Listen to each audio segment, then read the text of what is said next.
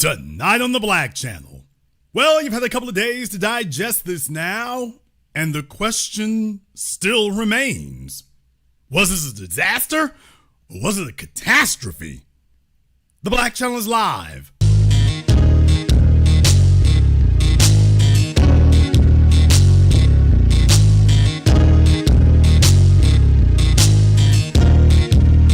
Unapologetic, unadulterated, and absolutely uncompromising. Greetings, brothers and sisters from around the world, and welcome back to the home, the haven, the stronghold, and the everlasting superfortress of intelligent black thought. We are the Black Media, and this is the Black Channel. And I am your host, your brother, your humble servant, the voice of Black America, the Black Authority, broadcasting to you live from the only historically black college university of higher education and learning in the cosmos. You are, of course, welcome to join us. And join us you shall, because on tonight's program here now, you know me. You know I don't ever just jump out there in the middle of something. I'm the guy who gives you the insight and analysis that you'll receive absolutely nowhere else. And you can believe me right now when I tell you the election's over. So at this point right now, it is Trump's election lose, because at this point right now, the American people don't see two candidates running right now. That's the problem. They see a doddering old man sitting in the White House, and they see Donald Trump running for president. That's what the American people see right now. Jason, what exactly do you mean by that? What I mean by that is you can do many things to voters, people who support you. You can do many things to them. There's one thing you cannot do. You can't make them afraid to vote for you. That's the problem. And right now, I don't give a damn who you are. You looking at Joe Biden and you scared. You finally got to see him on his own. No teleprompters, no edited interviews. You finally got to see and hear what, after a couple of weeks of training and preparation, and he's rested and everything, this was Joe Biden rested and prepared. And it was awful. It wasn't bad. It was awful. It was terrible. This is the absolute worst debate performance by a candidate, definitely in televised history and quite possibly American history before we had television and radio. I'm pretty sure George Washington them wasn't doing as bad as what we saw here. It was terrible. It was terrible. It went beyond cringe. All you ended up with were a bunch of folks here who were just like, man, I don't care who you are as a conservative, you didn't feel bad. I mean, you did not feel angry at Biden, it's politics time and rah, our team. That wasn't what people were feeling. They just felt pity for him. I don't care who you are at this point. What you felt was pity. You felt bad for him. People don't support candidates that they feel bad for. They don't support candidates that they pity. That was the problem with Biden. His folk are running around out there now. They are trying their best to do the absolute impossible. The ones that are still left, because boy, it got bad after the debate and it didn't get any better. We're talking about immediately after the debate. It was bad. And I'm talking about for his so-called friends. It was bad, and it didn't let up, and it didn't get any better from his so-called buddies. Let me go ahead and take you over there to MSNBC. And usually we don't really worry about that. But boy, straight out the gate, first of all, Joy Reid, they got her looking like Mr. Clean. I mean, her barber must have just, I don't know if her barber's a Republican or whatever the case might be, but Joy Reid, I mean, she don't look like Joy Reid, she look like Joe Reid. Well, Joy was there, and she was anything but joyful. To mitigate. On MSNBC, they started, when they came back from the base, they started the coverage and threw the microphone to her. And I guess they said, all right, little Negro, you've been sitting up here being our shield all this time. What you gonna say? Joy couldn't even try to pretend that this went well. Joy. Yeah, I can relate to having a cold. I have a negative COVID test and a slight cold as well. So I understand not feeling well. And, you know, obviously. Okay, what she's talking about is that Joe Biden's people halfway through the debate started talking about, oh, his voice sounds like that because he has a cold. He sounds like that because he has a cold. Okay, Alzheimer's is a cold? Is that what we're calling Alzheimer's now? All right. He's got a cold. Joy. Yeah, I can relate to having a cold. I have a negative COVID test and a slight cold as well. So I understand not feeling well. And, you know, obviously Joe Biden comes in with certain deficits. He has a stutter. You know, it is more difficult for him to communicate for that reason. So there's a lot to mitigate the way that he speaks. And folks, since when do we start speaking about Joe Biden in terms of he has a stutter? When did that happen?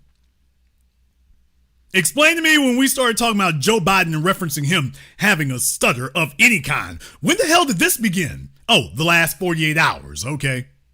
So they're just like, look, screw all of y'all. This isn't 2024. This is 1984. We're rewriting reality in real time. So just, oh, he has a stutter. Something that never got mentioned with him before. Now all of a sudden he has a stutter. This is, when you have to do this kind of stuff right here, just understand this does not give people confidence to vote for your man. You can understand it, and we've observed him for a long time. That said, I too was on the phone throughout much of the debate with Obama world people, with Democrats, with people who are political operatives, with campaign operatives. My phone really never stopped buzzing throughout.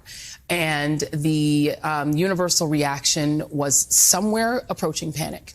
The people who were texting with me were very concerned about President Biden seeming extremely feeble, seeming extremely weak. And, you know, I'll just reiterate what I said earlier. President Biden had one job tonight, and it was one primary job. And yes, it was to litigate Donald Trump's, you know, criminality and all of those things. But he had to settle his own party. Mm-hmm. He needed to settle Democrats. Democrats, you know, they always talk about Democrats are bedwetters and Democrats are always panicking. Yes, Democrats are always panicking. They're always scared, right? They're always thinking they're going to lose. Like, Democrats are very pessimistic. This is just neurotic. Who they are. They're neurotic. But Joe Biden's job was to reassure them tonight. His job was to calm his party, to make them feel that, yes, I can do this. I have 4 more years in me. I have the ability and the stamina and the strength to do 4 more years. He did not do that. He did the opposite of that. Damn! These are his friends. Joy has been the most relentless, faithful bootlick you could imagine. And just as soon as this man went out there looking bad, I mean, she grabbed his old ass right under that bus. I mean, she grabbed Joe's old ass and I mean, flung him like luggage on the carousel at LAX. Just wham, there you go under this bus, Joe. No. We don't have senior seating on the bus. You can sit up under these wheels. That's where you can go. Oh, I mean, they flipped on him in a minute. Everybody just said, man, damn politics. It's every man for himself right now. Starting with Joy Reid. She just, oh, y'all just heard that. She said, it's a panic. She didn't even attempt. She just said it's a panic. She's like, okay, look, this nigga ain't gonna get reelected. So let me go ahead and start putting my support behind somebody who's gonna run in 2028. Because this dude ain't gonna make it. And I don't just mean he's not going to make it, you know, through election day. He might not make it to election day. So Joy just sat right there and just all of a sudden you can't help him. All of a sudden you can't help him. Made them more panicked. The people who were texting me were even more panicked. They actually expected it to be better than it was. And now they're in I won't say a full-fledged panic, but it's getting there. And are people that you're talking to are... Y'all hear her keep talking about panic. First she said they're in a panic. Then, well, I won't say full-fledged panic. It sounds like a full-fledged panic to me. If you got to tell us it's not a full-fledged panic, it sounds like a full-fledged panic to me. So Joy, I mean, the whole MSNBC cast, man, I mean, they doing everything. They're falling apart over there. It was a circular firing squad with the sole exception of Lawrence O'Donnell. And Lawrence O'Donnell, I mean, he worked, I think, he actually worked in Congress. He actually worked for congressmen. He was involved with that TV show, The West Wing. And I mean, to hear Lawrence O'Donnell try to spin this, I'm like, man, dude, yeah, there is no spinning this. There is no, y'all just don't understand. Folks, watch the damn debate. Lawrence, it was painful. It was excruciating listening to him try to put a spin on this. Expressing these concerns, are these people who are involved in Democratic politics or... A full-fledged panic, but it's getting there. And are people that you're talking to are expressing these concerns, are these people who are involved in Democratic politics, or are these liberals watching TV? These are not liberals watching TV. These are campaign people. These are people who are either Democratic operatives. These are people who are former, sort of Obama world administration people. These are people who are in the business. Okay. So the civilians are also panicking. They're also texting me, but I was trying to kind of ignore the civilians and really talk to the campaign folks. In other words, people experienced in politics, and they mentioned later about donors. So even donors are like, whoa, wait a minute here. This money on Joe might better be spent, might better be spent on something else, like a hover round or some. I don't know if I should get this to his presidential campaign. So what she's saying is that people who work in politics were letting her know, hey, y'all were telling us, you people at MSNBC were telling us that Joe Biden was sharp and nothing wrong with him, and he's not a doddering old man. All it took was one damn debate, and I mean, all the roaches scattered for the walls. People are, they're worried, and there is, it's not a full drumbeat yet, but there is talk of, look, here's the thing. I know a lot of politicians. I just happen to know a lot of them at a lot of levels. Usually you can tell when a person is lying when they start filibustering when they speak. They just start talking on and on and on and on. And do you see how fast Joy Reid is talking right now? And she's just rambling on and on, because that's when a person is searching for a thought. They're trying to figure out the right thing to say, and they don't want you to interrupt them because they don't want you to stay stuck on what they said, because they know what they just said lit everybody on fire. So they just start rambling on and talking as fast as they can, hoping that they stumble on something that will redeem what they've already said, and it ain't coming. All believe that they have a unique ability to run the race that they passionately want to run. And I know for a fact that Joe Biden passionately believes that he is the only person who can beat Donald Trump, and he has evidence of it because he did it before. Right. He knows that he has certain demographic strengths that Donald Trump cannot counter. He is the real working class white guy that's actually Donald Trump's base, so he knows how to talk to them. He believes that he is the only person that can do it. The problem is, after tonight, his party doesn't believe that. No, the problem is after that night, you talking about he knows he can beat Donald Trump. We're not even sure if he knows who Donald Trump is, or that he knows that he himself is not Donald Trump. That's the problem. We're worried that Joe Biden doesn't know where he is. Somebody made a joke that's like, you could literally tell him, he's like, I have to run for re-election. Oh, sir, you already won re-election. I did? Yes. We can leave now. Okay. Do we have ice cream? So that's where we at. So MSNBC is still sitting up here playing with themselves and in denial with themselves. They're not fooling the rest of the world. They're in denial with themselves. Period. I want to hear from Lawrence and Chris as well. No, you don't, Rachel. You don't want to hear nothing from them because them two are in... Joy is in complete admission and Lawrence and Chris are in complete denial. So, no, you don't really want to hear from them. First, want to go to our colleague Alex Wagner, who is on site in Atlanta. She has been watching the debate in the spin room. Alex, what's the reaction that you've been hearing there? Let me go ahead and show you all on your screens right quick because we're trying to keep YouTube from playing games with us about the, interrupting the program or whatever, talking about copyright or something like that. And by the way, fair use to all you YouTube bots hanging around. If you never saw Alex Wagner before, there's Alex on your screen. You've probably seen her over the years. So there's Alex. And we're going to ask Alex about how the debate went. We're going to ask her how it went there. You can hear for yourselves.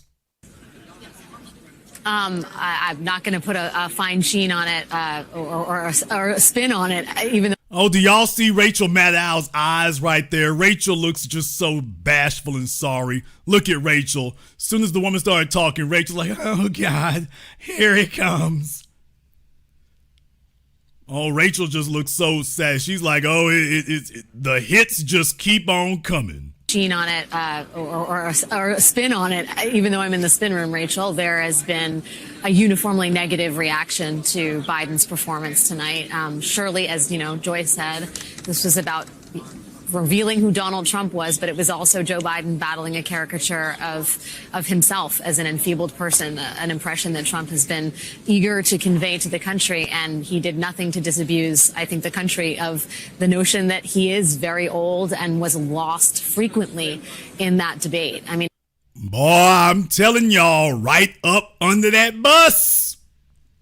I mean, as soon as they signed on, they're like, oh, hell, I got to save my journalistic career now.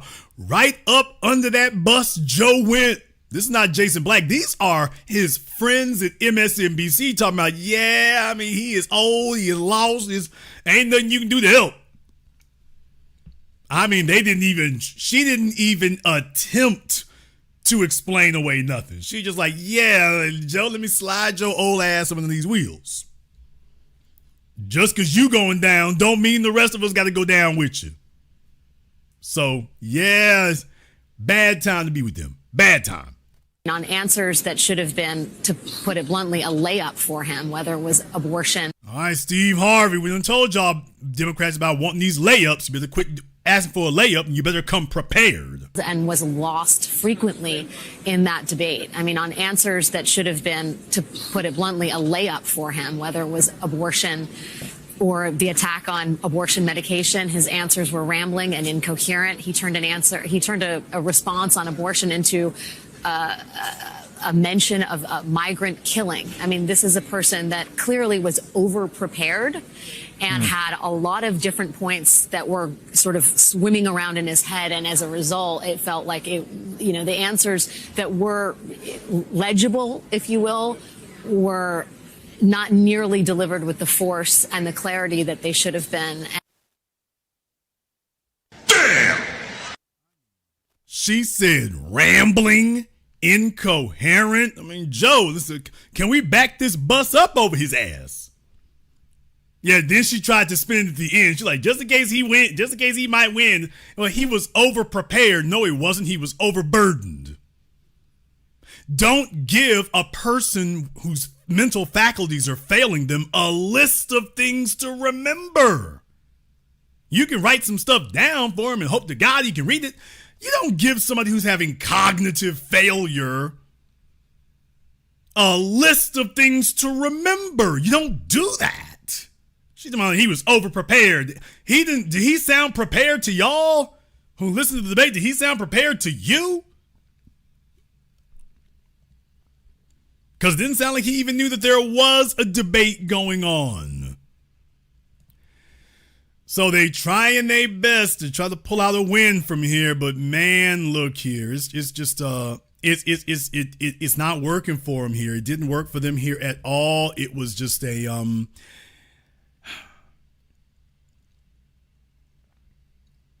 they're going to try their best, and I'm going to go ahead and explain to you all what happened here. So I want to play a little bit more of Joy Reid, and she is anything but joyful right now.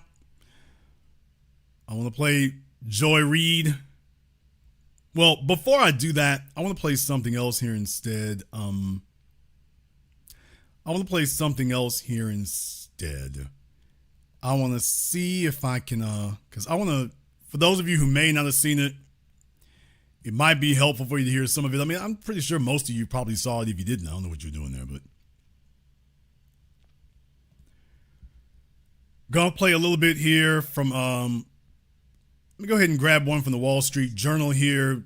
Biden trying to do his best to stumble and bumble through here. And for those of you who did not see the debate, this is what we were hearing when you tuned in. What I'm going to do is fix the tax system. For example, we have 1,000 trillionaires in America. Billionaires in America. And what's happening? They're in a situation where they, in fact, pay 8.2% in taxes. If they just paid 24%, 25%, either one of those numbers, they'd raise $500 million, billion dollars, I should say, in a 10-year period. We'd be able to wipe out his debt. We'd be able to help make sure that all those things we need to do, child care, elder care, making sure that we continue to strengthen our health care system, making sure that we're able to make every single solitary person eligible for what I've been able to do with the COVID, with dealing with everything we have to do with. Y'all see Trump? As soon as he said COVID, did you see Trump's head turn? You're like, wait a minute, what? Biden, what year? I know we both old, but what year is this? What year do you think you in again? Dealing with everything we have to do with dealing with everything we have to do with. Look, person eligible for what I've been able to do with the COVID. With dealing with everything we have to do with. Look, if we finally beat Medicare. Thank you, President Biden. President Trump? Well, he's right. He did beat Medicare. He beat it to death, and he's destroying Medicare. On the other soundbite, when Joe Biden stumbled before Trump said, I don't know what he just said, and I don't think he knows either. So y'all saw Trump. As soon as he said COVID, Trump was like, nigga, what? Eligible for what I've been able to do with the with the COVID. Nigga, what? Dealing with everything we have to do with. Joe, what year you think this is? So for those of you who wondered, that was pretty much Joe Biden during the debate. That was pretty much it right there, by the way. It was an hour and a half of your doddering old great-grandfather. That's who the Democrats put out there. So, yes, if you want to know why it is, they are in a panic.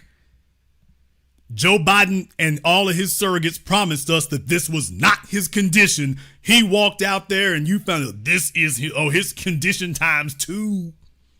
And they literally put him out there on that stage in front of a national audience and hoped for the best. They literally did that.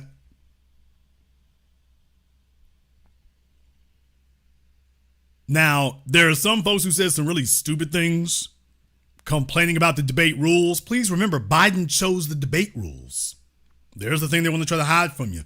He chose them. He agreed to them. The network, the anchors, the debate people. Biden sat up here and dictated the damn rules. Trump said, okay, let's go fight.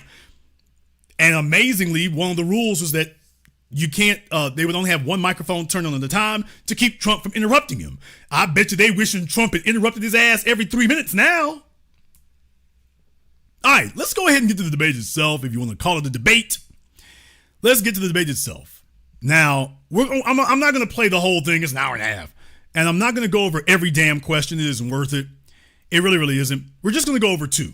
First, we're going to start with illegal aliens. We're going to start with when they were asked about illegal aliens.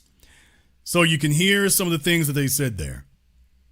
And boy, oh boy, I'll tell you, they were trying to fix this up as well as they could.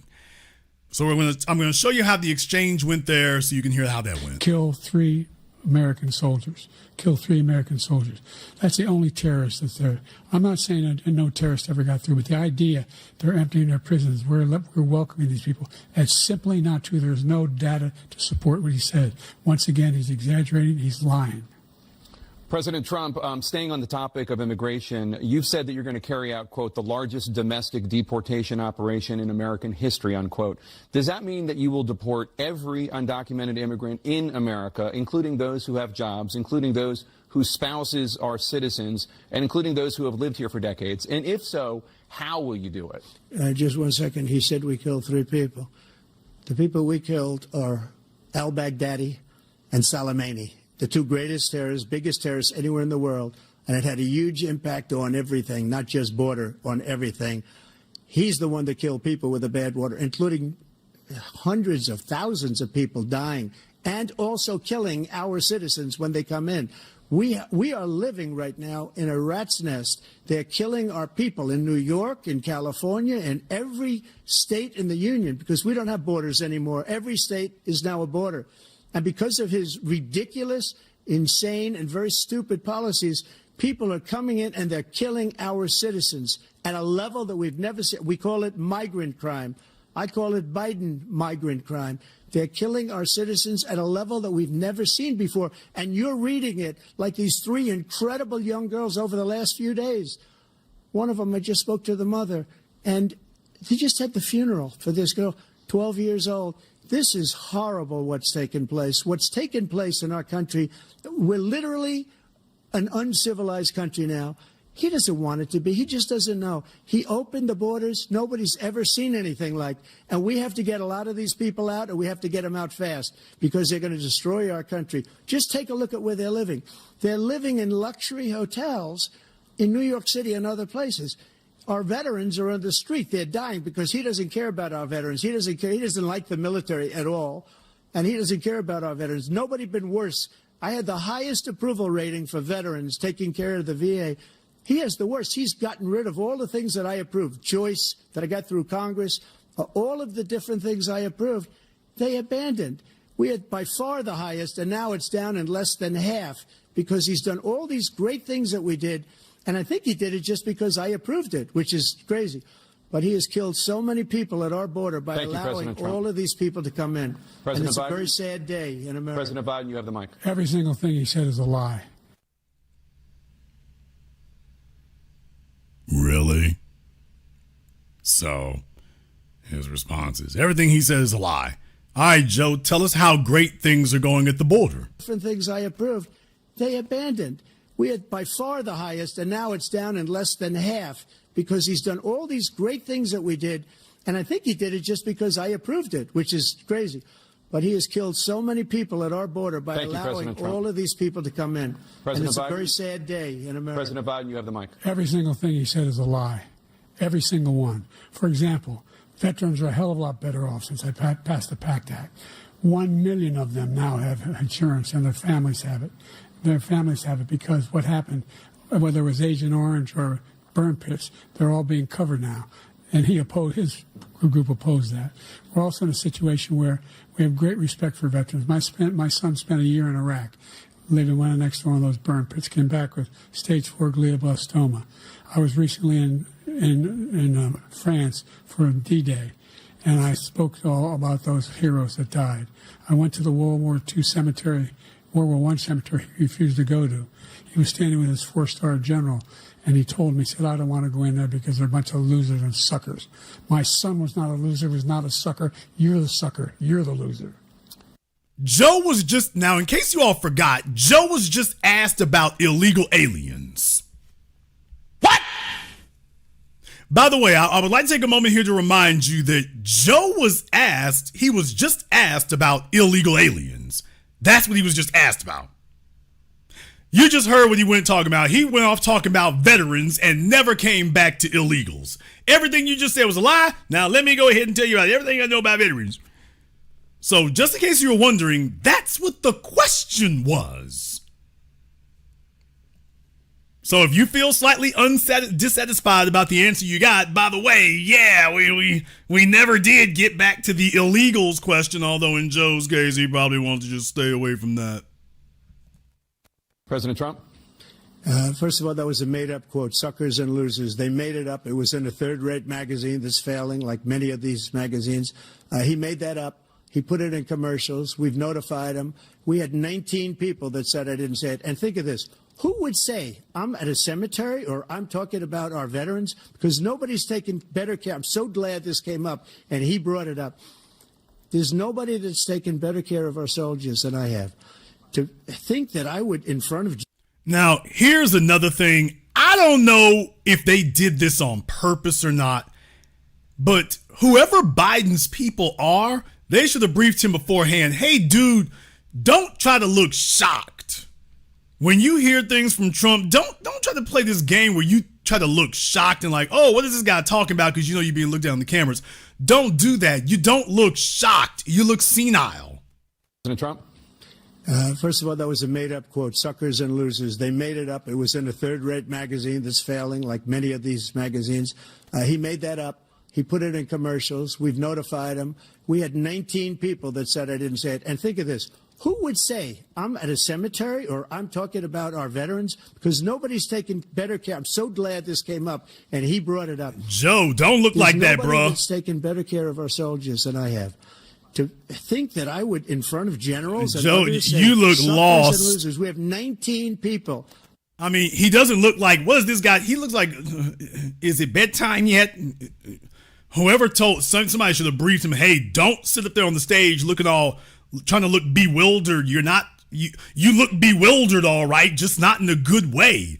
And it would be different if your facial expression had changed throughout the hour and a half, but that didn't happen either. So, yeah, y'all, it was real strange. It was real cringe. And yeah, and by the way, I thought we were going to talk about illegals. We kind of had to let that go. All right, moving right along. Let's go ahead and talk about black people. Did they take a whole commercial break?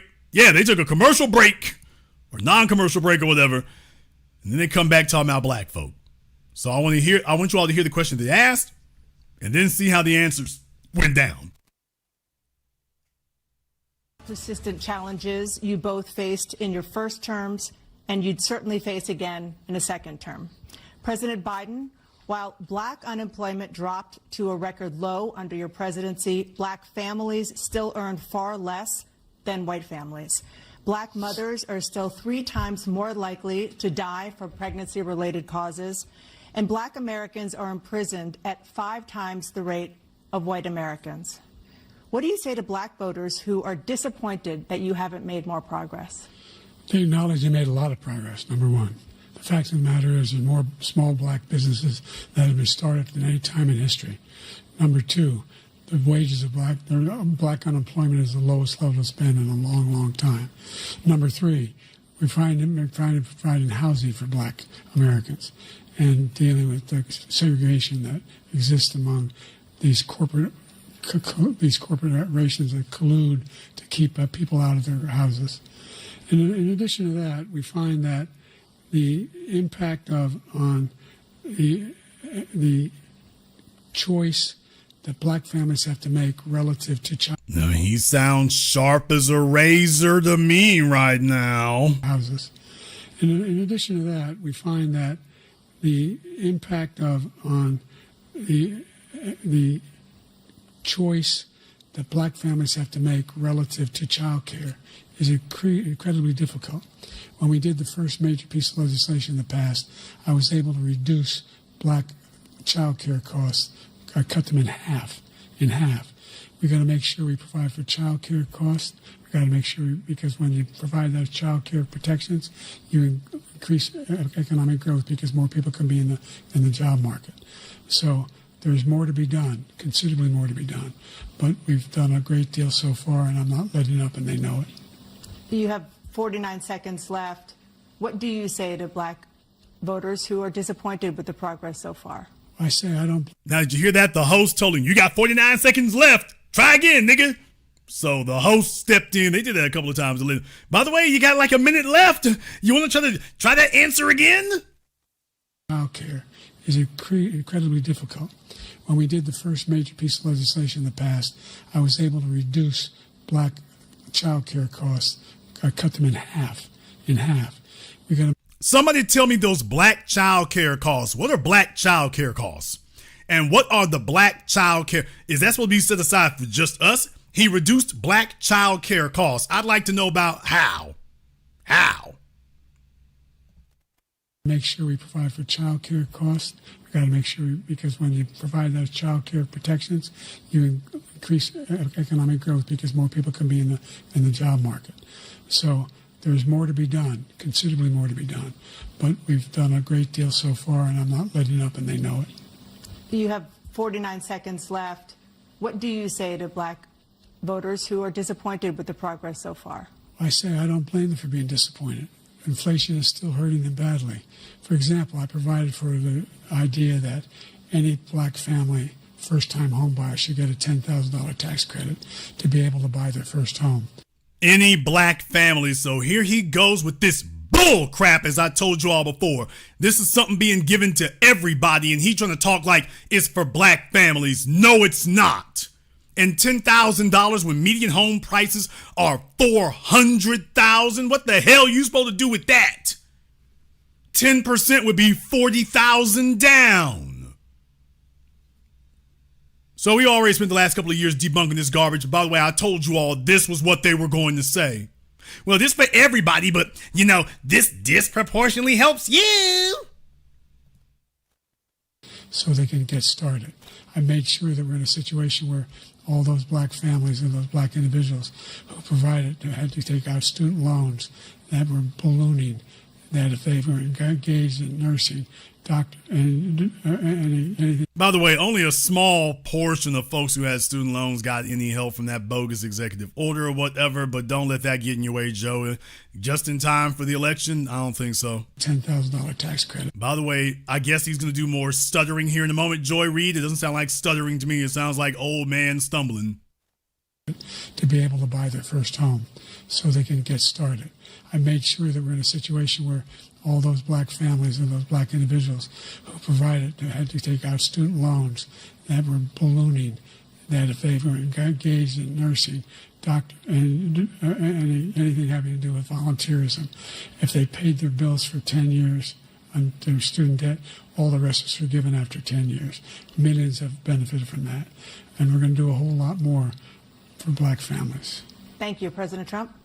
And he caused the inflation. He's blaming inflation, and he's right, it's been very bad. He caused the inflation, and it's killing black families and Hispanic families and just about everybody. It's killing people. They can't buy groceries anymore. They can't. You look at the cost of food where it's doubled and tripled and quadrupled. They can't live. They're not living anymore. He caused this inflation. I gave him a country with essentially no inflation. It was perfect. It was so good. All he had to do is leave it alone. He destroyed it with his Green New scam and all this money that's being thrown out the window. He caused inflation. As sure as you're sitting there, the fact is that his big kill on the black people is the millions of people that he's allowed to come in through the border. They're taking black jobs now, and it could be 18, it could be 19, and even 20 million people. They're taking black jobs, and they're taking Hispanic jobs, and you haven't seen it yet, but you're going to see something that's going to... Let me go ahead and let you all see it now.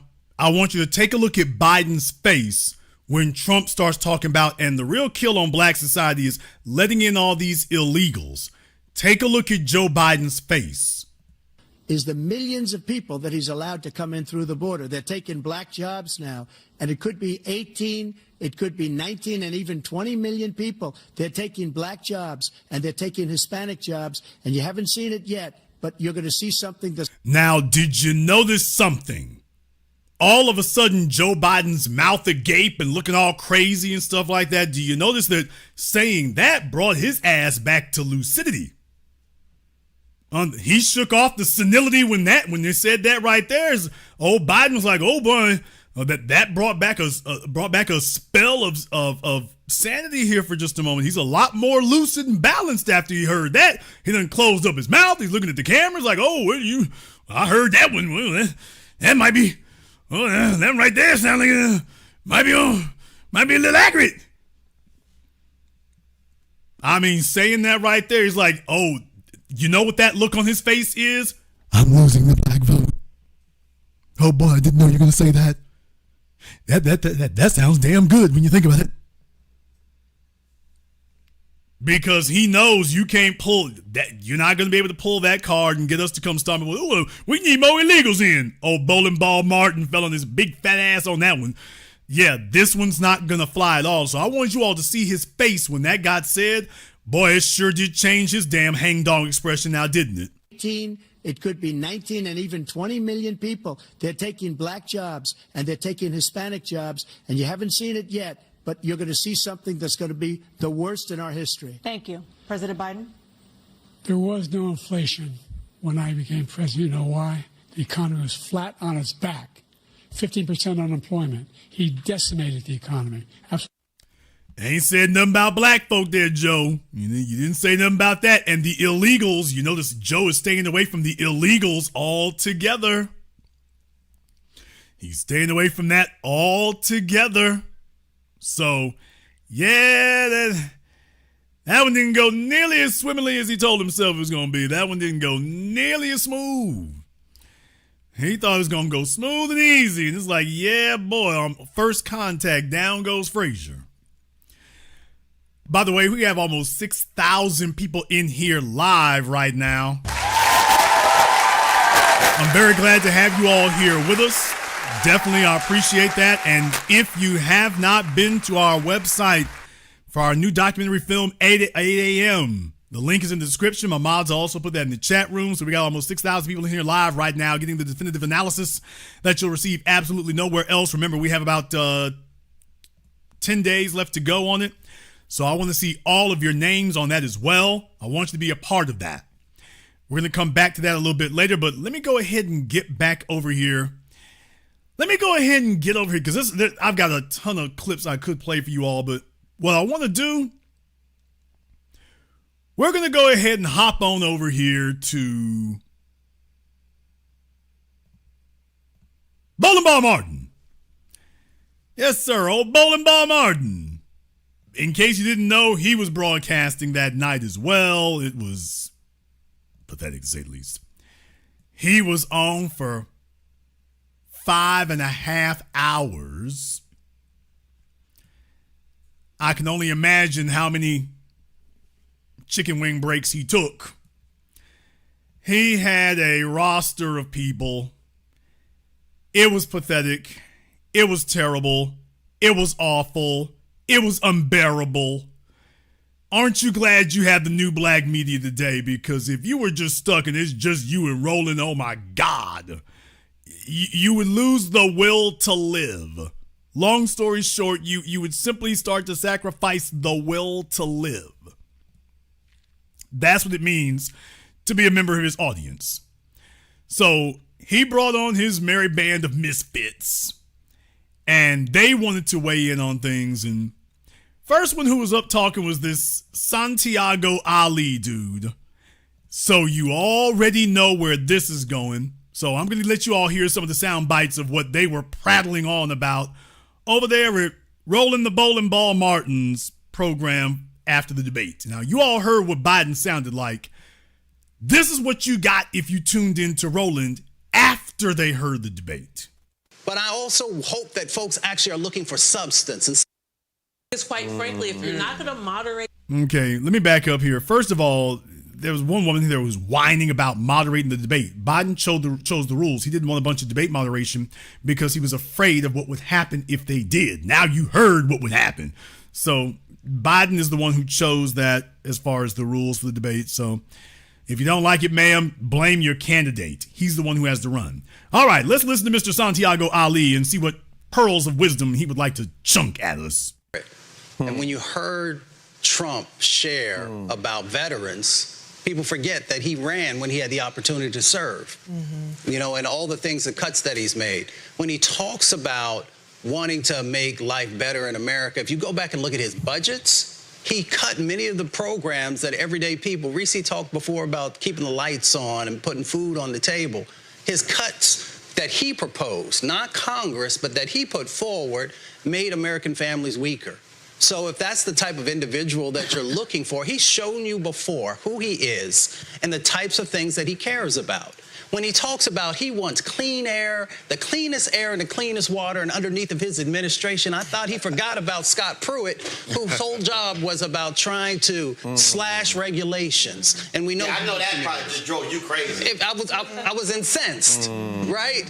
I had to bring out an SAT word up there just for a second. So it's just ridiculous. So I understand Lauren's point. But I also hope that folks actually are looking for substance. And substance means that we have to do just a little bit of work and actually do a little bit of research to understand what types of policy this person's going to put forward. The other missed opportunity was actually calling out Project 2025 and all the things that they've said. So if you don't want an environmental protection agency that is actually going to protect folks from all of these chemicals that are killing black and brown and indigenous and lower wealth white communities, then that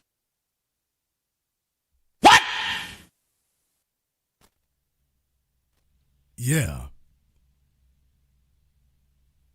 This is the dude that Roland Martin brought on to talk to black folk. This is what Roland presented yet again. You heard that. You heard it correctly. Yeah, this is what he brought on yet again. But I also hope that folks actually are looking for substance. And substance means that we have to do just a little bit of work and actually do a little bit of research to understand what types of policy this person's going to put forward. The other missed opportunity was actually calling out Project 2025 and all the things that they've said. So if you don't want an environmental protection agency that is actually going to protect folks from all of these chemicals that are killing black and brown and indigenous and lower wealth white communities, then Trump's your person. Nigga, please. Yeah. This is Roland Martin's panel of experts after the debate. Not a word about what the hell we just heard, but yeah, that's what he brings us. Now, I want to let a little bit more play here because I want you to hear a little bit more here. He had some female who really thinks she's some foreign policy expert. I don't even remember what the hell her name was, but he had her up there. Let me go ahead and this is her. So whoever in the world this is, she claims she's from Louisiana. I'm like, okay, well, she's from Roland's part of Louisiana. Listen to what she had to say. This is she keeps calling herself a foreign policy and security expert. And I'm like, I don't even know who you are. But listen to what she had to say.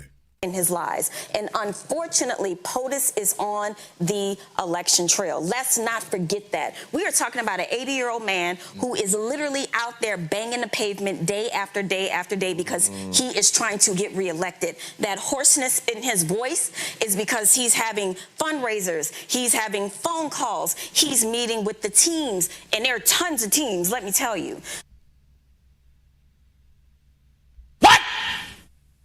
Auntie, chill! Nigga, please!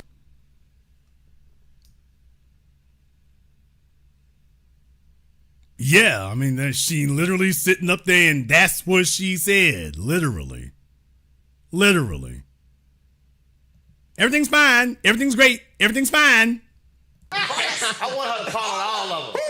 Lord, man. Go ahead, all of them. Jesus, Lord. We are sitting here in a beltway and we're having a very beltway conversation.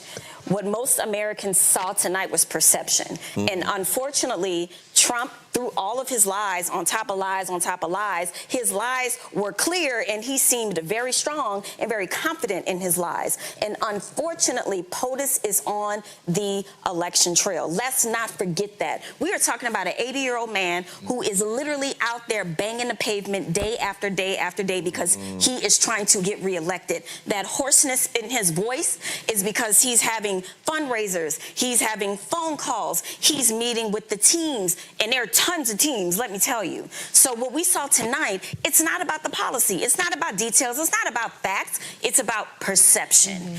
And so she's saying that you all just perceived Biden to be stumbling and bumbling his way through that debate. That's what she's saying.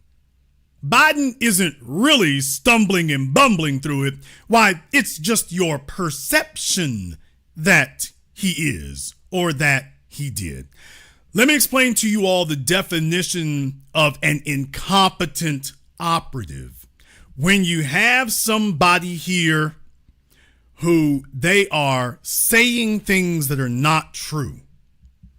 They're saying things that they know are false. And they know that you're in trouble.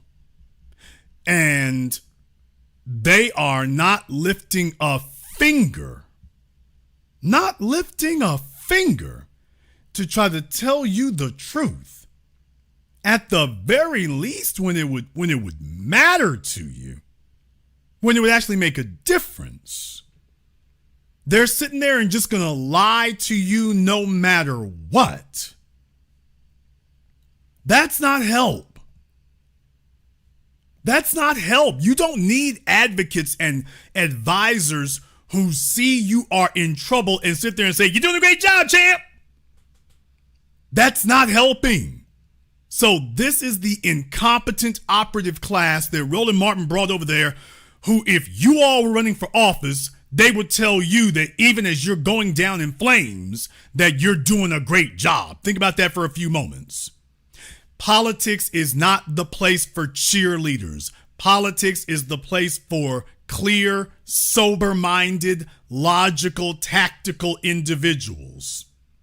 And if you want to know what's wrong with the old dead black media, it's because they're a bunch of cheerleaders and fangirls who are hoping to sit up here and hustle up and beg up on a job from the Democrats, as opposed to objective analysts saying that, hey, regardless of party, this is how this situation is breaking down.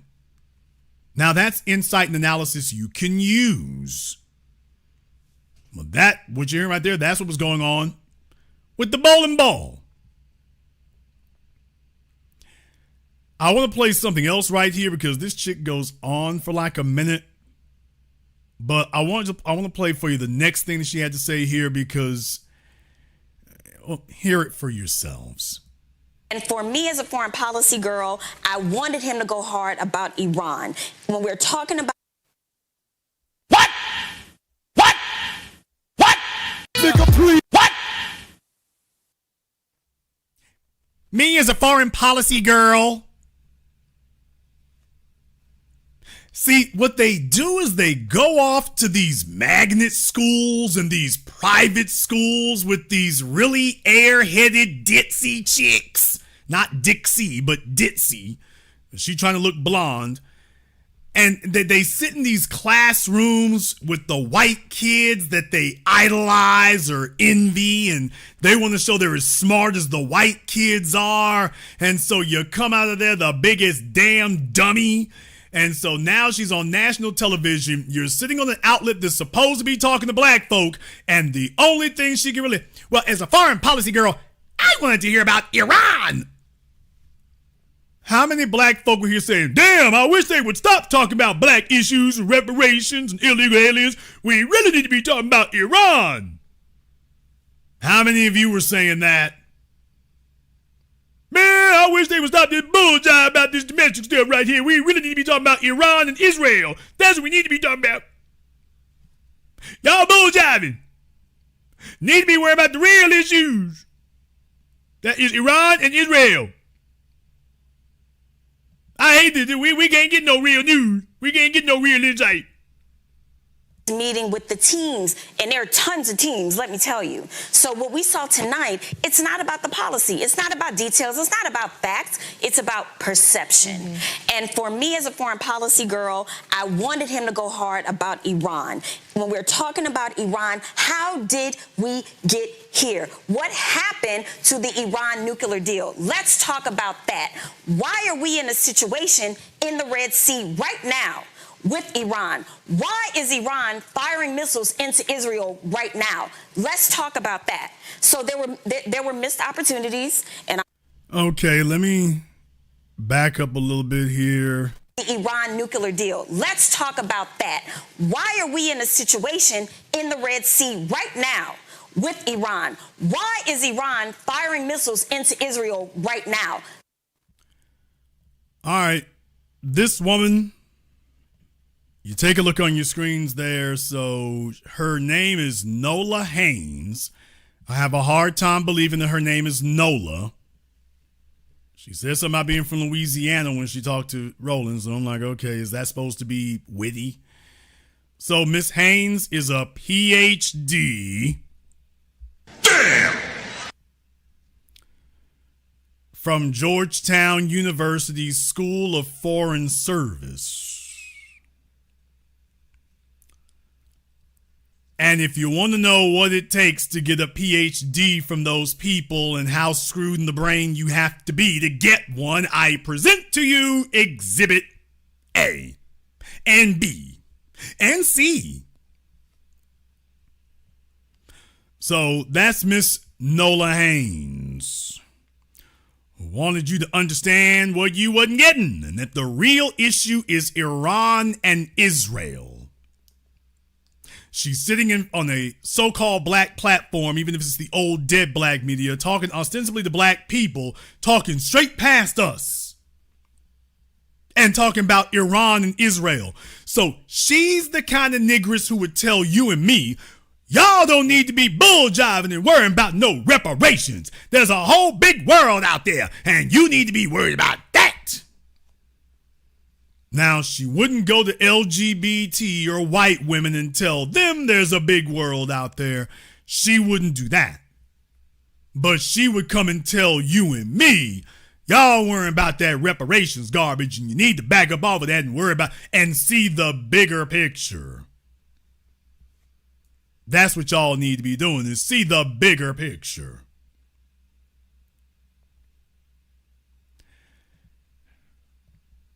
I guess a Roland Martin circus wouldn't be complete without this Reese chick showing up here. And boy, I'm telling you, if Bipolar were a guest on the program, it would be her.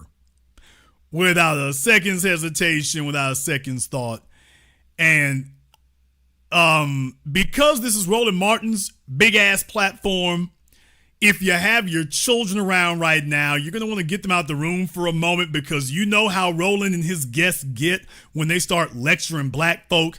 This chick right here, I guess she's trying out to be the third or fourth member of Hoes with Attitude or something, or maybe she wants to be a groupie or a roadie with Cardi B, because, well, why don't you listen to this intelligent, educated black female here?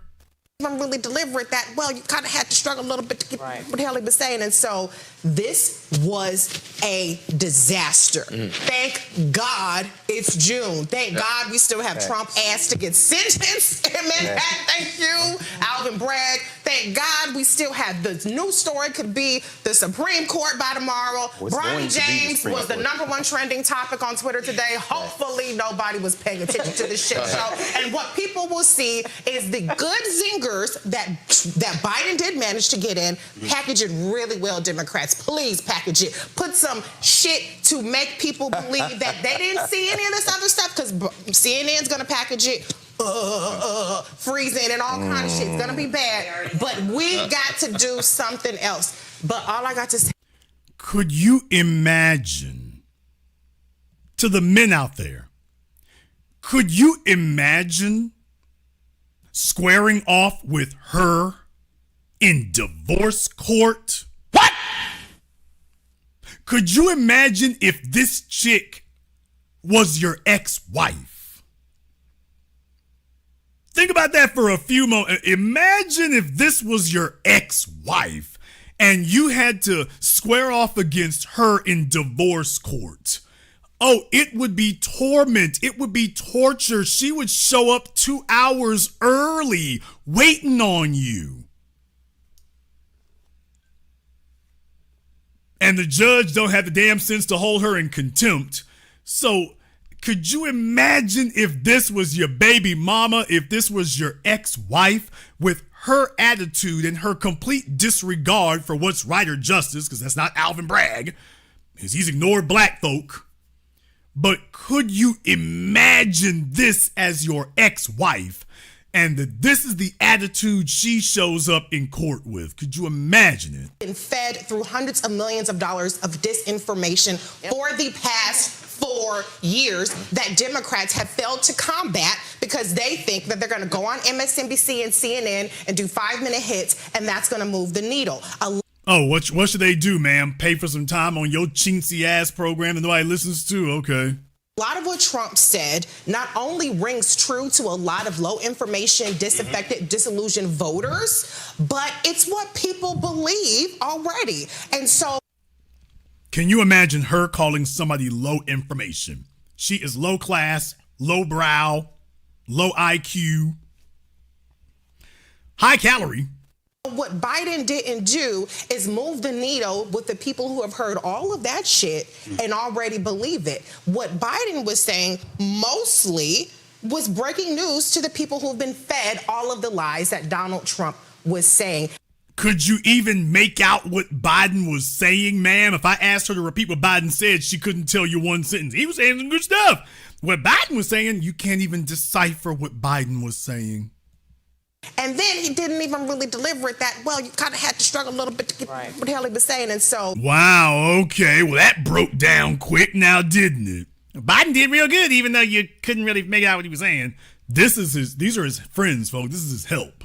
Voters, but it's what people believe already. And so what Biden didn't do is move the needle with the people who have heard all of that shit and already believe it. What Biden was saying mostly was breaking news to the people who've been fed all of the lies that Donald Trump was saying. And then he didn't even really deliver it that well. You kind of had to struggle a little bit to get what the hell he was saying. And so this was a disaster. Thank God it's June. Thank God we still have Trump ass to get sentenced. Amen. Thank you, Alvin. So she's written off the election altogether. She's like, damn an election. Can Alvin Bragg go ahead and incarcerate him so we don't have to run against him in November, because this has been a disaster. These are your political experts that Roland brought on.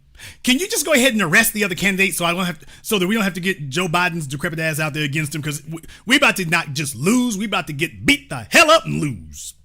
Voters, but it's what people believe already. And so what Biden didn't do is move the needle with the people who have heard all of that shit and already believe it. What Biden was saying mostly was breaking news to the people who've been fed all of the lies that Donald Trump was saying. And then he didn't even really deliver it that well. You kind of had to struggle a little bit to get what the hell he was saying. And so this was a disaster. Thank God it's June. Thank God we still have Trump ass to get sentenced. Amen. Thank you, Alvin Bragg. Thank God we still have the news story could be the Supreme Court by tomorrow. Bronny James was the #1 trending topic on Twitter today. Hopefully nobody was paying attention to this shit show. And what people will see is the good zingers that Biden did manage to get in.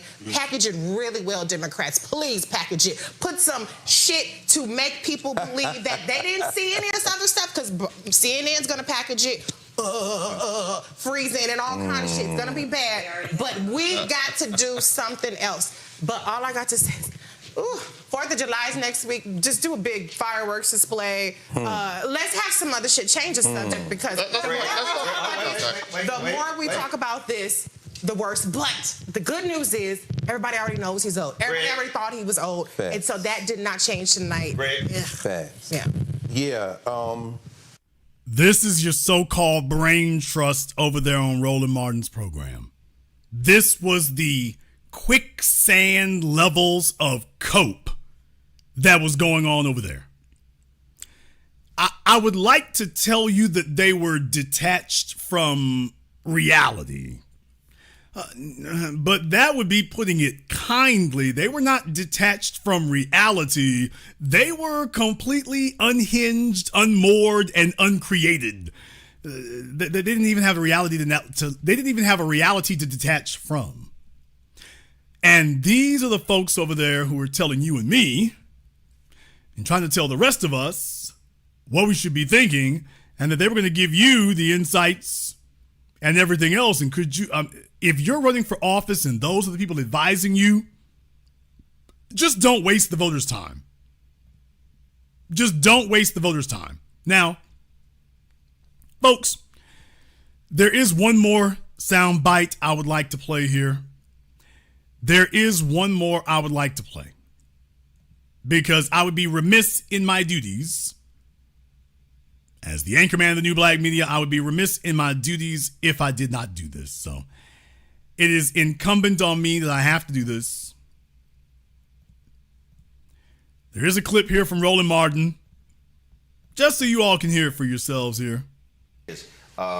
They have to win 24. She got any shot in 28.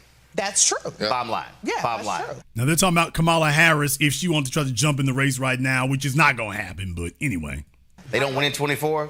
Then she's not a no shot in 28. By 28. Should I not think? What? She would, yeah. Okay, she not white. Okay, I'm dealing with reality. I ain't dealing with hypothetical. She not. So I'm just saying. But Rebecca. It's the same racism that sabotage.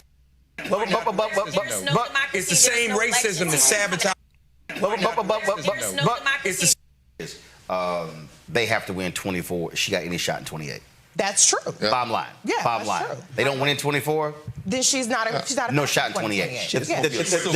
By 28. What? She would, yeah. Okay, she not white. Okay, I'm dealing with reality. I ain't dealing with hypothetical. She not. So I'm just saying.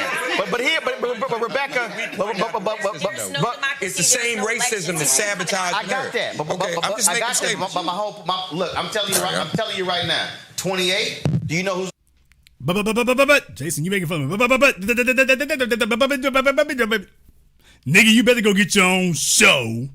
Anybody gonna sit up here and pay you thousands of dollars a year to stutter on the CNN's airwaves, although it would make them more entertaining.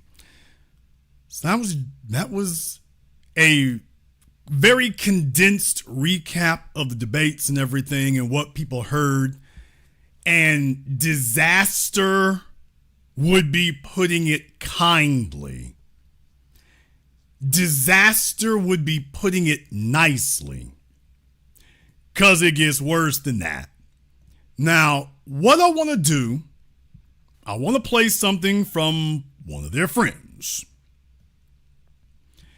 And I got to tell you, this is not the time for people to be dealing and trafficking in wishful thinking and hopium and all this old stuff here. And when you have somebody who is otherwise as eminently known and capable as Lawrence O'Donnell, when you have somebody like him who he's supposed to be one of the adults in the room, he's supposed to be one of the practical people in the room, that's who Lawrence is supposed to be.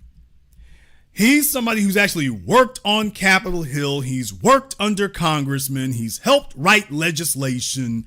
He's done all of that. So he's not like the folks who they came into journalism or cable television from journalism. He came into cable television from Washington and dealing with that environment and the X's and O's of politics and everything like that. That's where Lawrence comes in. And you would figure if Joe Biden had a damn friend in the world, that they wouldn't be talking like this, is what you would think.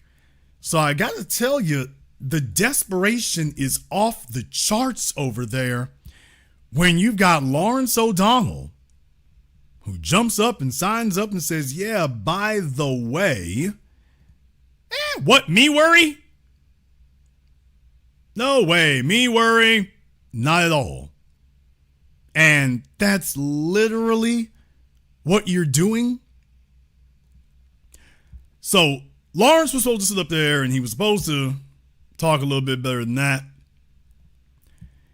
I want you to hear what he had to say. Now, I'm going to let this play for a little bit because I want you to hear what the comments were here. And this is from the folk who, I mean, damn it, you know better than this, Lawrence.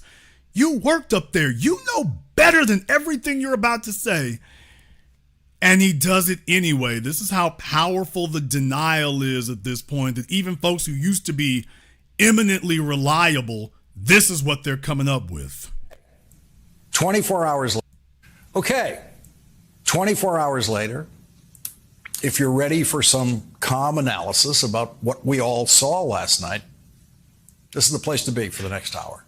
You know you're in trouble when you don't say what it was folks saw last night. You say, well, what we all saw last night, it shall heretofore be referenced as the incident. You know it's bad when that happens. Okay, 24 hours later, if you're ready for some calm analysis about what we all saw last night, this is the place to be for the next hour. The very first thing you need to know about what we all saw last night is that most voters didn't see it. It was the lowest. What? Folks, let me go ahead and let him say what he's going to say here, and then I'm going to dissect that. We all saw last night is that most voters didn't see it. It was the lowest rated presidential debate in a very long time. It had the smallest audience of any first presidential debate, first in a series, in the 21st century. And only about 1/3 of the people who voted in the last presidential election actually watched the debate. Okay, folks, here's the issue right here is that that's all you need to win a presidential election. If that 1/3 of the people there, and furthermore, that's just an estimation, so Lawrence is whistling past the graveyard, so he's really dumping on the hopium. How would he know who watched and who didn't? But even if you take that at face value, if it's a close election, that's all you need to swing it in your opponent's favor. All you need is a couple of million people, not 50 million. You just need a couple of million people to swing the election in your favor. Lawrence knows this. So he's trying to buck up the troops and cheer them up and put on a brave face while he's sitting in the ICU on life support. And he knows all it takes is 1 or 2 million people and this election is over. And he knows this calculus, and yet he's talking as if, don't worry, nobody who voted in the election was watching the debate. And further, that's a damning commentary on your candidate, Lawrence. Wow, I hope nobody tunes in to hear the debate. Now, if Joe Biden did fantastic and Trump was up there screaming, nigga, nigga, nigga all night, Lawrence O'Donnell would be telling you all, there were millions of future voters for election night who were watching on the debates. That's what he would be telling you. It didn't go their way. Oh, well, nobody watches those debates, people. Come on now. Now we're getting into the so-called wonky Washington Beltway experts, and this is what they're saying. 51 million viewers out of 155 million voters who voted last time. So 2/3 of the voters didn't see a second of what happened last night. And that's an important number to have in mind when you consider the impact of presidential debates, because everyone who thinks that thing last night was some kind of big problem for Joe Biden believes, without evidence, that the debate changed the minds of undecided voters, even though undecided voters are the most likely kind of people to not watch debates. And Lawrence worked in Washington. This was his career. He's never talked like this before. If you are this damned dogged and determined, I'm like, okay, do they have pictures of you with an aardvark or something? He has just thrown rationality out the window. It's gone. Nobody watched the debates. And what they think, nobody even cares about what happened last night. Folks, think about that for a few moments. Think about that for just a few seconds. He's telling you nobody watched the debates. Even though 55 million people, you call that numbers. This is what I meant. I don't feel angry at anybody. I feel pity for them. Oh, well, man, you just lost both legs and an arm, but there's no reason you can't make it to the Olympics. You mean the Special Olympics? No, the regular Winter Olympics. You can run against Sha'Carri. But I have no legs. I know. And one arm. I know. You've thrown my balance off for certain. Don't worry, you can still make it, champ. Folks, there are times you need a cheerleader, and then there are times you need a realist. And Lawrence just left the realist world and said, hey, let me get my pom-poms over here. Hey, Joe, you're doing great. And by the way, yeah, he does say that later too. So just in case you want to know how low it can go, he's not setting you up for Joe Biden did bad. He is actually setting up to tell you that Joe Biden did great. I'm talking about Frosted Flakes, Tony the Tiger. Well, Joe Biden did great. Like last night. In 19 undecided voters are the most likely kind of people to not watch debates like last night. In 1980, when we had about half of the voting population we have now,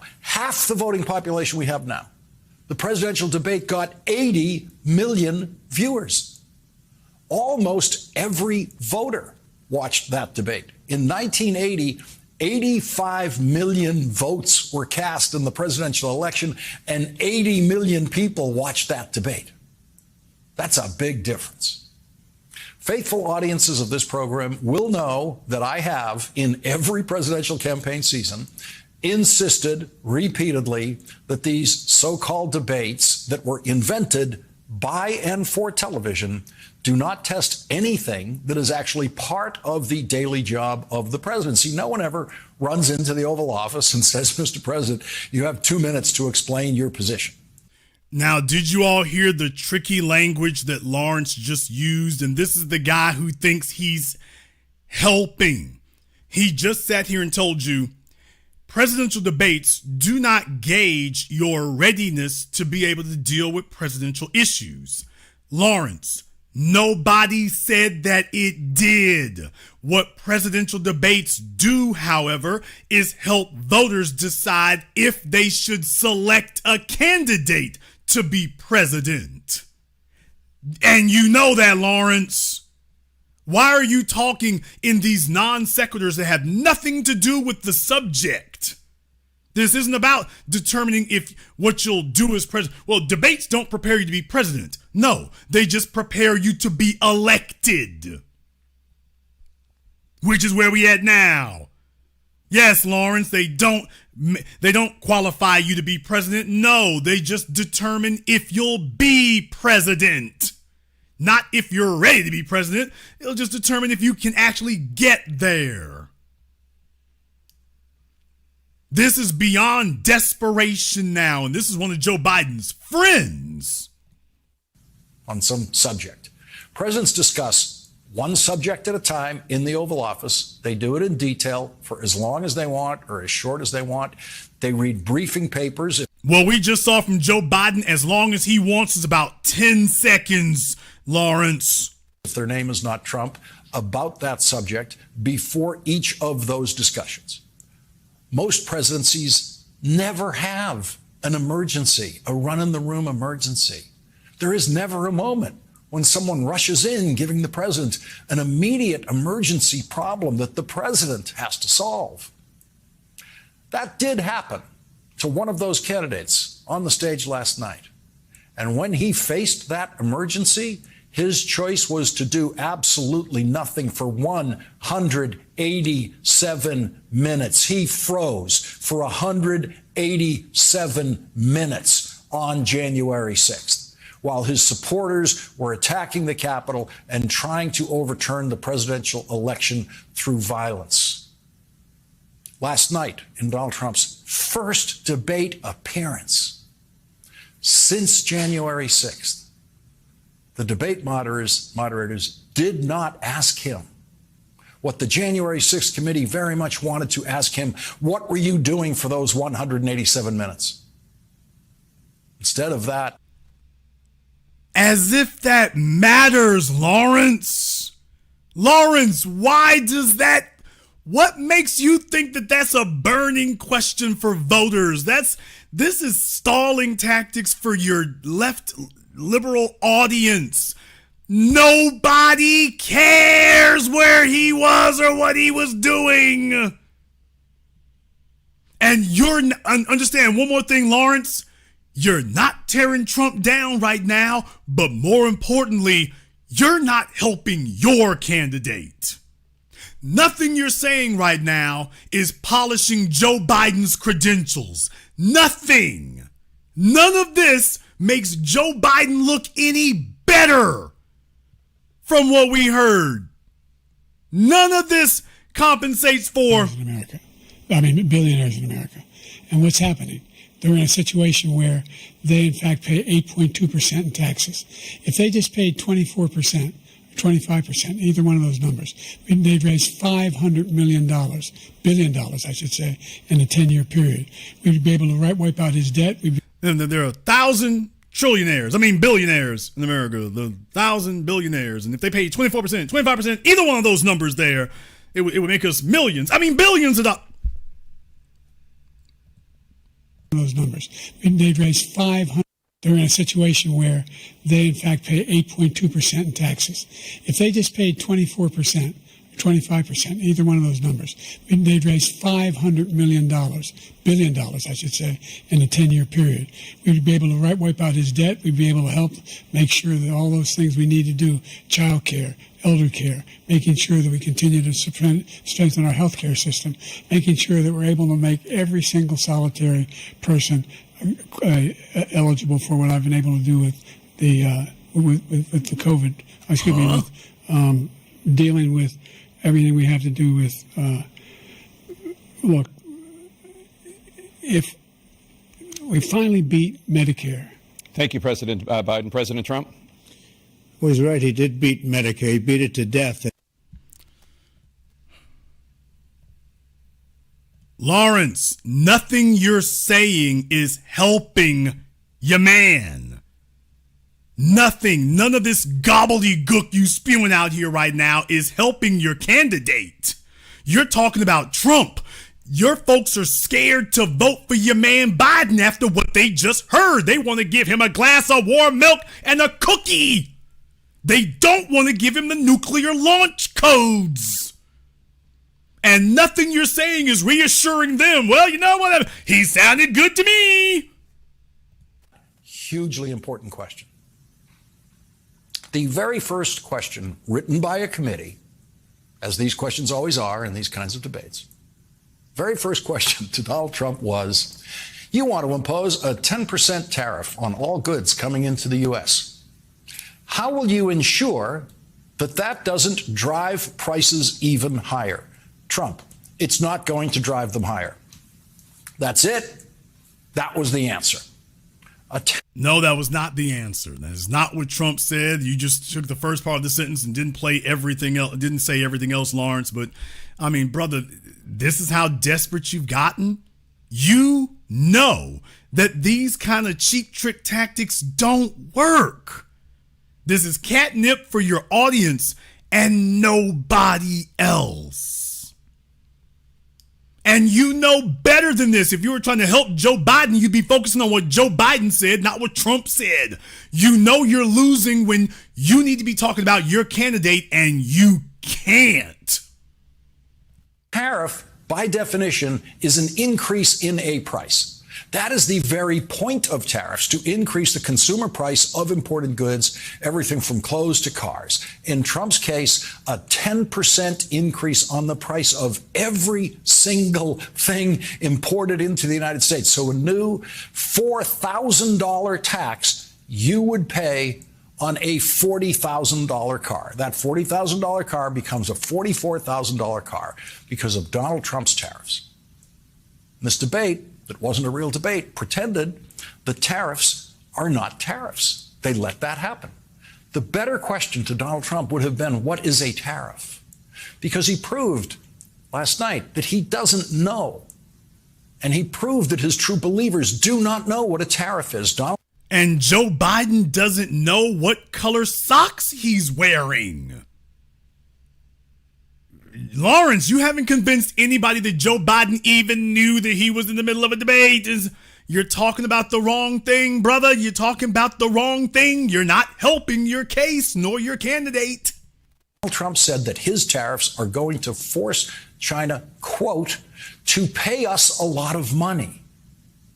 That was the very first of Donald Trump's long list of lies, over 50 of them, in that so-called debate. American tariffs can only be paid by American consumers of those goods. Folks, you know, one of the ways you end up losing a rap beef is when you start trying to, when you sit up here and try to convince people about things, and you start sitting up here talking about things and you think you got a zinger, but you really don't. That makes a problem. And when you got presidential political beefs and your surrogates and your advocates are talking about things that nobody cares about. Lawrence is talking about damn me tariffs. Some of y'all are talking about like Drake did. When you're winning when you find stuff that people care about. You're losing when you can't find something that people care about. You're talking about things they don't care about. Lawrence, you're not going to make everybody care about this. The things they did care about is the fact that Joe Biden seems to be incoherent and rambling. You're not talking about what they care about. Yeah, but Trump and tariffs. Nigga, really what? Really? Your candidate, your constituency for your candidate wants to hear you reassure them that Joe Biden isn't senile out of his mind, and you're talking about everything except the candidate. That scares people. That they want you to explain what the hell we just saw, and your response is, well, Trump don't know nothing about tariffs. Yeah, but Biden, he seems to be kind of senile. Well, there's no problem right there. And, Trump is also January 6th. Lawrence, you missed the plot. You've lost the plot. As they say over there in the UK, you've lost the plot. The audience tuned in to hear you reassure them about Biden, and you done talked about everything except Biden. This doesn't work. Amplifying the opponent's negatives doesn't. Lawrence works in politics. He knows you don't get elected by amplifying your opponent's negatives, especially if you're seen to have heavy negatives. You're supposed to be amplifying your positives, and he's not even trying. 19 minutes, he's 5 minutes in. He hasn't even made an attempt to magnify Joe's positives after that performance. He's talking about Trump's negatives, and as a political operative for decades, Lawrence knows better than this. So what it really means is Lawrence is saying, hey, this is all I got. I want you all to understand, Lawrence is not stupid. He's paid by the network, and they've told him to put a positive spin on this. And what he's telling the network is, this is all I got. I can't put anything positive on Joe Biden. This is all I got. This is it. This is it. 10% tariff on Chinese goods will not cost anyone in China 1 penny. It will not cost the government of China a penny. No business in China will be cost a penny by a Trump tariff. This is the kind of lie that no presidential debater would ever have attempted to tell prior to Donald Trump, and it was the least of his lies. I didn't have sex with a porn star. And you now... Lawrence, you're friends with Bill Clinton. Do you really want to try to hold people's bed buddies against them? Lawrence, you are friends with Bill and Hillary Clinton. Are you really telling us that we need to hold people's lying about their sex habits against them? Is Lawrence really? Is this the wacky, loony world you all inhabit now? You can't sit up here and give Bill Clinton a pass for 3 damn decades and say, Trump was sleeping with porn stars. Stormy Daniels sold more DVDs than Monica Lewinsky did. What? I'll just put it like that. Stormy Daniels had more men willing to pay for her naked than Monica Lewinsky did. So, Lawrence, do you really want to go here with it? We live in a country where most of the public commentators with access to microphones declared the liar the winner of the debate. Lawrence? You mean commentators like Jumpin' Joe Reed? He said commentators declared Trump the winner. Every commentator with a microphone. You mean like one of your colleagues up there, Lawrence? You mean like her and Alex Wagner and you mean people with a microphone like that? Yes. I didn't have sex with a porn star. And you now live in a country where most of the public commentators with access to microphones declared the liar the winner of the debate, and the loser, in their view, was the older man with the weaker voice who struggled to tell the truth in a ridiculous format that he is no longer any good at and that has nothing to do with the job of president, a format that does not test the job of president. Most of the coverage of the event actively encourages the voters to look at that as superficially as possible and focus only on what the commentators call the performance and never the policy.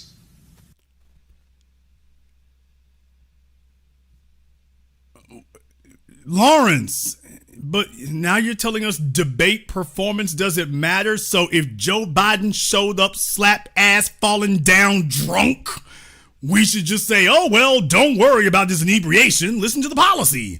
Lawrence, I hope they paid you enough to sacrifice your credibility.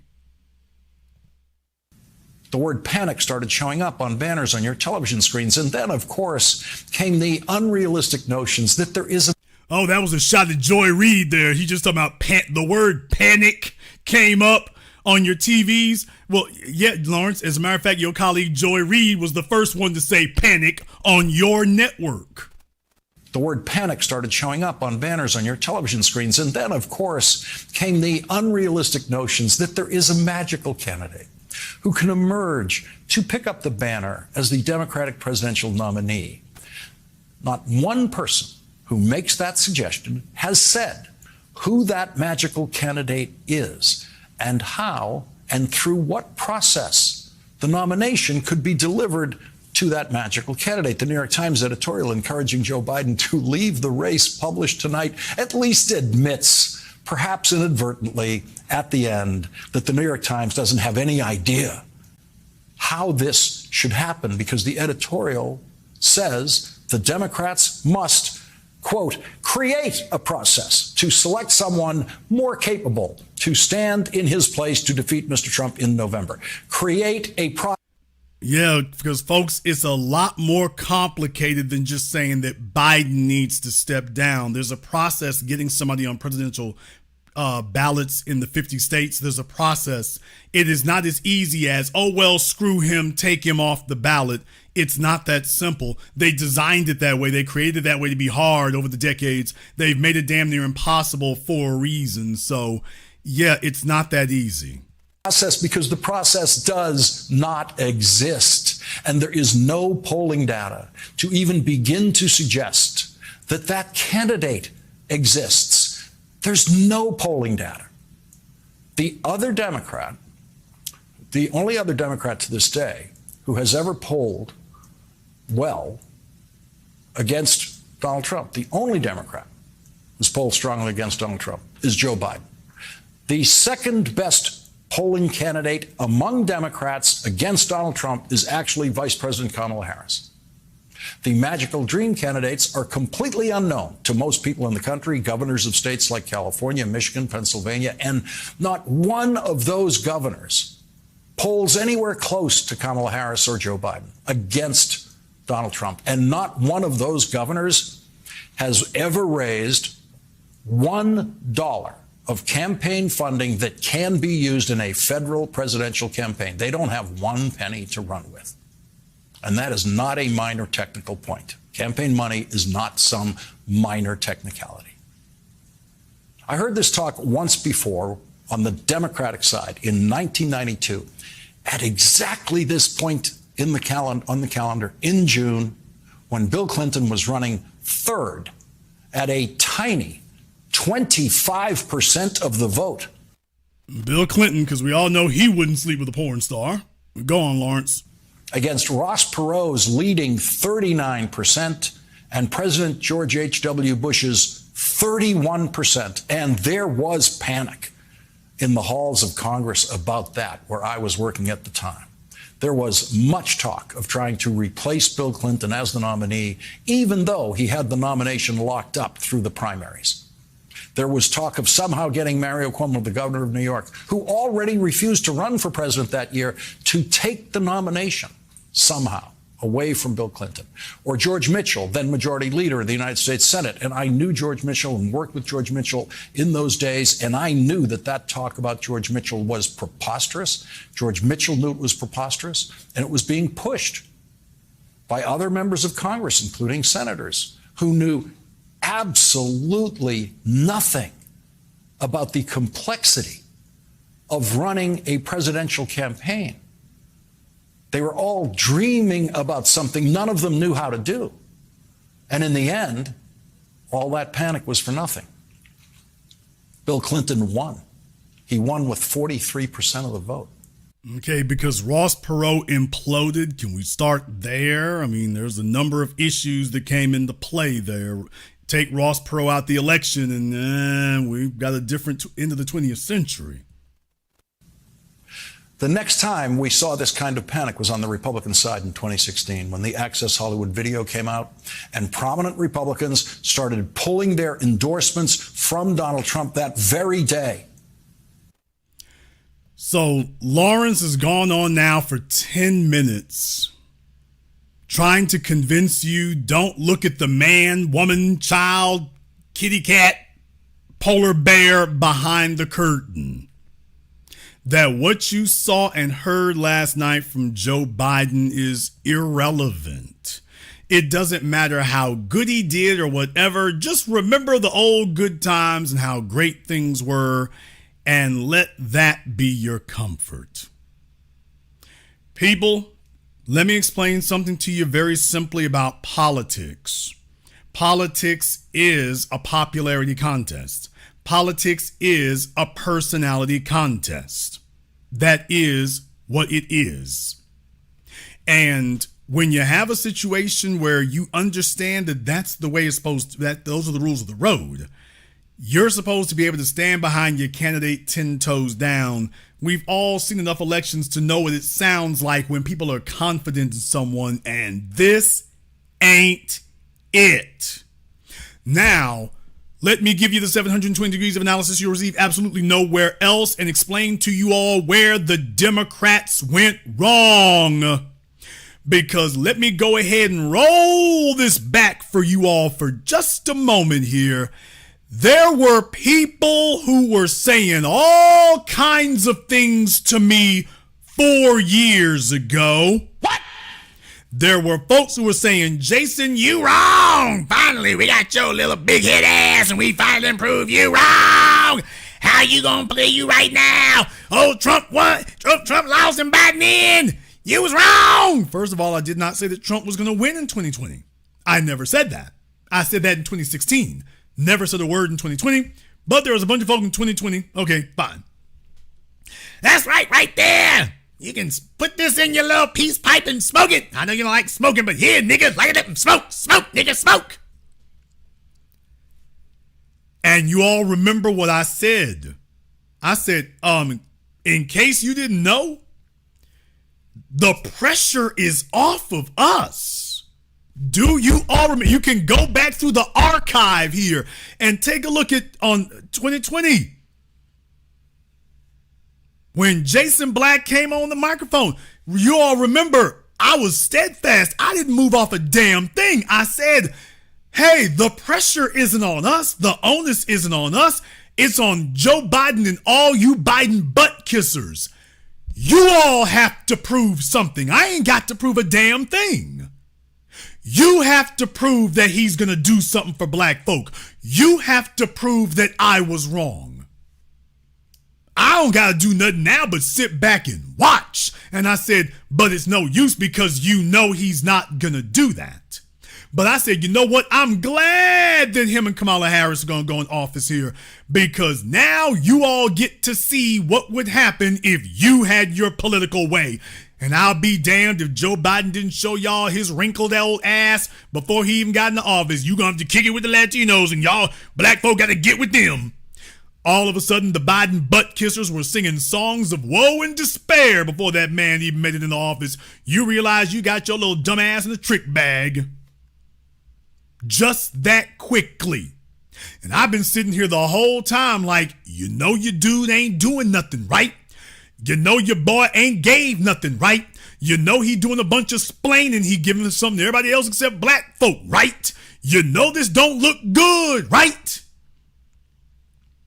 And here we've been now going on 4 years. He's had 4 years to get an agenda out there and to show he was going to do something.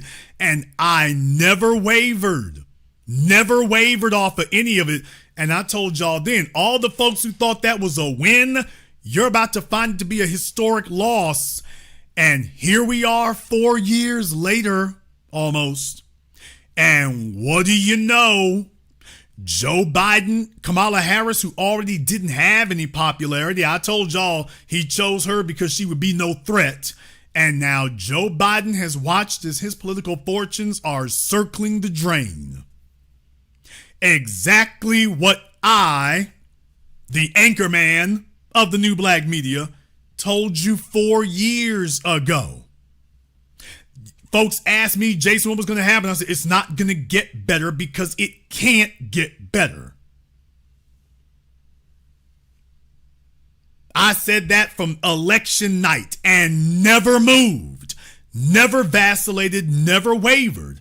Now, you notice the folks who were talking trash then, can you find any of them today? And deal with it, nigga. By the way, some of the folks who were sitting up there talking trash then, can you find any of them to speak up today? Because I never went away. I've been right here posted up every single weekend since then. I ain't left my post. I've been on patrol. I've been standing guard the whole damn time. I've never left my post. Been sitting right here. Been standing up right here.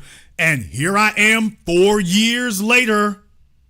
And you can't find any of the folks who are sitting up talking about, oh, it's a new day and the new black media know what they talking about. They done got real quiet now, haven't they? You can't find any of them. So the first mistake all you Biden supporters made was you chose a flawed candidate.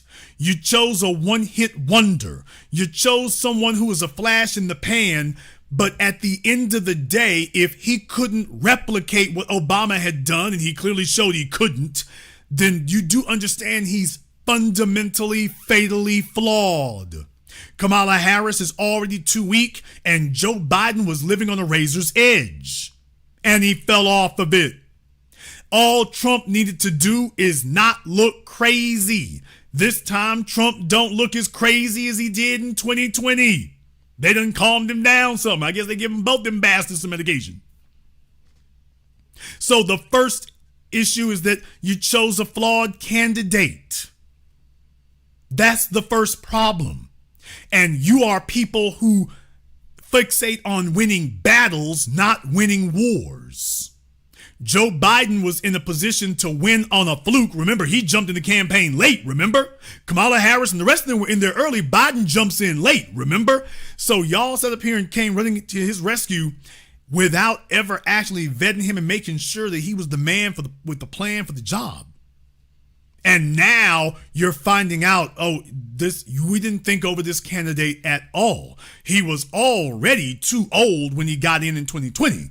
You thought he was going to get younger by 2024? You thought he was going to get better? Now here you are 4 years later, and he is less lucid and more senile than he's ever been, and that's your boy, that's your candidate. They taking down all them back Biden people, taking their stuff down on Facebook and Instagram. They don't want to be seen with that no more.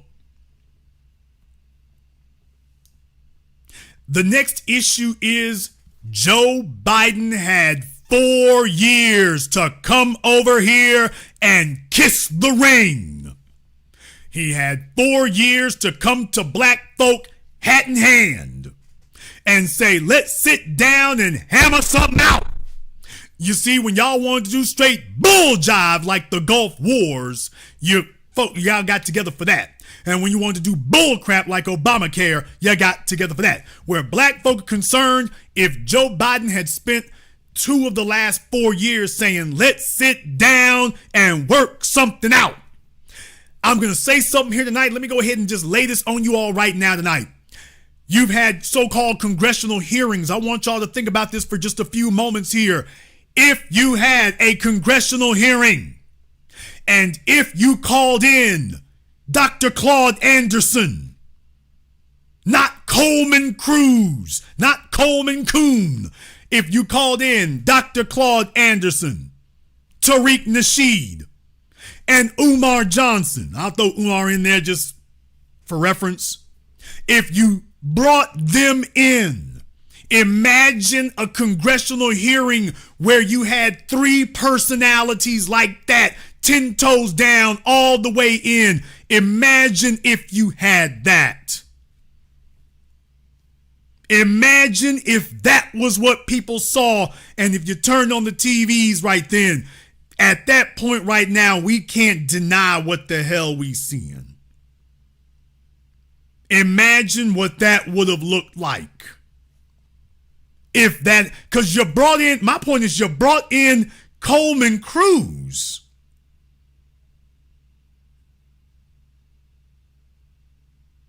Do you understand that? You had a congressional hearing about reparations, and you brought in a little flaky, moist bastard who doesn't even qualify. So imagine if you had a congressional hearing, and I'm just putting those 3 names out there because those are 3 that you most readily identify, but imagine if you had 3 luminaries of that magnitude with street credibility, and you brought them in front of the Congressional Black Caucus, in front of Congress, to go ahead and lay out exactly why it must be reparations, and it must be cash payments. It must be.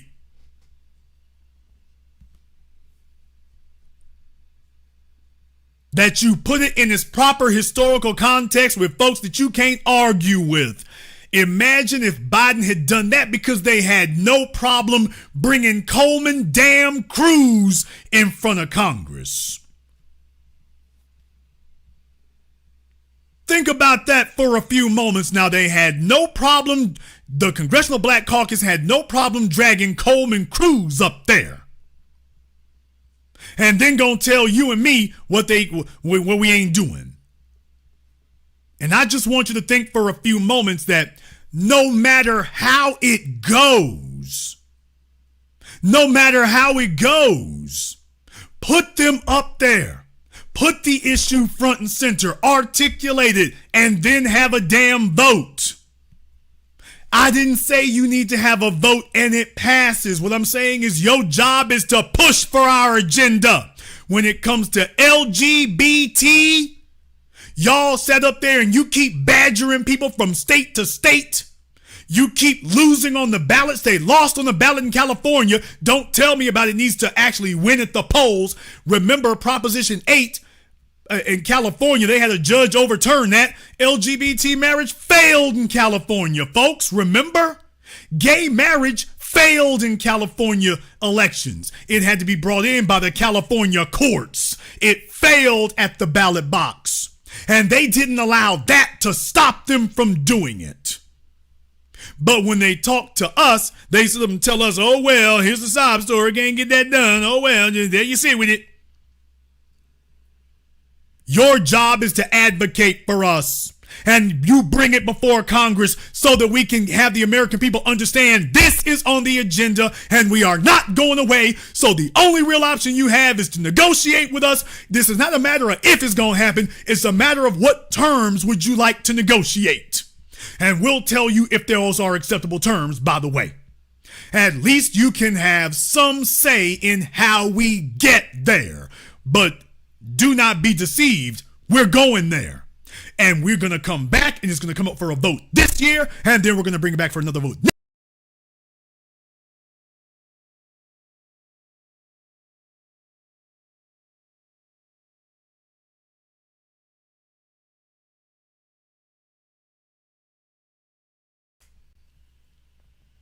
That's what it means when you have advocates. That we are going to do this and it's going to stay on the agenda.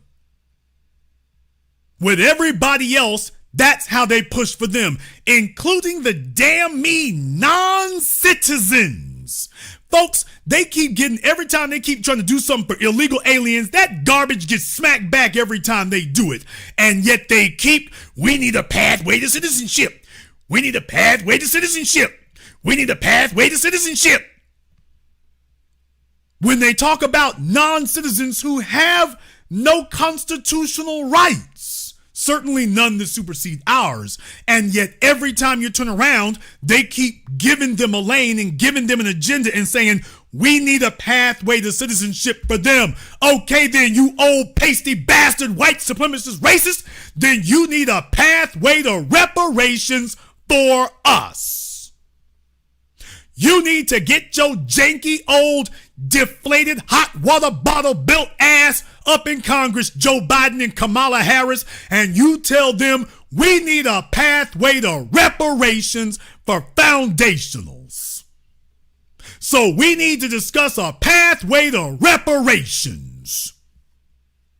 Because the real thing is, what you don't want to do is you don't want to have a vote on this, because you don't want to have to expose all the white Democrats who would sit up here and tell you that they're not gonna vote for it. That's the problem. You don't want to have to deal with that. They don't want to have to hold a vote, because then you would have to show all the white Democrats going on the record against us at the same time talking about a pathway to citizenship for illegals. And we need money for the Ukraine. And you would have to get them on the record coming out at us. That's the reason that the Congressional Black Caucus will not bring this up for a vote. They don't want to have to show how many Democrats hate us, and they would have to go on the record with their vote against us. That's the reason they will not bring this up for a vote. They don't want to, just like they did want to have documentation of how senile Joe Biden is, they don't want to make history by showing how many Democrats are against us. Now you all know why they won't bring it up for a vote. The Congressional Black Caucus can bring it up for a vote. They're refusing to do it because they've been told by the party that would be bad for the party and bad for politics, because a bunch of us ain't really gonna hold up for that. So since they've been bought off, they have sold us out for their own individual interests. But Jason Black is informing you all this should have been brought up for a vote. They don't want to bring it up for a vote because they don't want us to have every name of every person on the Democrat. Well, you know the Republicans going to be against it. Okay. Well, most of them anyway, because there'll be some who'll be for it. But you know that you're going to, a whole bunch of black folk who've been lying to defend the Democrats all this time. Joy Reid and the rest of them lying to defend the Democrats. Then you're going to have Democrats go on the record, yeah, I don't support this.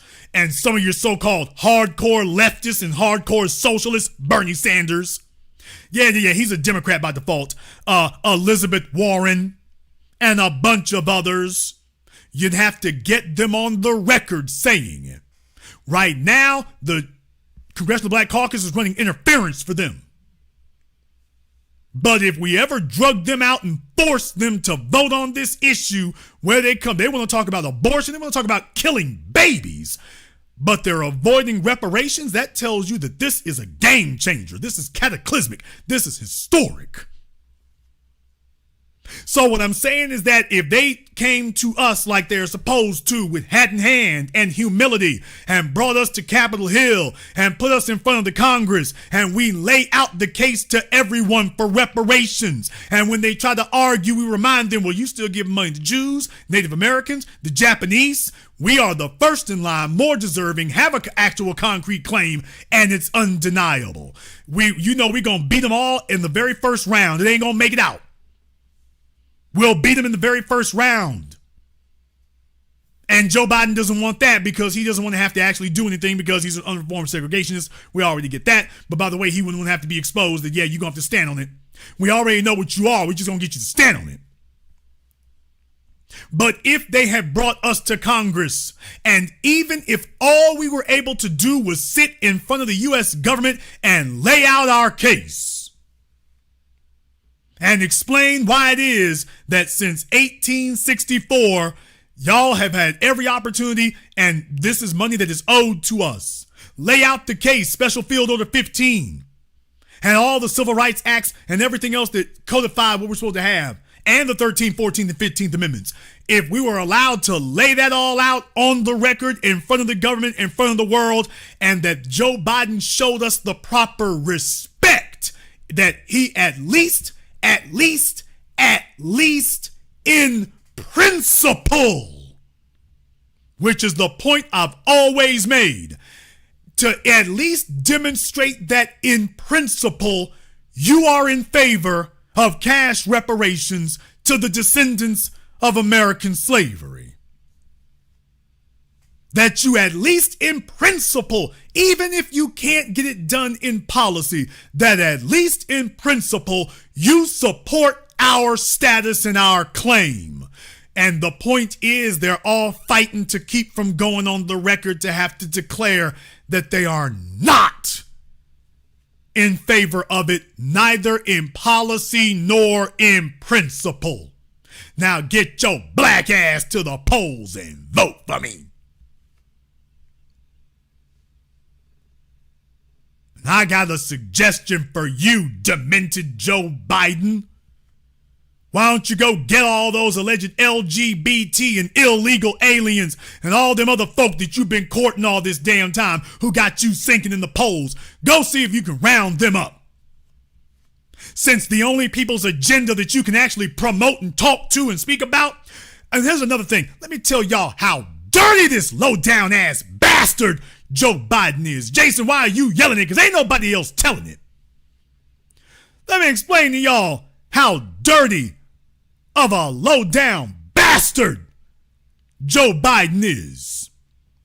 And the Joe Biden White House.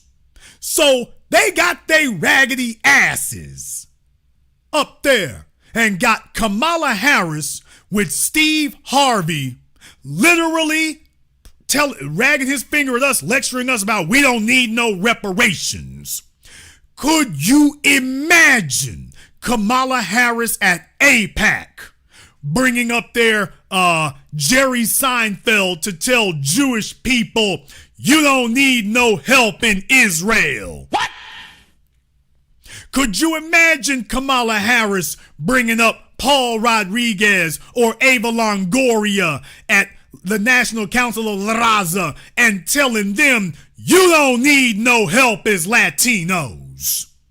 Could you imagine them grabbing Hispanic celebrities, Jewish celebrities, LGBT celebrities, marching them in front of their people, specifically to tell their people what you ain't gonna do for them, and that you all shouldn't be expecting anything?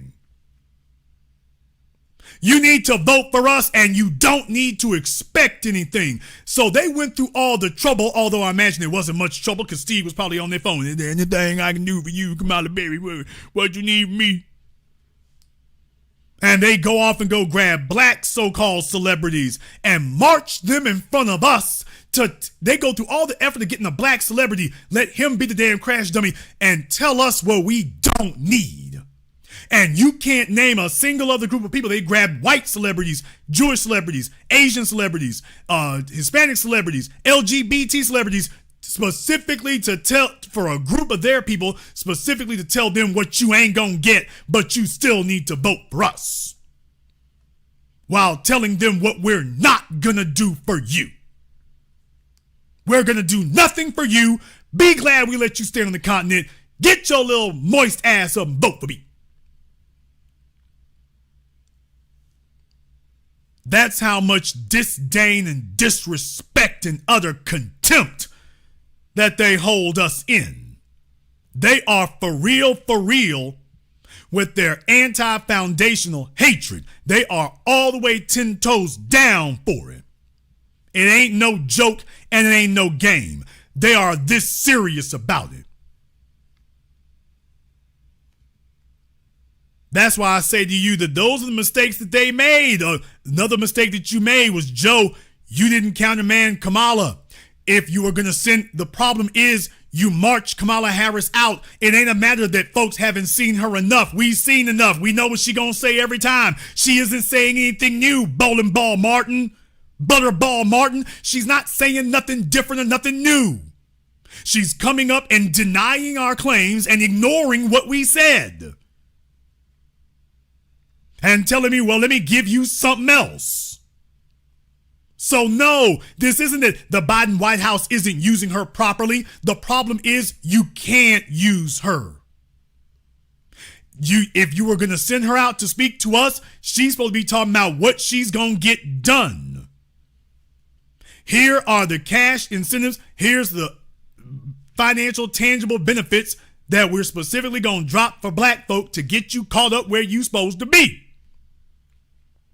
And she wants to talk about everything except that. And when you do corner on it, she has to finally break down, well, we can't really do nothing for you there. Well, then there's no reason to vote for you if you can't do anything for me.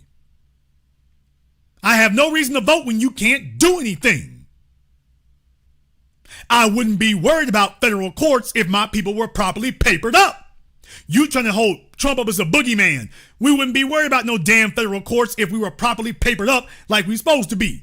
We wouldn't worry about housing prices if we're properly papered up like we're supposed to be. We're not worried about health care if we're properly papered up like we're supposed to be. And you keep trying to talk around the damn issue because you sitting there with DAG. And whatever blackmail photos you have of all the niggas you laid up with all these decades. And Joe Biden sent you out there and you are a useless tool. You have no connection to the streets. You certainly have no identification with us. You don't identify with us. You got no standing. You have no credentials. You're useless. She is a useless tool.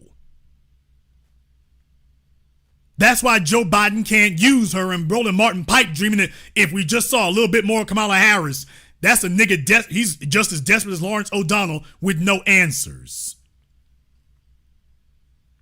Just as desperate as Lawrence O'Donnell with no answers.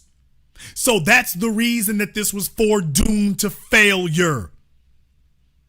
It ain't gonna work because it can't work. The candidate is flawed. His vice presidential running mate is flawed. His campaign platform is flawed. Fundamentally flawed.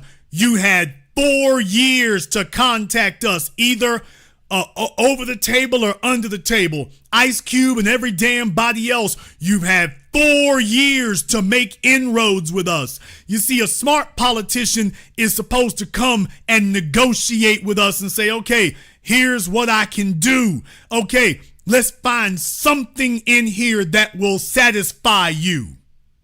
Isn't that a politician's job? To find something in there that will actually satisfy our requirements. Okay, we get that done. We'll come back in a few months and work on another one there. Isn't that what a politician is supposed to do? isn't he supposed to find something that we can all agree on and say, okay, this is it? Do you notice where reparations is concerned, that's the only subject in American politics where our so-called Democrat friends tell us that there's nothing that we can agree on. There isn't any part of reparations that they agree with. So to all of the head up your asses, Biden butt kissing, Kamala kissing, ass kissing niggas from 4 years ago looking like straight dumbasses 4 years later. Cause you done spent the last 4 years hoping that Biden would throw you a bone that you could stand on, and you ain't even got nothing but a soup bone. It feels stupid to be you. And here we are at this point right now, and let me just make this very, very clear. Let the guillotine fall on them. We ain't saving you from nothing. Throw him on the train tracks. And let it roll right over him. We ain't saving you from nothing. 2024 going down in flames. And we're going to stand right here and roast marshmallows over their burning bodies here. 2024 is going down in flames. Roland Martin is over there panicking. Baby, we sitting over here living the good life. Ain't we sitting over here living stress-free. All of us are over here stress-free. Ain't none of us sitting up here, ooh boy, Trump gonna get back in office. We sure ain't worried. We ain't worried about a damn thing. We don't need no fire. We don't need no Democratic Party. Let this bastard burn. And as I told you 4 years ago, and 2 years before that, and 2 years before that in 2016, since you want to play hard of hearing, although in Biden's case he's probably not playing, it's probably legit, but you gonna hear this, ain't you? You can already see where this is going. You can already see how this is gonna end. And what I meant was what I told you. That if you don't want to hear us in 2016, you can hear this L you about to take. And we can do this again in 2020. We can do this again in 2022. We can do this again in 2024. Here we are. We can do this again in 2028, 2038, 2198 if you want to. We can do this again every damn election cycle. Although I don't know if you'll still have a viable political party if that continues. But hey, by the way here, partner, we can do this again every election. So, as I told y'all 4 years ago, they worried about in 2016, I said they worried about 2020. They need to be worrying about 2024. We can do this again every election. We'll be right here. I don't know if you'll be. Clearly, some of them are already gone. But we can do this again. You ain't scaring us with no 2024. We already out here at Albertsons buying some marshmallows for 2028. And then we get marshmallows and graham crackers and some little Hershey balls, even though I ain't big on Hershey. Get some Godiva, something like that. Anyway, you get the point. We ready to do this again. We're already getting our snacks together for 2028 when we burn it down again. Because the bottom line is you have much more to lose than we do. We're in this situation right now because we ain't got nothing to lose.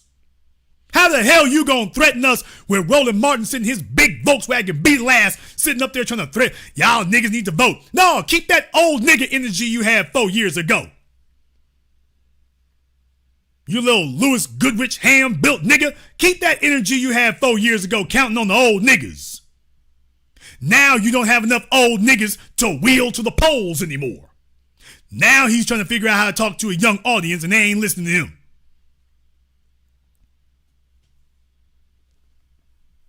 No, we can do this again in 2028, 2038, 2058. We can do this again every election cycle if you'd like to. Y'all think y'all pissing and panicking right now. We can do this every election.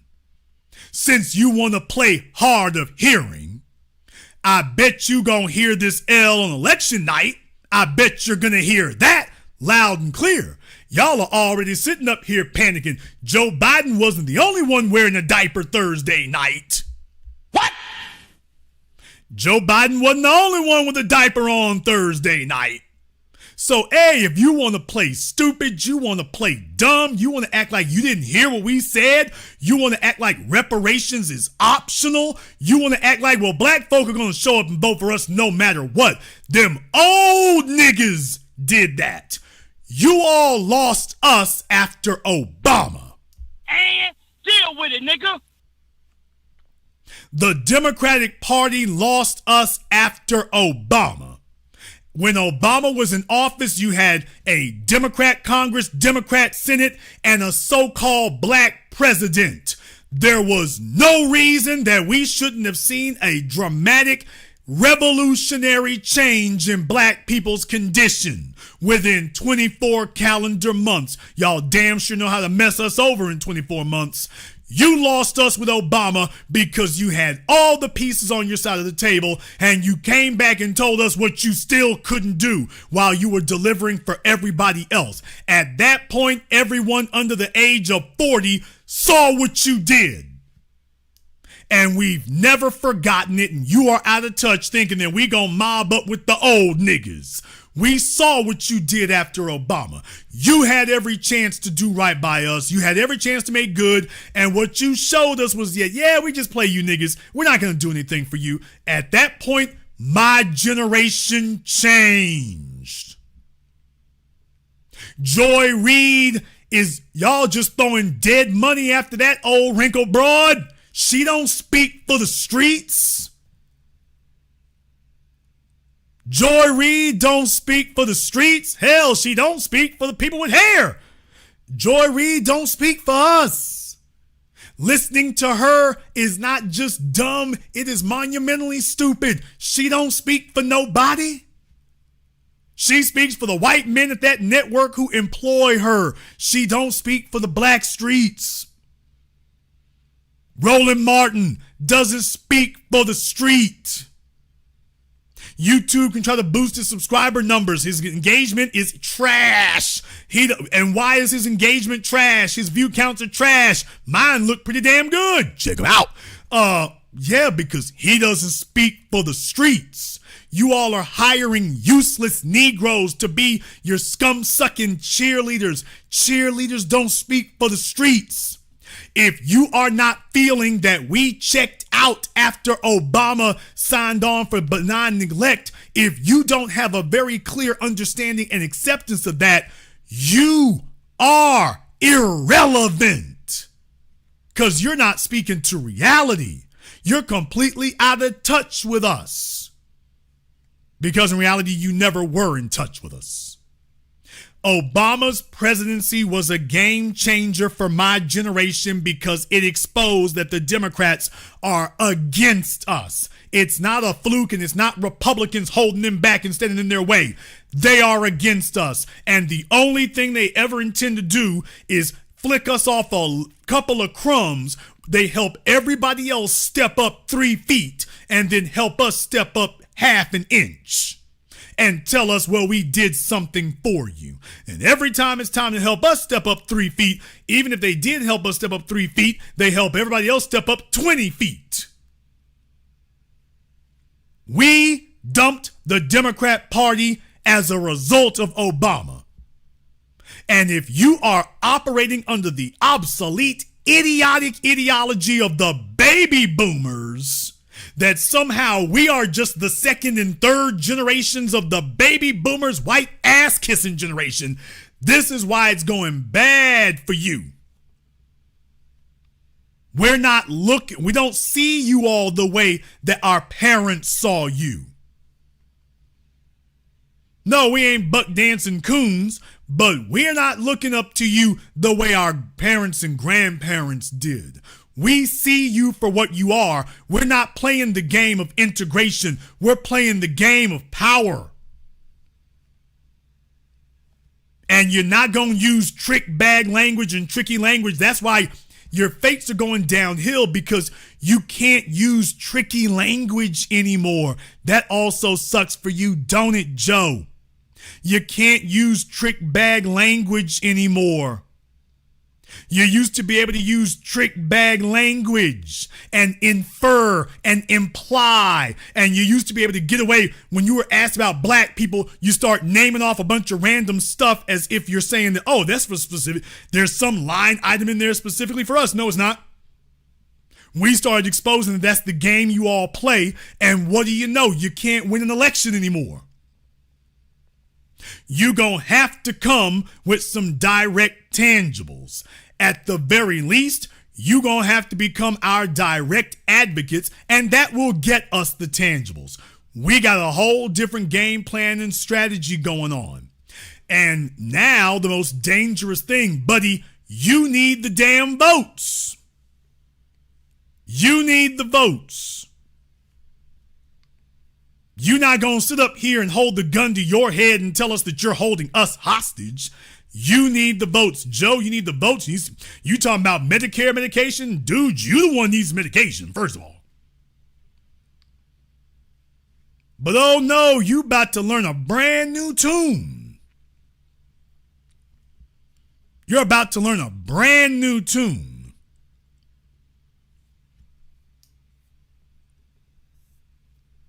We're not going to have to prove nothing to you except that we can sit still. You want to see the power of sitting still? You're about to find out. You're about to understand something, folks. Right now, listen to me. If black folks don't show up in Obama number, let me go back to what Lawrence O'Donnell was talking about there. Lawrence, if you're trying to make the point that voters are not engaged, you do understand, well, voters weren't watching the debates. They weren't as engaged as they had been previously. Sir, that's bad for Joe Biden. We know Trump's people are highly motivated and highly mobilized. Lawrence, if you're saying that people are checking out, those are Biden's voters that are checking out. If the numbers were low for viewership of the presidential debate, those are Biden supporters who didn't tune in. Those are his folk that didn't watch. And those are his folk that when they did hear what happened, they were all like, oh, well, this is a wrap. So no, Lawrence, this is terrible if voters are not paying attention, because your incumbent is behind in every damn poll. He needs to galvanize folk. He needs them to get mobilized. Nobody feels enthusiastic right now. Everybody feels like it's a funeral dirge. No one feels energized on your side, Lawrence. And you need a highly energized black voter base. You need us to show up in Obama numbers. You need it to be 95% black men and black women. You can't have no 90% black women and 80% black men. Hell, you can't have 90% black women and 90% black men. You can't have that, Lawrence. You need us to show up and show out. But that's not going to happen either. Because the truth of the matter is that after 4 years, the brutal reality is that Joe Biden and Kamala Harris didn't give us a damn thing to be excited or mobilized for. They spent 4 years ignoring us and pretending that we were going to respond like the civil rights generation did. And in the process, you took away any reason for us to show up for you.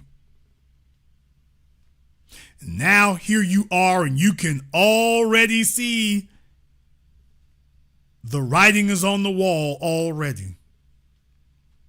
What, you think Joe Biden is going to get more sane and less senile between now and election day? What? Is that what you all think? Is there somebody here who thinks that Joe Biden is going to get less senile and become more lucid? Because here's the kicker for all of you.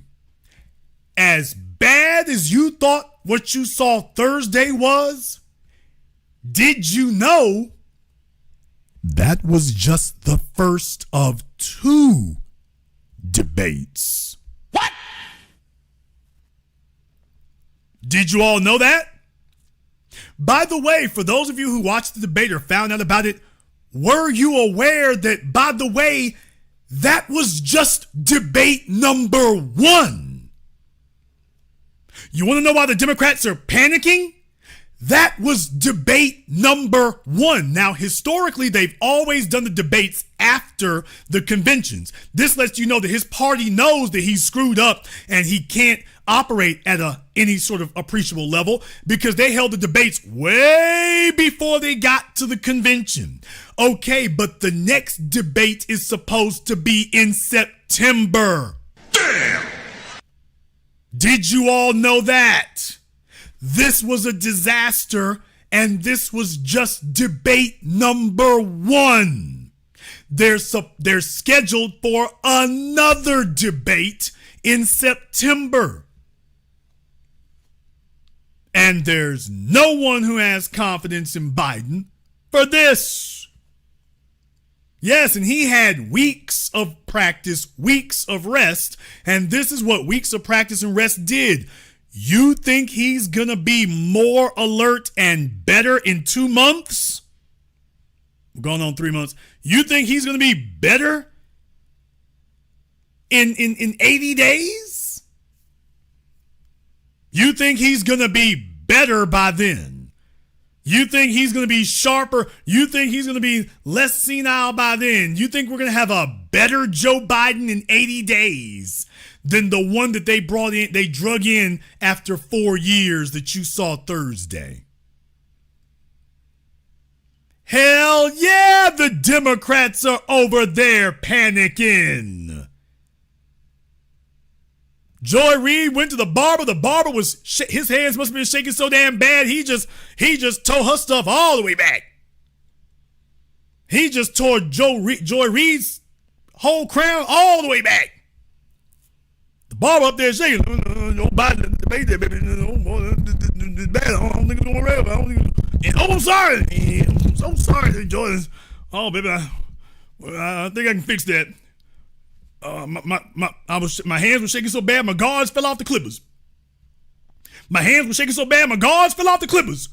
Oh, all right, baby, just hold still. Just hold still. We got to go all the way in now. We got to go all the way in, Joy. You damn right they panicking. Do you think there's a single enthusiastic Democrat who can't wait for September?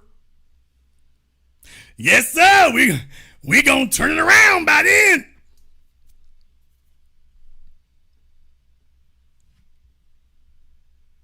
Do you really think that's what's gonna happen in the next 80 days? That we're gonna have a better version of Joe Biden in 80 days? Hell no. All these Democrats in D.C., niggas is selling their homes. They putting their cars up for sale. They trying to get them a job down there at Five Guys or In-N-Out Burger. They can already see where this is going. It's like, oh, hell.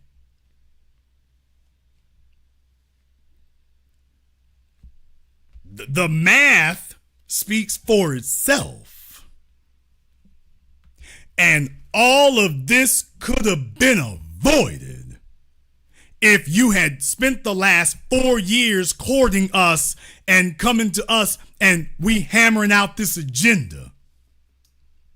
That's what you should have been doing for the last 4 years, is talking to us specifically, hammering out the details of a black agenda so we can get something tangible on the damn table. That's what you should have spent the last 4 years doing. Instead, you told yourself, oh, don't worry, them young niggas is like the old niggas were. They'll whine, they'll complain, they'll moan, but when it's time to vote, they're all gonna show up and vote. Well, how do you figure that? Roland Martin told us. Roland Martin told us that that's what you all were going to do. So we broke him off a little bit of money, but he told us that that's what you all were going to do, is that you would complain. We even slipped him some money to sit up here and bully y'all into compliance. We We slipped him some money for that right there. How'd that turn out for you? How'd that work out? Far as I can tell, that didn't go well for you at all. And as bad as that's been, as awful as it's been, as bad of a look as that was, it's just getting started. That's the problem. It's 2024. And by the way, it's the summer of 24. It's hot as hell on the Democrat side. And believe it or not, it's just getting started. We're going to turn up the heat some more. We want you to see. Here's the thing I want you. Let me go ahead and get Joe Biden back up here on this screen because I want to say this to his face, even though I don't even think he can remember it. We want you to see this, Joe. I want you to see this. I want you to see this, and I want all your Democrat friends, and all your operatives, and all the so-called power brokers who told themselves that Tom Joyner and Steve Harvey and Roland Martin were going to pull out a win for them, and that they had our ear, and that we listened to them. I want you to know who it was who did this. Because when you go down in flames after the election in November, I want you to know who it was who sent you there. I want it to be very, very clear. Look no further. Right here. You won't smoke. We already brought the flames. You want to take it up with somebody? You can take it up right here. Wait till you see those black numbers in November. Wait till you see what those black voter turnout numbers look like in November. And I want you to know that you tried every desperate trick in the book to avoid us and how that turned out. And I'm under no illusions. You aren't going to change a damn thing after this election. What? Oh, you ain't gonna change nothing. You're still gonna keep marching on, because until we show you that we will leave you as a party a decade in decline, and that those numbers will get progressively worse, until I know that you're not gonna really take us seriously until we show you that, oh, after 10 years of you losing, they're not gonna believe us for one election. They're gonna call that a fluke. We send them down in flames for a decade, then they'll start believing us. Now, in reality, if they were smart, they would start counting that decade of decline after Barack Obama, but they're in heavy decline here. So understand, folks, losing in 2024 is not going to make an attitude adjustment. They're going to blame us. They're going to try to bully us some more. They're going to ignore the obvious that we are not the civil rights generation. So they're going to have to lose one or two more presidential elections at our hands before they take us seriously. That's what it's going to require. So 2024 will be a wake-up call, but don't expect them to act on it. They're not going to do that if we only do it in 2024. If they look up in 2024 and 2026 and 2028 and they see that, wow, our fortunes are getting progressively worse, then they're going to pay attention. Then they're going to finally break down and say, damn it! All right, what you niggas want? You already know what we said. But you know, we can do this again in 2034 if you want to. No. But please don't be deceived. They're not going to, if they lose in November, they're not going to find religion.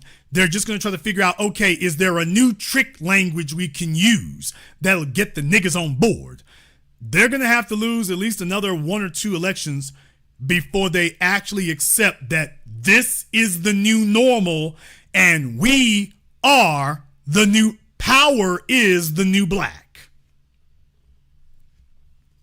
They will not accept this after 2024. I'm telling you all what to expect right now. They're going to be yelling, screaming in agony, but that's not going to change what they do because they're in denial. when we showed them that power is the new black and that this wasn't a fluke in 2024, this is the new normal, when we show them that, then they'll take us seriously. Until then, don't be surprised. Do not expect more than that. I'm telling you what needs to be done. They lose another couple election cycles, and this November creates an earthquake. It happens again in 2028, and that creates a seismic shift. We are not here to discuss integration. We're not here to discuss, no young people want to take photo ops with Joe Biden and the rest of their geriatrics. Nobody's looking for the catfish fry no more. We're talking about black empowerment, and it is spelled dollars.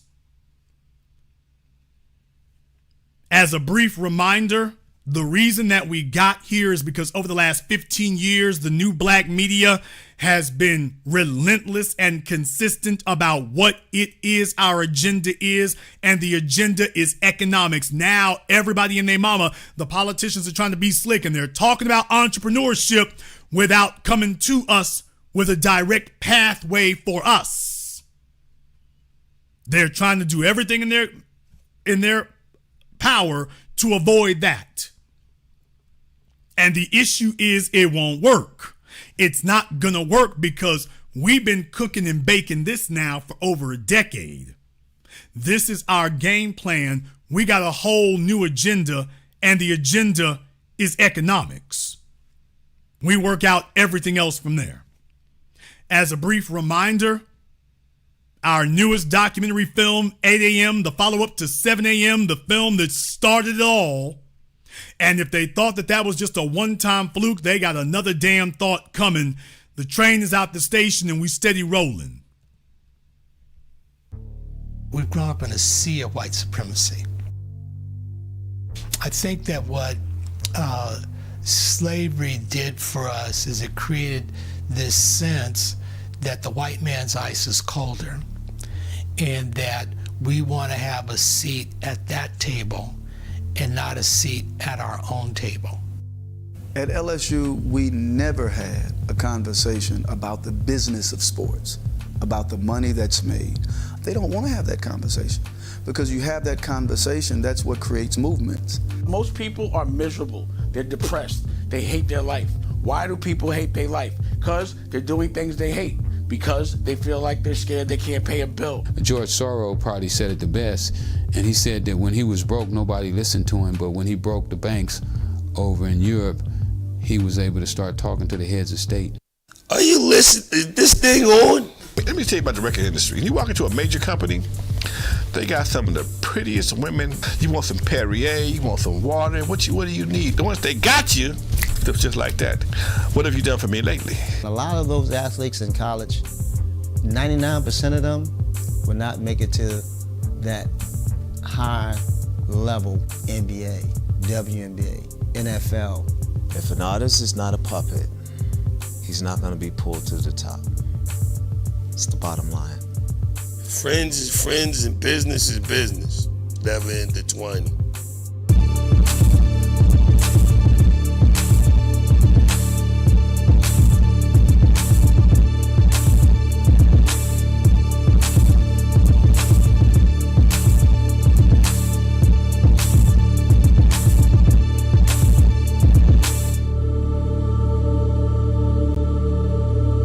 Just in time for the 2024 elections, it's a brand new day. It's not just time to wake up, it's time to get to work. And we are here for it. The crowdfunding is on. The link is in the description. We had a bunch of y'all sign up for it here. I want this to be our biggest effort ever. We're in the last 10 days of it here. I want to thank everyone for their support. Give you a round of applause for that. Thank you very much for your support on this project. But I want us to go ahead and blow that out the water here because that's what got them shook. They're shook because I'll be damned. We starting to look organized. We have an agenda and we're starting to look organized. We're starting to look like we're disciplined. We're staying consistent. We're not moving. We're not vacillating. We're not jumping all over the place from one thing to another. You can't take us off a message. That's why they're showing up talking about economics everywhere they go. They didn't decide that. They wanted to tell us it's all about student loans or immigration. We told them, no, it's about economics or nothing. They are responding to it, but they're responding with the trick bag language. And what they want to find out is, did it work? Because ultimately, yeah, we don't really want to give you anything, so did it work? Spoiler alert, it ain't working. So I want to see all of your names next to mine for this historic project. I definitely want you to be a part of that. This is the kind of thing that has overturned the paradigm for everybody. We're talking about this issue now because over the last decade and a half, this is what we've been focused on. And now the rest of black society is jumping on board. You said you wanted to see real difference. You said you wanted to see real change. This is real difference. This is real change. And it's not just me. It's you and me and us and we. This is what we did. But I don't want us to start getting weak about it now. So let's send them a message. In the meantime here, I want to thank everyone who has contributed to support tonight's program on PayPal, Cash App, Super Chat, Venmo. Thank you very much here to Felicia, to my man, Mr. Richburg. Big shout out here to Mark B. Everybody here in the Super Chat. I see we got some new members here. James LaFrance. I hope that's France, and everybody else here, Stolen Ancestors. We got a bunch of folk, Bobby, Jimmy, a bunch of new members here tonight. So welcome, Deborah Clark, and everyone else here to the new Black Media. We're going to take a very brief commercial, non-commercial break. When we come back, we're going to take your phone calls and even more. This is the Black Channel. Hello, my name is Steve Burgess, and I'm the author of this book, Guidelines for the Successful Student. A closer look at parenting your school-aged child. In this book, I've explained the role of the parent and the student in addition to what accommodations, procedures, rewards and consequences and expectations that need to be in place to ensure student success from primary to high school. This book is available on Amazon.com. For more information, please visit my link tree at Easy One-on-One. And to access my latest podcast, A Teaching Moment with Mr. B. Thank you all for listening. A white supremacist assassin seeks revenge. Corrupt FBI agents with evil intentions. Dangerous black collaborators dedicated to treason. Occam Jeffers must defeat them all and somehow survive. One misstep and he's a dead man. Join Occam Jeffers as he looks the devil in his blue eyes and tells him, Black First. A sequel to the underground hit War of the Heart, Spirit of 1811 Publishing presents God Love Us, on sale at Amazon. Pre-order and save today. Visit spiritOf1811publishing.com and show your love.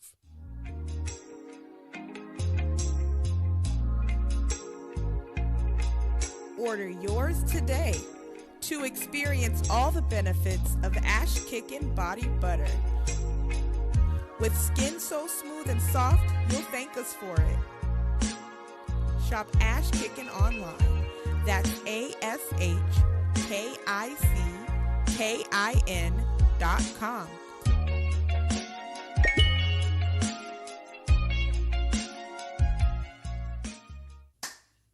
Hi, this is Brenda Starr, creator of Poetry with a Purpose and author of the book Pressed But Not Crushed. Pressed But Not Crushed is an anthology of political poems that address current and historical issues in American descendants of slave population and African American population. The book describes slavery and its residuals, Jim Crow segregation, social depredation, and other relevant issues to American descendants of slaves and African Americans, including the current political climate that does not address our issues.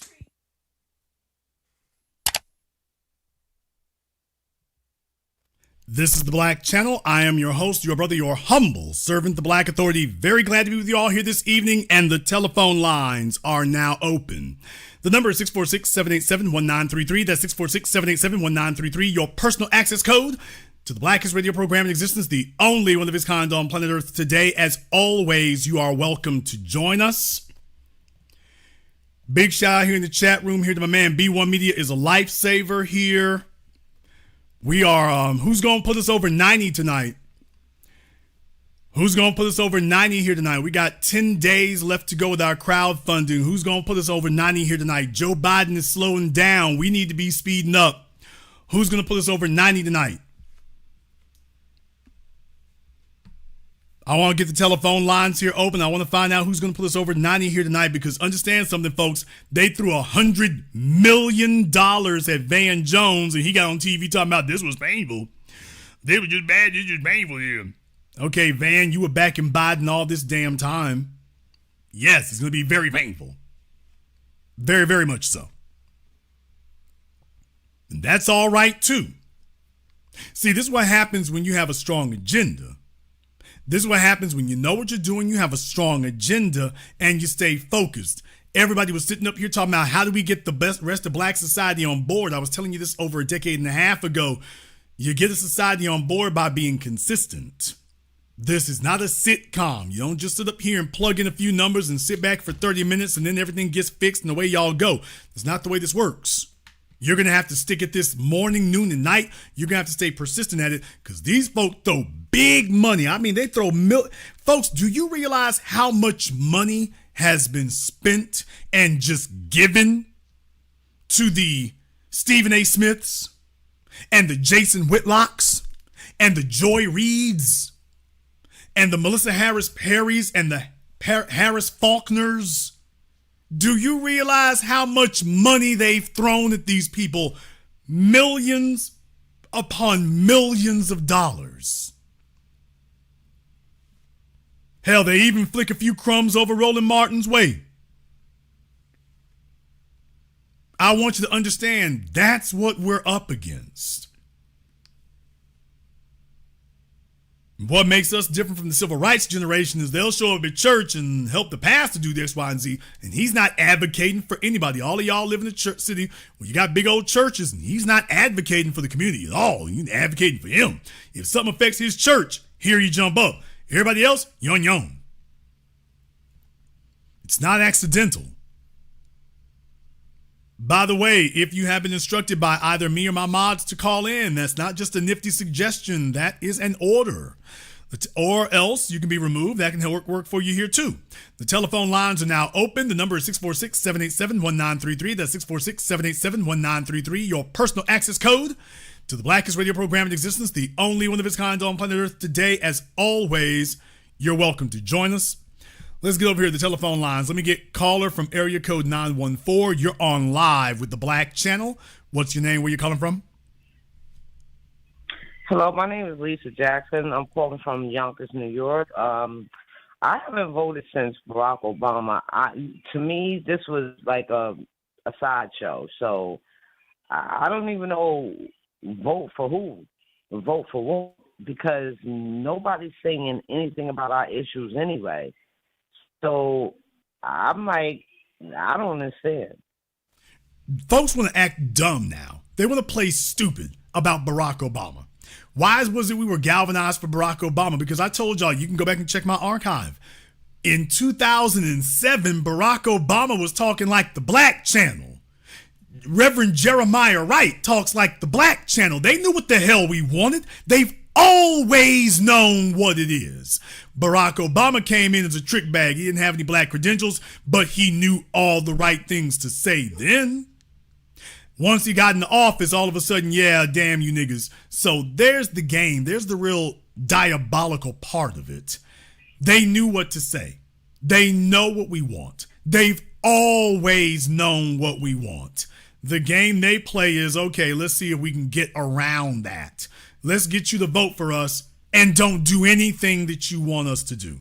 So if they're not speaking about our issues, it isn't because they forgot. They heard us. Understand something. Every candidate heard us in 2020. Hell, they heard us in 2016, remember? They've all heard us. In 2020, they heard us. Bernie Sanders heard us. Elizabeth Warren heard us. All of them heard us, and they sat there one by one. Yeah, no reparations. Damn that. Elizabeth Warren, reparations for what? Hey, Elizabeth, reparations for this ass whooping you about to take in November. Reparations for that.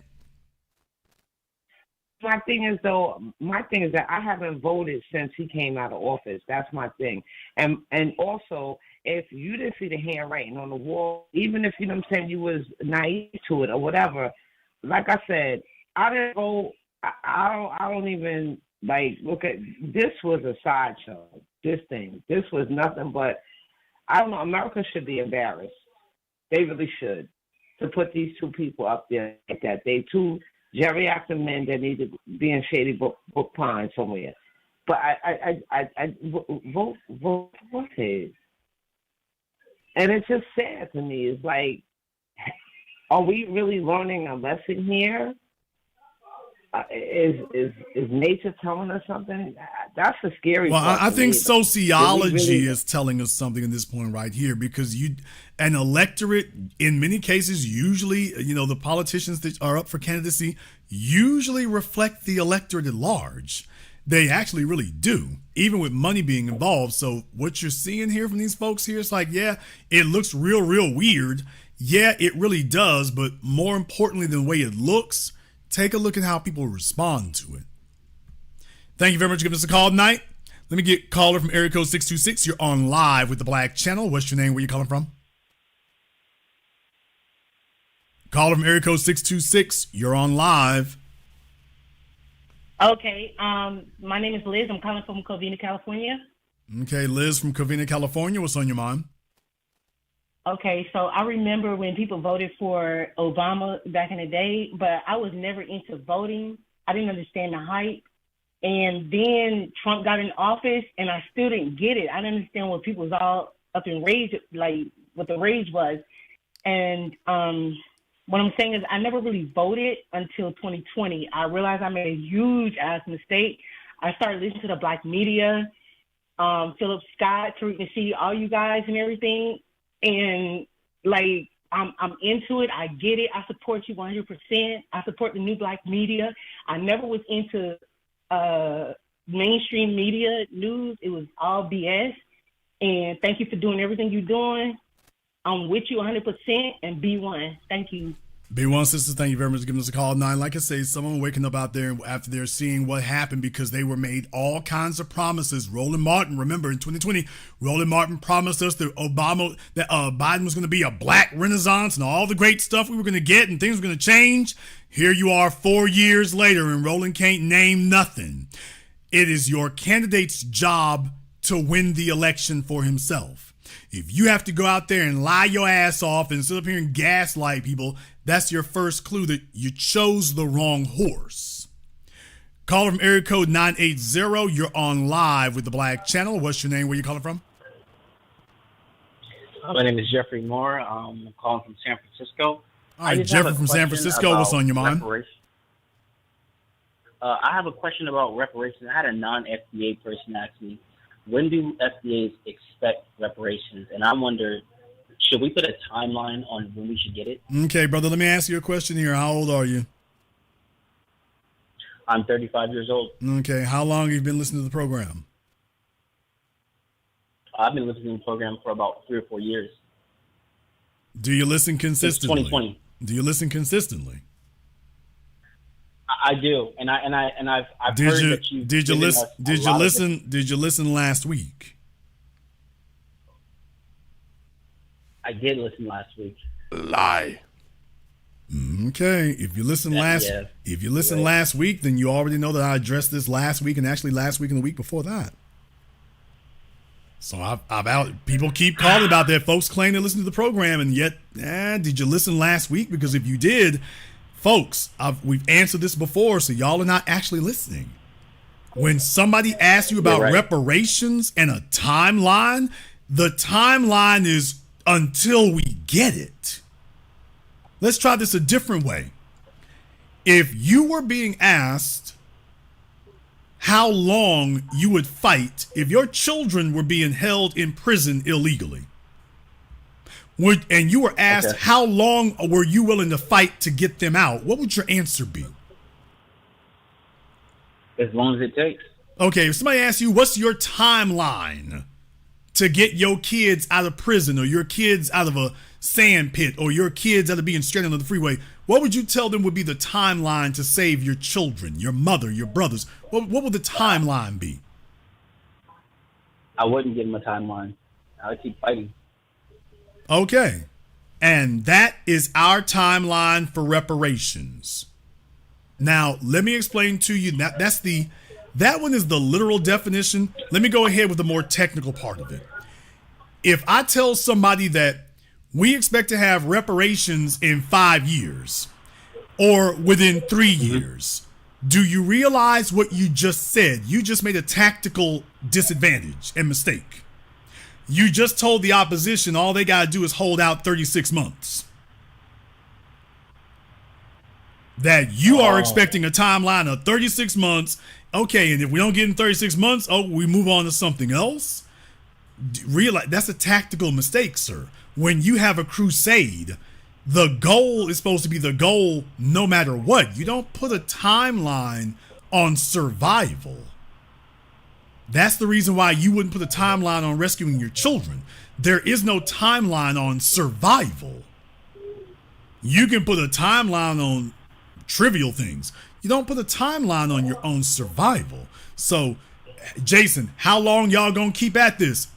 As long as it takes. How long is that? Until we get there. How long will that be? Well, if you hurry up and give it up, we can get there sooner. But we will be here every morning and every day until we get there. And you can keep taking these L's in these elections until we get there. That's how long. So that's what I meant at the beginning of the program when I said we can do this 2024, 2028, 2032, 2036, 2096, 2128, 2524. We can do this as long as you want to keep showing up here. But the bottom line is we're not moving. Okay, I like that. Thank you, Jason. Thank you for the reminder. Thank you for giving us a call here, folks. Come on now. I got the formula for you here. You want to know the response when somebody tries that? As long as it takes. We're not going anywhere. We are going to be here until we get it. How long will that be? As long as it takes. Damn, you niggas serious. Beyond serious. Beyond serious. There is no timeline on our survival. None. Caller America code 424. You're on live with the Black Channel. What's your name? Where you calling from? Hello, Brother Jason. This is Rashad from Los Angeles. All right, California representing tonight. What's on your mind, brother? Yes. Seeing these two old bastards going back and forth just shows how deep the rabbit hole is in terms of this election, how bad things are. You got on one hand, you got a guy that is clearly mentally incompetent, and on the other hand, you got someone that just shows this open disdain for black folks, running around saying black jobs and Hispanic jobs and all this sort of nonsense that he's putting out there. But I'm always dealing with some of these black folks that are always caving for Biden. They talk about all the alleged things that he's done, and Trump is so dangerous. And just listen to the both. I mean, I really can't see a difference between either candidate when it comes down to it. It's just one's more honest, and the other one's a little bit more skilled in terms of how they deliver white supremacy. Well, you know me, I prefer my white supremacists honest. I sat down and talked to both Richard Spencer and Jared Taylor. I prefer my white supremacist honest. Malcolm X talked about that. I can respect an honest white supremacist. The fella sitting up here trying to pull a trick bag, I can't respect that. Now, let me go ahead and address something that you said, because the previous caller kind of led to that too, and the one from the Bronx. And folks in the chat room talking about, is this the best we can do? Well, folks, remember what folk voted for 4 years ago. Remember what all the old niggas lined up for Biden did. That didn't happen in the vacuum. Just because you didn't support it, that doesn't mean that there weren't people who did. So remember all the old niggas at the churches, rickety as they can be, they out of their damn minds too. They're off their meds and out of their damn minds and rolling up on their roll and they can't do nothing for their kids, but they're taking selfies with Biden. Now remember, that's what was happening. And here we are 4 years later, and you're like, is this the best we could do? No, that was the best them niggas could do. That was the best they could do. So here we are. Biden is representative of what the old niggas like. Old niggas want a white man who puts them in their place. What? Old niggas like to have a white man in authority who puts them in their place. They consider that to be reassuring. That's why they talk crazy to them like that, because these old niggas have conditioned them to think that talking nutty to black folk, well, that gives them security. They like Big Daddy letting them know who's in charge. You and me cut different. We don't find that reassuring. That doesn't comfort us. That's a big ass difference for them. And in 4 years, you can see what the difference is. That don't comfort us. I'll let you have the last word. I want to say something else. And what you're saying reminds me. I'm not going to say his name, but I'm a Morehouse man, and a brother that I went to school with was out there taking a picture with Joe Biden, him and his mama taking a picture and trying to convince me that this is somebody that we should get behind. And of course, you saw what happened over at my alma mater, which was disgraceful. Because I told everybody in the Alumni Association and some of the students that I had access to, the issue should be about reparations. We shouldn't be up there caping for the Palestinians in Gaza. We should be calling out Biden on what he's done to us as foundational Black Americans, and basically have the message out there that if he's not supporting us when it comes to that, then he's not going to get our support in November. That should have been the message. That's all to say about that. Well, let me explain to you why that's correct. Let's turn for those of you who want to know the logical integrity of that statement that he just made, what is the inverse? Do you see Palestinians talking about what black folk need to get? Yeah, I understand about George Floyd and whatnot. What I'm saying, they ain't stomping out there telling politicians, by the way, yeah, us Palestinians need something, but we really need to talk about what black folk need. That's not happening. That doesn't happen.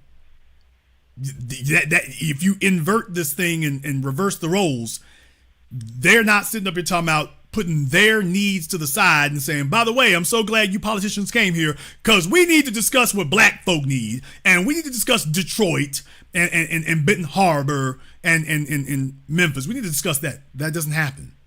It doesn't happen. So if you all want to know why that has logical integrity, what he said, invert it and see if you find a opposite of that among theirs. Tell me if that happens. Actually, don't bother wasting my time. You know it ain't there. Let me get caller from area code 708. You're on live with the Black Channel. What's your name? Where you calling from? This Sean calling from Austin, Illinois. All right, Sean, you ain't in the truck today. What's on your mind? The first thing I wanted to talk about was how Biden came out swinging when he said when Trump lost the last time, his psyche almost cracked. That was one of the best part of the debates when Biden said that about Trump. So if he lose again, I wonder what his support is going to do. Right? Nigga, please. Trump called us the N-word without calling us the N-word when he said that the Mexicans was going to take the black people job. He didn't say the gold-collar workers' job. He said a black people job, which means he acknowledged that they've been hindering us back from having a gold-collar job, which means we need reparations, right? Okay, ma'am, Biden let in more illegal aliens in the past 4 years than were let in the past 40. Exactly, but Trump acknowledged that they was coming for the black people job. Okay, but on whose watch did that occur where he threw the gates open and said, I need as many illegals to bum rush the door as possible? Who did that? The United States government. Okay, and who's in charge of the U.S. government? Vice president. Okay, there you go. And why the vice president didn't attend the debate? We should also hear what they had to say about this whole thing, since they are crucial part of the things going on. Okay. The third thing is Sean, no, Sean, y'all. Oh boy. Yes. Sean just said, and why didn't the vice president attend? Baby, there's a whole separate debate for the vice presidential candidates. Trump hasn't even chosen his vice presidential running mate yet. But no, ma'am, they don't bring. When have you ever seen a presidential debate where the president and the vice president were both there, Sean? When did you see this? Name the year you saw that.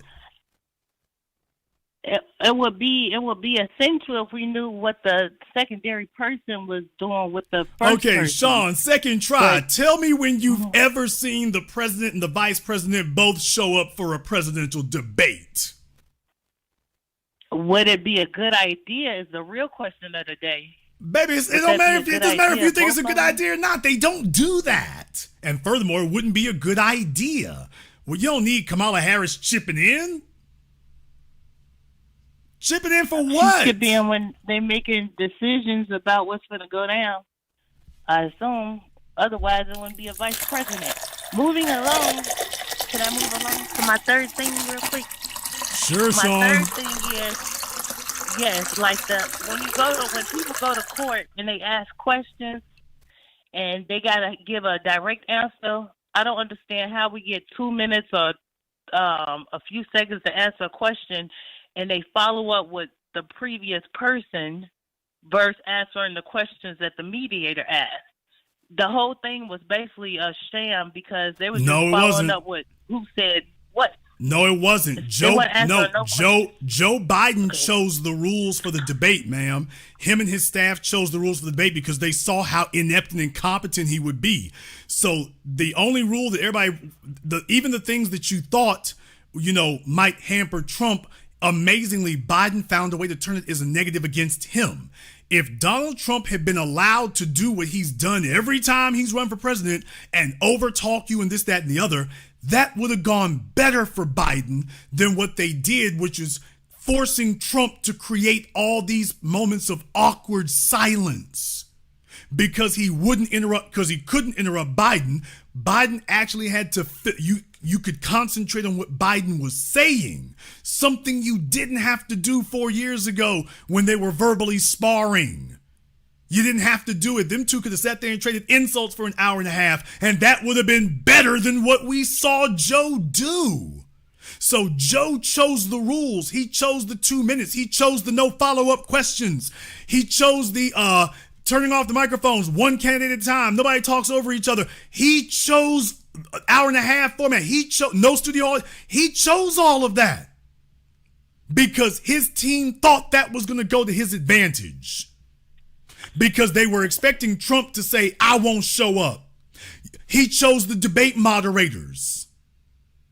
Jake Tapper, who has done nothing but insult Trump since he knew the man, 2016, before 2016, he chose the moderators. They chose the network. They chose the moderators. They chose the rules. They chose the time limit.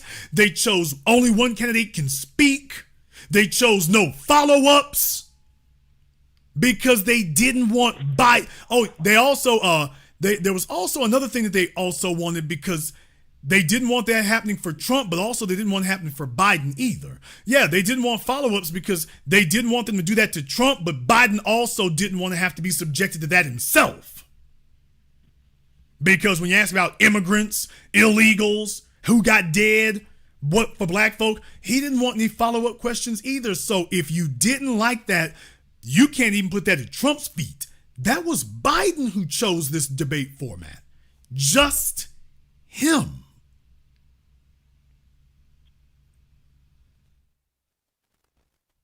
How do you like your results of Biden's decision making? I appreciate everyone's input, what they put out there, and we need to make sure that President Biden continue to take his Flintstone vitamins, and Trump is an outlaw.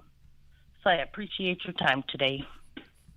All right, let me know when the vice president shows up at the debate, Sean.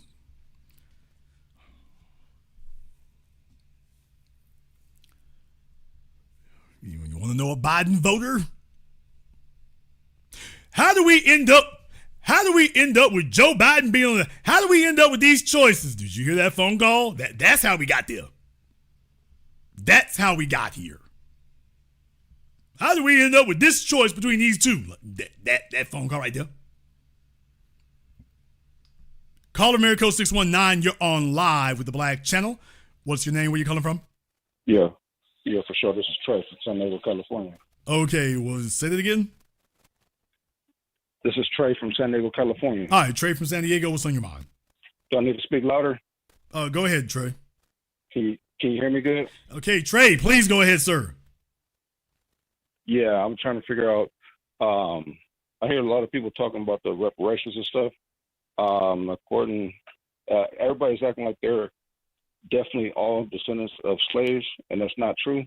You know, a lot of us are. Most of us are indigenous to the landmass, and some were involved in slavery. And then another question I have is about: do you think that it's a possibility if you get educated on our citizenship status? Is the reason why we can't get reparations, and we won't get it until we change it?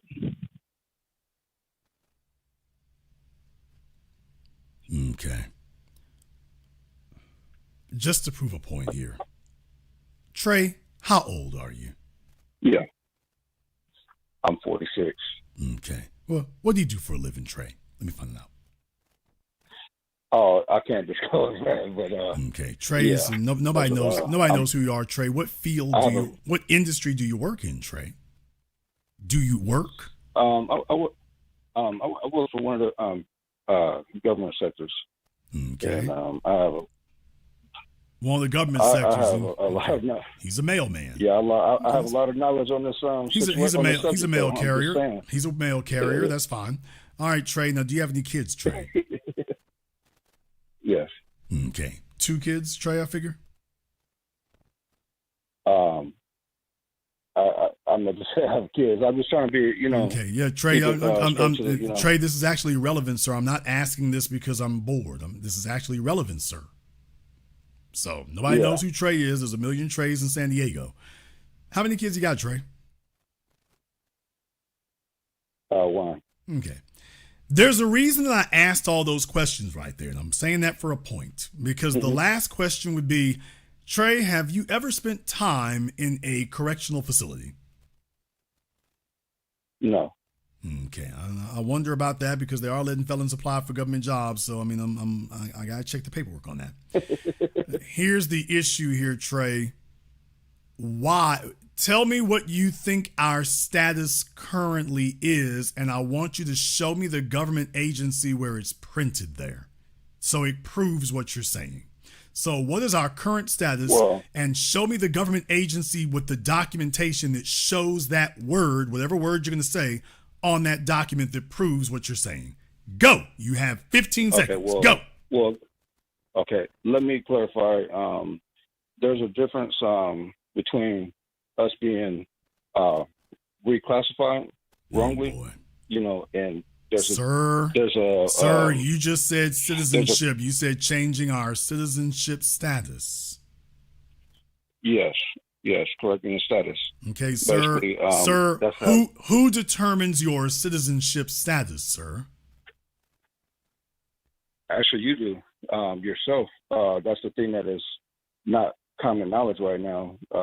Some people know, but it's a big thing that's catching a lot of wind. Okay, sir, I asked you a question.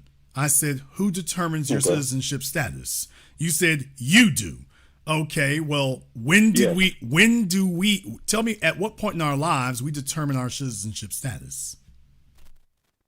Well, parents, when you're born, your parents are tricked into signing this birth certificate.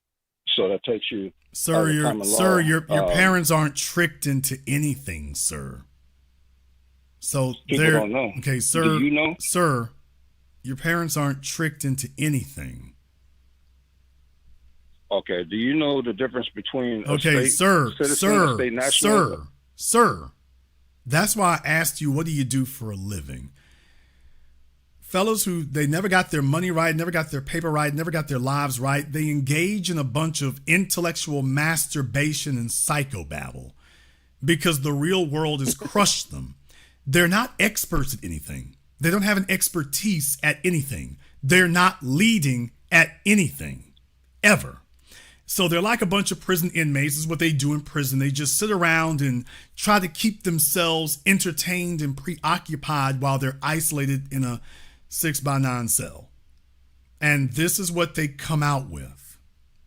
Now, these were coping mechanisms that you used on the inside, but you're supposed to leave those coping mechanisms alone when you get back out here and get back in touch with the real concrete world. Sir, your citizenship, can we get back to the subject?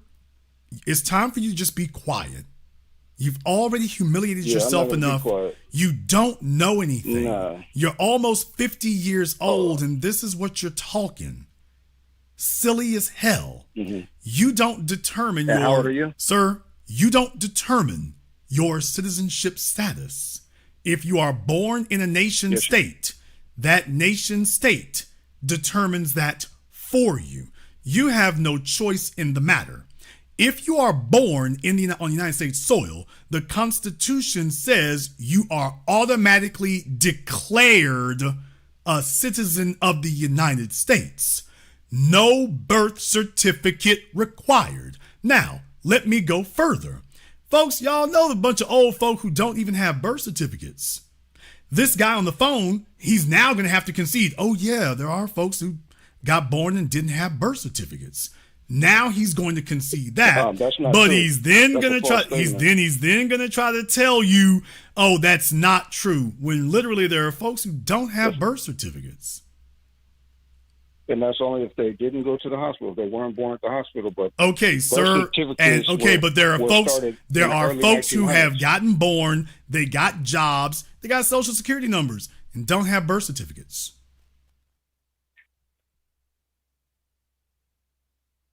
So okay, it's now it's at this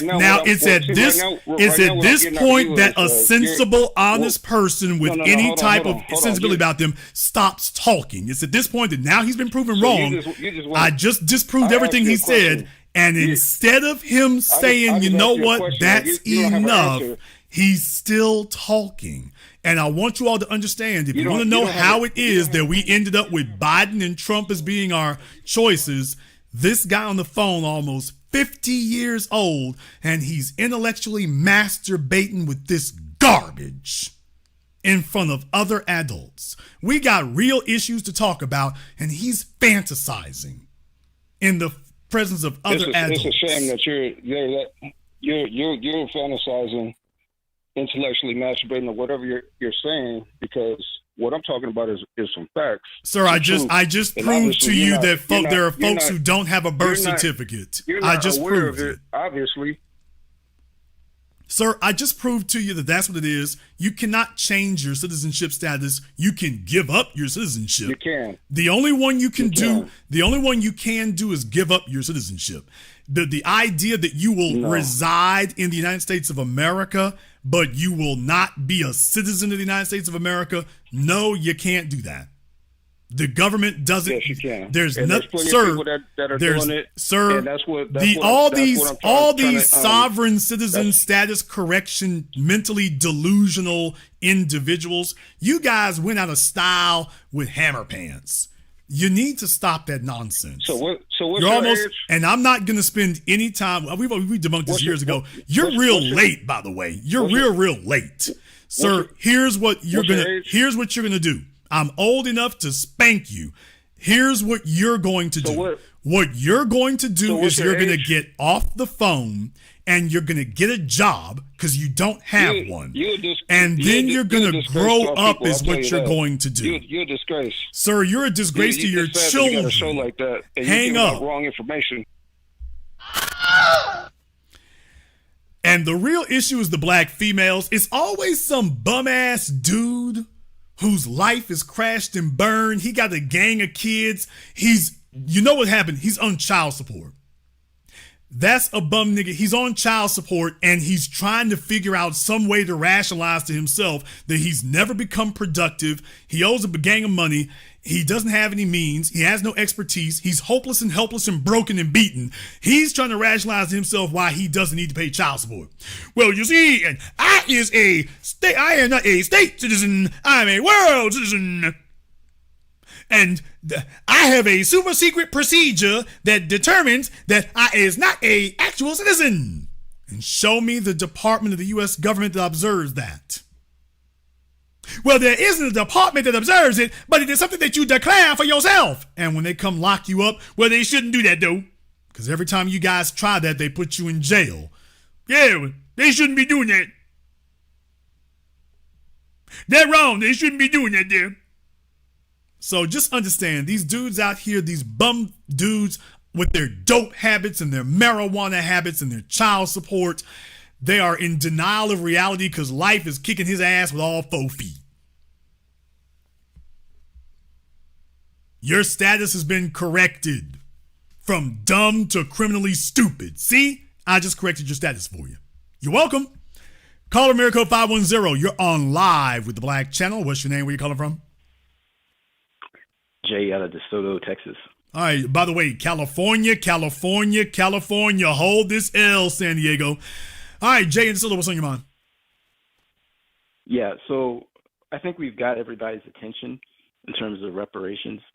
I'm not sure if you've addressed this on the previous programs here, but at what point do we come up with a specific number that we want and everybody get on code behind that specific number?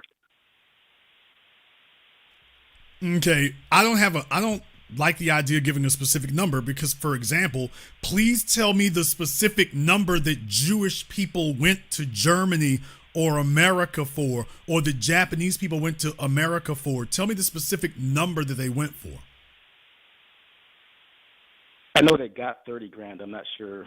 Okay, sir, let me try. Let me try again, y'all, because you asked me a question. I'm like, okay, before you all ask these questions, just a little bit of thinking. What's the historical precedent? Well, you're asking a question right there, and I'm like, okay, what's even the basis of this? What was the number that Jewish people were required to give before they could insist on reparations? Don't bring up a separate set of rules for us than everybody else. So if you can't tell me what the number was they were required to, or that anybody even suggested they should even give a number, then why are you suggesting that we have to that we need to even spend time discussing a specific number? That's what I'm trying to find out. Why would you even suggest that we need to do that? No, I'm just, okay. I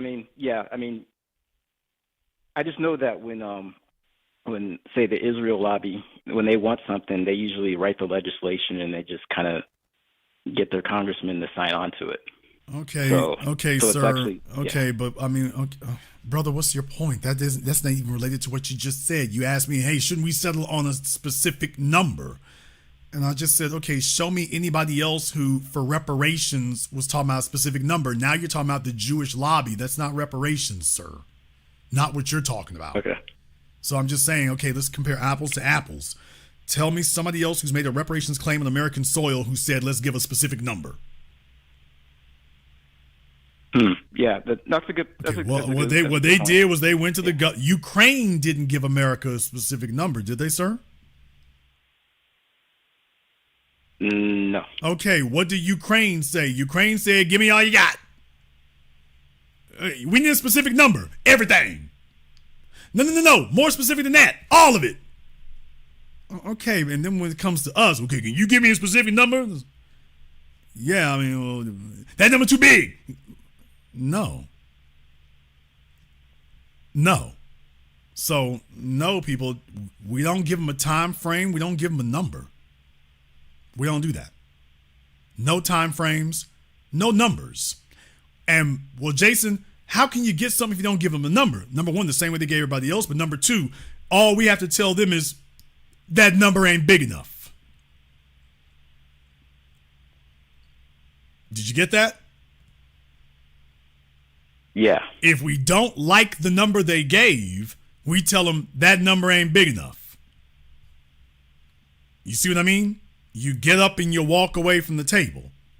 Now, ostensibly, the number that most people are throwing around is at least 20 trillion. Now, that's the number that folks are throwing around most of all. That's a widely dispersed number. A lot of folks think that's lowballing. But the bottom line is, if you can give them the 20 trillion, you can give them the 50. But the bottom line is that if they come back with a number we don't like, then the answer is no.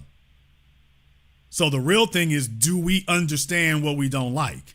So if you're really looking for something there, the number that's been thrown around the most is 20 trillion. But the bottom line is that the amount is measured in trillions, not billions, not millions. It's measured in trillions. Yeah, I was just trying to do some quick math to divide 20 trillion by about 40 million people. Okay, well, that's not even necessarily the way that I take a look at it there, because I'm not looking at so much the amount of money. I am looking at what the end effect is to be. If we do not receive enough compensation to permanently change and alleviate our socioeconomic condition, then it's not enough. So that's why Jason Black has always been an advocate of what I call reparations across the board. So glad you gave us that check. We also need to take a look at the fact that, by the way, when we spend it, you are not going to have housing appraisers come in and tell us that our house is worth less than everybody else's, or that our business is not worth as much as everybody else's. You see what I mean? Or that we should get less access to capital because now you gave us the check. Okay, we need capital on top of that. So do you see what it doesn't just stop there? You see what I mean? Yeah. So that's why I'm saying you don't give them a number. You just tell them, yeah, you turn the spigot on and I'll tell you when you can turn it off. Well, damn, you said 20 trillion. Yes, we said 20 trillion. All right, here's 20 trillion. Yeah. Now we got to talk about the next one. Next one. I'll let you know when you can turn that. We gave you 20 trillion. I'll let you know when you can turn the spigot off. I'll let you know. Okay. So when you've given enough, I'll holler at you when you gave enough. I'll let you know. Don't worry. You'll get that phone call from me. Turn that damn phone off. Thank you very much for giving us a call tonight. I'll call you when you gave enough. Let me yank this damn cord out this line. Matter of fact, let me change my number. Let me yank the phone cord out the line. Let me bust this phone up. Let me change my number. Matter of fact, you ain't going to reach me except you got smoke signals. But my check better show up. I don't need no phone for this part. I can get my bread without a cell phone. Trust and believe. Trust and believe. Carrier pigeon. You need to call me, send a bird. Oh, look, I got a BB gun. If I see anything look like a bird coming my way, don't send me no news. Just send my bread. I'll let you know when you can stop. Because the Native Americans have not told you all to stop yet. What? Jewish people have not told you to stop yet. Damn! Illegal aliens ain't told you to stop yet. When black folks show up, okay, here's a little drop for you. Meanwhile, everybody else got a running tab. And they been took care of. You took care of them decades, if not centuries ago. And yet for us, it's okay, now here's a little drop. Everybody else get a gallon here. Here's a little cup for you. Hell no. Call America 347. You're on live with the Black Channel. What's your name? Where you calling from? Peace to the Black Authority. Peace to the Black Media Experience. Anthony from Brooklyn. All right, Anthony from Brooklyn. What's on your mind? Jason, the Bushes, Bill Clinton, Biden, and even Obama said that immigrants built the country. At the very least, Donald Trump acknowledged, he said that African Americans built the nation. And he said, you're just starting to get real credit for that right now. Now, if he is the deal maker, I believe that what will probably take place is if some more of this squeezing from not just us asking and demanding reparations, but also nature itself starting to hit America like it rain, hail, snow, and earthquake. I believe the last time that this country was split like this, they came with a deal, i.e. the Civil War. And I believe that if we just stay the course, not just stay the course, turn it up some more, and keep praying to our God, don't leave that out, I believe that this thing will take place sooner than we think. I got a question for you, and I'll get off and let you answer the question. Even though what we just saw, we know the Democrats, they all in, and they will do anything to stop Trump from getting in. Here's my question. With the Democrats rolling out this automatic military registration, do you see them exacerbating the war in Ukraine to create some sort of state of emergency so that an election can't take place? Because if there's a state of emergency, then the state of emergency stops an election from taking place until I think it's 90 days after everything is under control. In other words, it could be a state of election, you can't. That would not happen unless there was an attack on America itself, on American soil. Something happening overseas is too far away, too distant, and doesn't justify it. If something happened on American soil, and it would have to be substantial, that's the only scenario in which that would come into play. We have always had. That's what I'm talking about, okay, slow down. We have always. I don't know how old you are. We've always had mandatory military subscription. It wasn't until we get to the 1970s that we ended that. Because remember, you used to be getting the lottery. There used to be a lottery where if your number came up, I mean, for real, your number came up, you got sent off to war unless you could get some type of exemption. So it was after Vietnam that we started having selective service, which ushered in the era of the, quote, volunteer military. You were no longer automatic. You could, that was the end of the so-called conscription draft. Now, it wasn't the end of the draft. That isn't what happened. But it did change the mechanism by which you accounted for your eligible fighting age people. That was what changed. All they're talking about doing now, because remember, as males, well, this was, I don't know, for all of you, this was supposed to happen. As males, what selective service, the law says, is that when we turn 18, we're supposed to basically come register ourselves. So as opposed to us just being automatically marked because of your birth certificate, go tell the jackass who thinks he's a sovereign citizen, he's a sovereign idiot. But it used to be that just being born, that puts you on that list for selective service. They didn't really get rid of it. And I can tell you, I'm one of those people.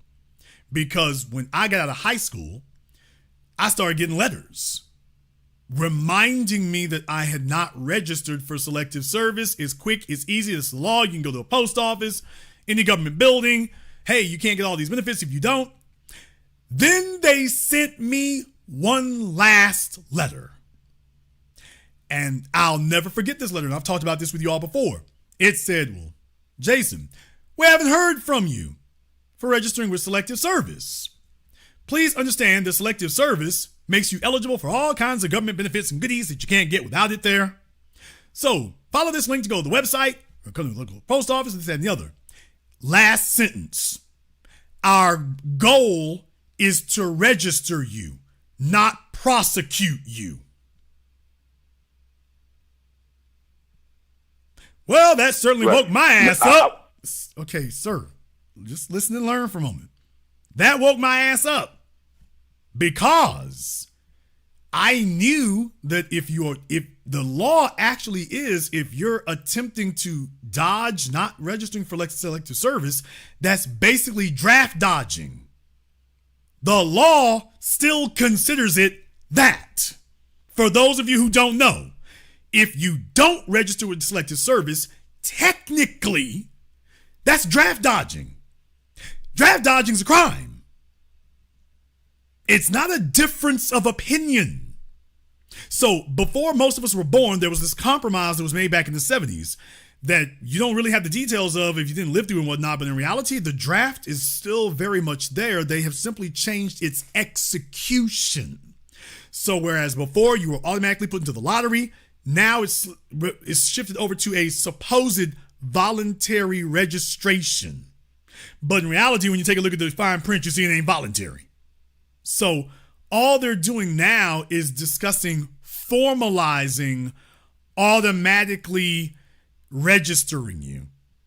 Which, by the way, if they know that you're not registered, what does that tell you? They actually already know your registration status.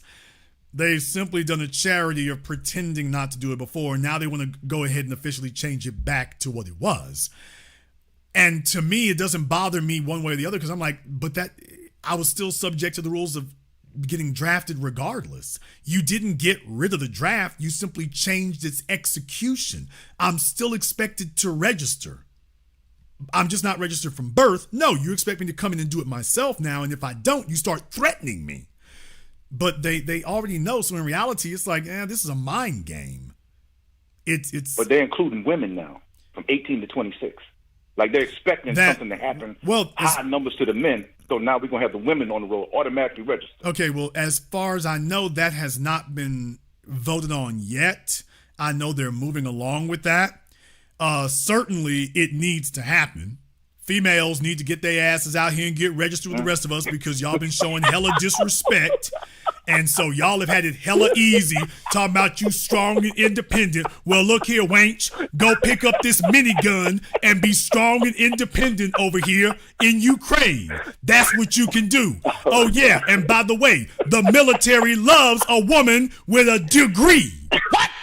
The military loves a woman with a PhD. As a matter of fact, you can go into the military with some rank. If you got a PhD, you can enter the military with some rank, baby. So let me guess, you strong, independent, and you an officer walking in the military. I likes the sounds of this. And deal with it, nigga. I like that. Boy, don't you know it's going to be, all right, thank you. it's going to be so many females out there putting dresses on here in just a minute. It's going to be so many broads around America putting dresses on here in a minute and talking about, I can't go to war. I got to birth the babies. You better leave that damn baby at the draft office. Get your ass on this B-52 and get ready to fight. Get your ass on this B-52. We need you to be strong, independent. All y'all big back broads, time for you to show what you know. It don't matter if I'm obese. That don't mean I ain't athletic. I'm so glad you said that. Get your big cow-built ass down. Drop and give me 20. Drop and give me 50. Oh, let me tell you, it's going to be ugly. It's going to be ugly. It's going to be a bunch of chicks. I can't go no more. I got the kids here. I got the kids here, you know. I can't be out there like that. I got a degree. Bring your degree, baby. You know, in the military, we get a little, we let you enlist a little bit higher rank if you got a degree. Bring your ass on over here. Bring your ass on over here. There's going to be so many females trying to get out of it. They're going to get rid of all the medical exemptions when they see y'all hoes run the game. These hoes! I sure did. And deal with it, nigga. Oh, it's going to be so many of y'all, when y'all have to show up, it's going to be so many strong and independent little gals in high school with their neck jerking and these chicks at these HBCUs talking about they don't need no man. When them folk come around and talking about, you know, you have to register for selective service too. What? I need a man. It's going to be so many females running for a man. Oh, yeah, by the way, this happened on Biden's watch too, by the way. You voted for Biden. Y'all heifers voted for Biden. He said, here, let me help take care of that student loan for you. Now, put on these combat boots, will you? Yeah, let me help you put these combat boots on. So congratulations. He helped you pay off your student loan debt. Oh, yeah. By the way, it's going to be a bunch of chicks sweating bricks here in just a minute. See, because you're not men. And because you're not men, you don't actually understand how this works. You don't understand how this works. Do y'all understand something? How old can you be to be drafted into the military? See, there's a bunch of you out there who are looking at how old are you allowed to enter the military? And for the females who don't know, the maximum age of 41. Max age right now is 41. But ladies, you do understand that in wartime, the President of the United States, under the Constitution, as the commander-in-chief of the military, he can waive that to what we call, oh, look at Claudette in the chat room. She like, what? She figured she was middle-aged. If menopause kicked in, she ain't got to go. We're like, oh no, baby, it's menopause, not military pause. It's menopause, not military pause. Oh no, military don't pause, baby. As a matter of fact, we so glad that you ain't having your cycle no more. We ain't got to pay for them damn pads for you. We can go ahead and lower that budget. If the President of the United States declares what a fighting age should be, see, y'all don't understand how a real military works and a nation on a real military footing. If they decide to enact the draft, he can go ahead and execute fighting age. Remember, joining the military is not the law. Joining the military is whatever the hell they say it is. So if they decide that they can draft all fighting age people, well, remember, they're going to index that to the civilian workforce. For those of you who did not know, you are considered to be in your military prime, basically until your late 50s. You're considered to be in your physical prime basically until your late 50s. So it's a whole bunch of chicks right now sitting up here sweating bricks in my chat room like, for real? No, they can't do that. Oh, yes, they can. As men, we've always known this. Y'all about to get a taste of the hot sauce now, and I'm here for it all day. Bring on every strong and independent heifer there is. And for those of you who think you hiding out in your 40s or 50s and you'll be safe, in the words of A$AP Rocky, it ain't safe, it ain't safe, it ain't safe. Oh, trust me, they're going to come grab your big old rickety ass, and it's like, okay, here you go. Oh, well, my knees ain't no good. I can't do no push-ups, baby. The military don't need push-ups. What we need you for? Oh, trust me, we got a job for you. Trust me, we got a job. Let me tell y'all right now, these ladies ain't ready for this. She figured, ma'am, they going to park your big old ass in front of a computer and tell you this is going to be the job you're going to do. You're going to be over there with the bombs falling. You in a tent somewhere talking about, okay, well, I ain't really got an infantry job. Don't worry, the bombs going to drop over here too. Bombs going to drop over here too.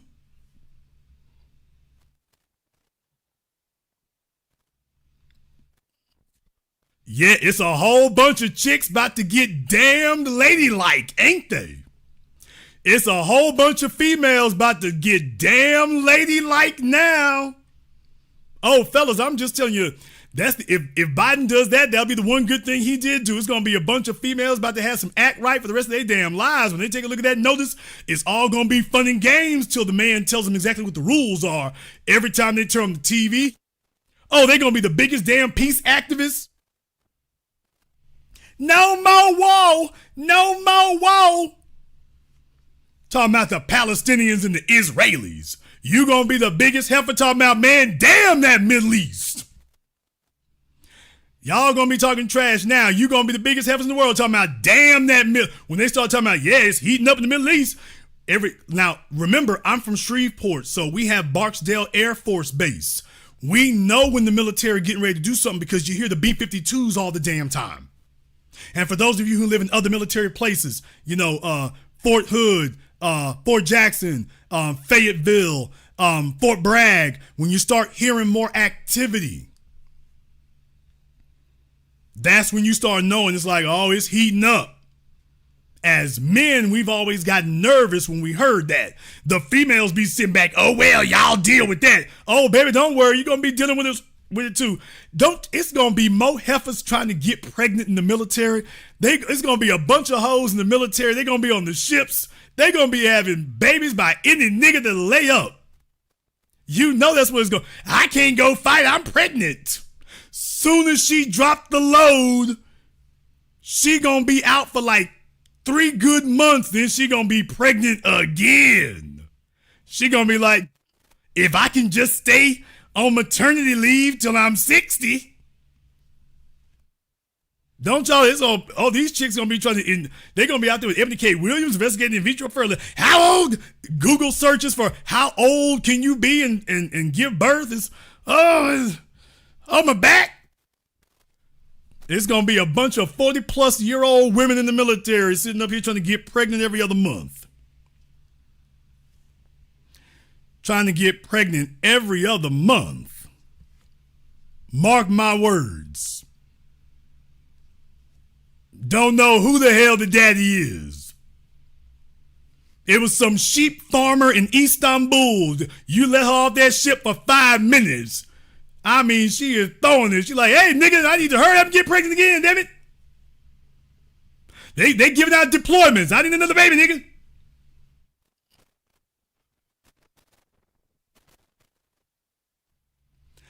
I'm just saying. Call area code 347. You're on live with the Black Channel. What's your name? Where you calling from? Hey, Jason. This is Aaron Vaughn Black from Brooklyn, New York. All right, Aaron from Brooklyn. What's on your mind? Yeah, 2 things. One, I just want to let everybody know that you are so valuable. You, Professor Black, Truth, Tariq, and all the rest of y'all. Y'all are a blessing to us. And, brother, you've been teaching tonight. You've been on fire. Well, as always. The other thing is I was talking to my buddy Friday, and we arguing back and forth because he's telling me, well, the Democrats is the only viable option for us as far as black people are concerned. So I'm asking him to explain. And one thing, now he's a few years older than me, from that era. And one thing those people fail to always do is never, explain what it is they're exactly talking about. And I asked him, brother, break it down. What do you mean that's the best viable option for us as black people? I said, so he goes into the thing, well, the Project 2025 thing. And I said, yo, don't you understand that these are scare tactics and projections from people that want to keep us on this treadmill of keep voting for nothing really. And but people, I understand it's some kind of I don't know if it's a sickness or what, but the minute you start talking like that, they start getting busy with something else, and you could tell they don't really want to go into it. So if you could talk to that a little bit about those because that Project 2025 thing is a 900-page document from what I understand from some kind of think tank from Okay, look here. Here's the bottom line. Ain't nobody gonna sit up here and throw no scare tactics at me. You've been aborting black children to the point that our population's come to a standstill. That's not accidental. So when it's time for Joe Biden to run for president, all of a sudden he's got some new scare tactic to throw at you. If he was so worried about that, damn it, you're the president of the United States right now. Why don't you go ahead and diffuse that? If that's a real thing and it's really that dangerous, shouldn't your damn Justice Department be going at that and going ahead and dismantling it? If that's a real thing. You see what I mean? If that's really that dangerous, if that's really a real thing, it's really that. Well, why isn't Joe Biden doing something about it? Why is he telling, ooh, Project 2025, you better vote for me? Really? You're in office right now. You ain't gonna do nothing about it unless we reelect you. Then you'll do something about it. Come on, man. That doesn't even make that you can see that's wrong right there. That makes no sense. Unless somebody's trying to scare you to the polls. If this was a real problem, tell him to get this up off his old wrinkly ass. He can remember this long enough. If he can say them, And by the way, you notice that's only his apparatchiks and his surrogates who talk about that. He ain't really saying nothing about that. So their job is to go out and, because they're not running for office, they're hoping they can start some conspiracy thing online. And here's the real issue. Even if it were real, how does that change where the hell we at right now? Elon Musk is getting hundreds of billions of dollars of government money as we speak. And they ain't doing a damn thing about him. White supremacist as he pleases. Okay, so if this is really about keeping hardcore right-wingers, anti-black right-wingers out of positions of power, what the hell is Elon Musk doing? What's he doing there on Joe Biden's watch? So don't let them sit up here and pick and choose and, there's a new theory. White supremacy is white supremacy. I don't get wrapped up in no damn code words for it. Dr. Evil. Right. And the Dr. Evil and the Plan of the Week and whatnot. It's like this is Cobra and G.I. Joe. No. Thank you very much for giving us a call here tonight. There's always some low attention Negro sitting up here and whatnot. They throw names out there and they fall for it. Ooh, and all that's supposed to add up to is, well, yeah, Biden bad, but Trump, they putting together a whole conspiracy. So let me get this straight. Joy Reid and the rest of the people who said don't believe folks with conspiracy theories when we were talking before and we're Russian bots, now all of a sudden they spreading this conspiracy theories and you a fool if you don't believe in a conspiracy theory. Recognize when you're getting played. If this was a real thing and a real problem, why come Joe ain't getting up and doing nothing? Because it's not a real thing and it's just more of the same. White supremacist. By the way, hey Joe, so they got some plot they gonna kick in? Well, that's all the more reason for you to run us our bread, ain't it? And deal with it, nigga.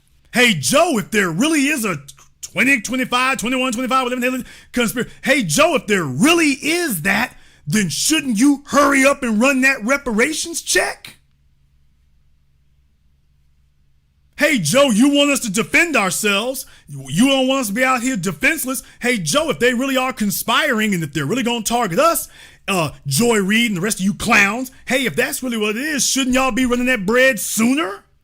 You bull jiving.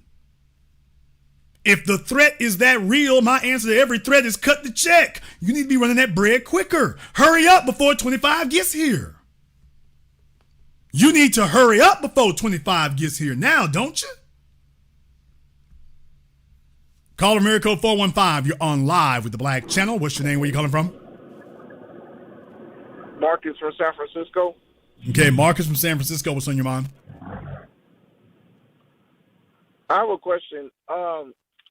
You talked about the Congressional Black Caucus and other black organizations being pretty much worthless to us. I wanted to ask you about, in particular, about the Eastern Stars. Are they in any way whatsoever useful to black people? Because I don't see it. And if so, can you tell me how they're useful? Okay, if you want to join a little social club where you get together with your friends and trade sewing tips and go join the Eastern Stars, the Masons, or whatever. If these folks were power brokers, we'd all know. And more importantly, we'd all see. So other than being just a little social club, that's all they do. There is nothing of any consequence, importance, or relevance going on there. Maybe you'll have some buddies to work with and network to get you a job somewhere. That's it. And that's all it's ever been. Thank you very much for giving us a call tonight. Taking a look over here on the crowdfunding here. I see we're up to 91 tonight. Thank you all very much for your support here. I believe we can get to 100. I believe we can get to 100 tonight. I believe we can get to 100 tonight. I might stay here till we get there. I believe we can get to 100 tonight. Who's going to get us to 100? Let me get caller from area code 617. You're on live with the Black Channel. What's your name? Where you calling from? Hi, Jason. It's Mike in Beckett, Mass. All right, Mike in Beckett, Mass. What's on your mind?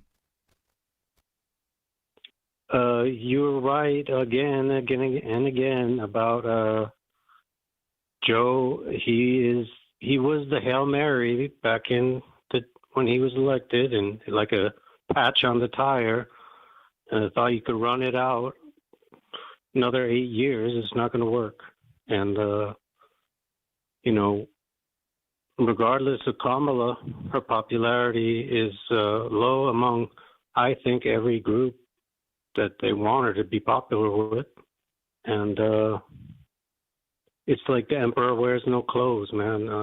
They're trying to tell us something that we're blind or we can't see, we can't hear.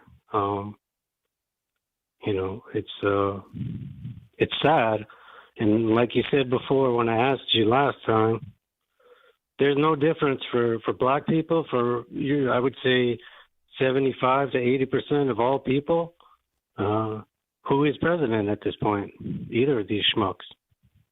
Well, definitely there were folks who had some plans and things, and what we can definitely show is our people here is just, you know what?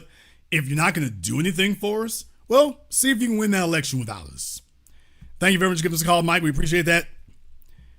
Definitely appreciate that there. I want you all to join me for this here. So, as the black vote, recognize something. We are a unique entity as the black vote in America. The reason is because pretty much every other community or ethnicity of people, it's really 50-50 or 60-40. We are the only substantial, significant group of people in the population for whom the whole group of us pretty much go in one direction. I'm talking about 90+%. We're the only group who votes like that. And furthermore, we are reliable. We're reliable and we're consistent. We're the only group that 90+% of us vote in one direction. So we're unique. We're not like any other group. Everybody else fighting for them doesn't really swing things because you usually end up splitting the difference. It usually ends up being 50-50 or 60-40. And so you're back where you started. But when you get the black vote, usually you get all of it. When it comes time to get the black vote, usually you get all of it. So we are different. So if you can get our support, we go for you as a group. Now, here's where things are getting scary for the Democrats, because the opposite has also been historically true. We're talking about for over a century. Ain't nobody got a track record like that. Over a century. No one has a track record like that. Our track record is we consistently all vote for one party and we don't give nothing to the other party. Now, that has been our custom. That's been our track record. We give it all to one party, and if you're not the party that we chose, you get nothing. Now, imagine what the Democrats are thinking about right now when they're seeing so much of the vote slipping away. Because they're like, well, you know, historically with black folk, if you don't get it all, you don't get anything. Black folk don't do this 50-50. They go all in. So Joe Biden and the Democrats are sitting on pins and needles right now. It's like, wait, we know how Negroes do. Y'all just go all one way. If we start losing you, we keep losing you. Until eventually there's nothing. Caller Miracle 412, you're on live with the Black Channel. What's your name? Where you calling from? Good evening, Jason. My name is Robert. I'm calling from Pittsburgh, Pennsylvania. It's very concerning, the political ignorance of some of our listeners to your platform, to your program. It's very concerning. Shout out to bringing the vice president to the debate. The punitive losses of black people nationally is exponentiated when considering the magnitude of our losses incurred. That is why I agree with us maintaining the position of having an open end for how much we should get for reparations, because it's ongoing. And the race is not won by the swiftest or strong, but it's one who endures to the end. Our political ignorance put Biden in office. I'd like to ask you a question, if I may. Would a strategy like this work? I know that we're not a monolith, and even though we're different than a lot of other melanated races around the world. Could the people in Africa, could they this type of strategy, would it be possible to work? Okay, you European nations can't get no more resources from our continent until you give reparations to the Foundation of Black Americans. And by that position, not only would it help us, but it would help them too, because that would open the floodgates for reparations around the world. Well, like I said, I mean, you have to get them on code for it, because as you know, yeah, I mean, theoretically that would work, but only if you can get them on code.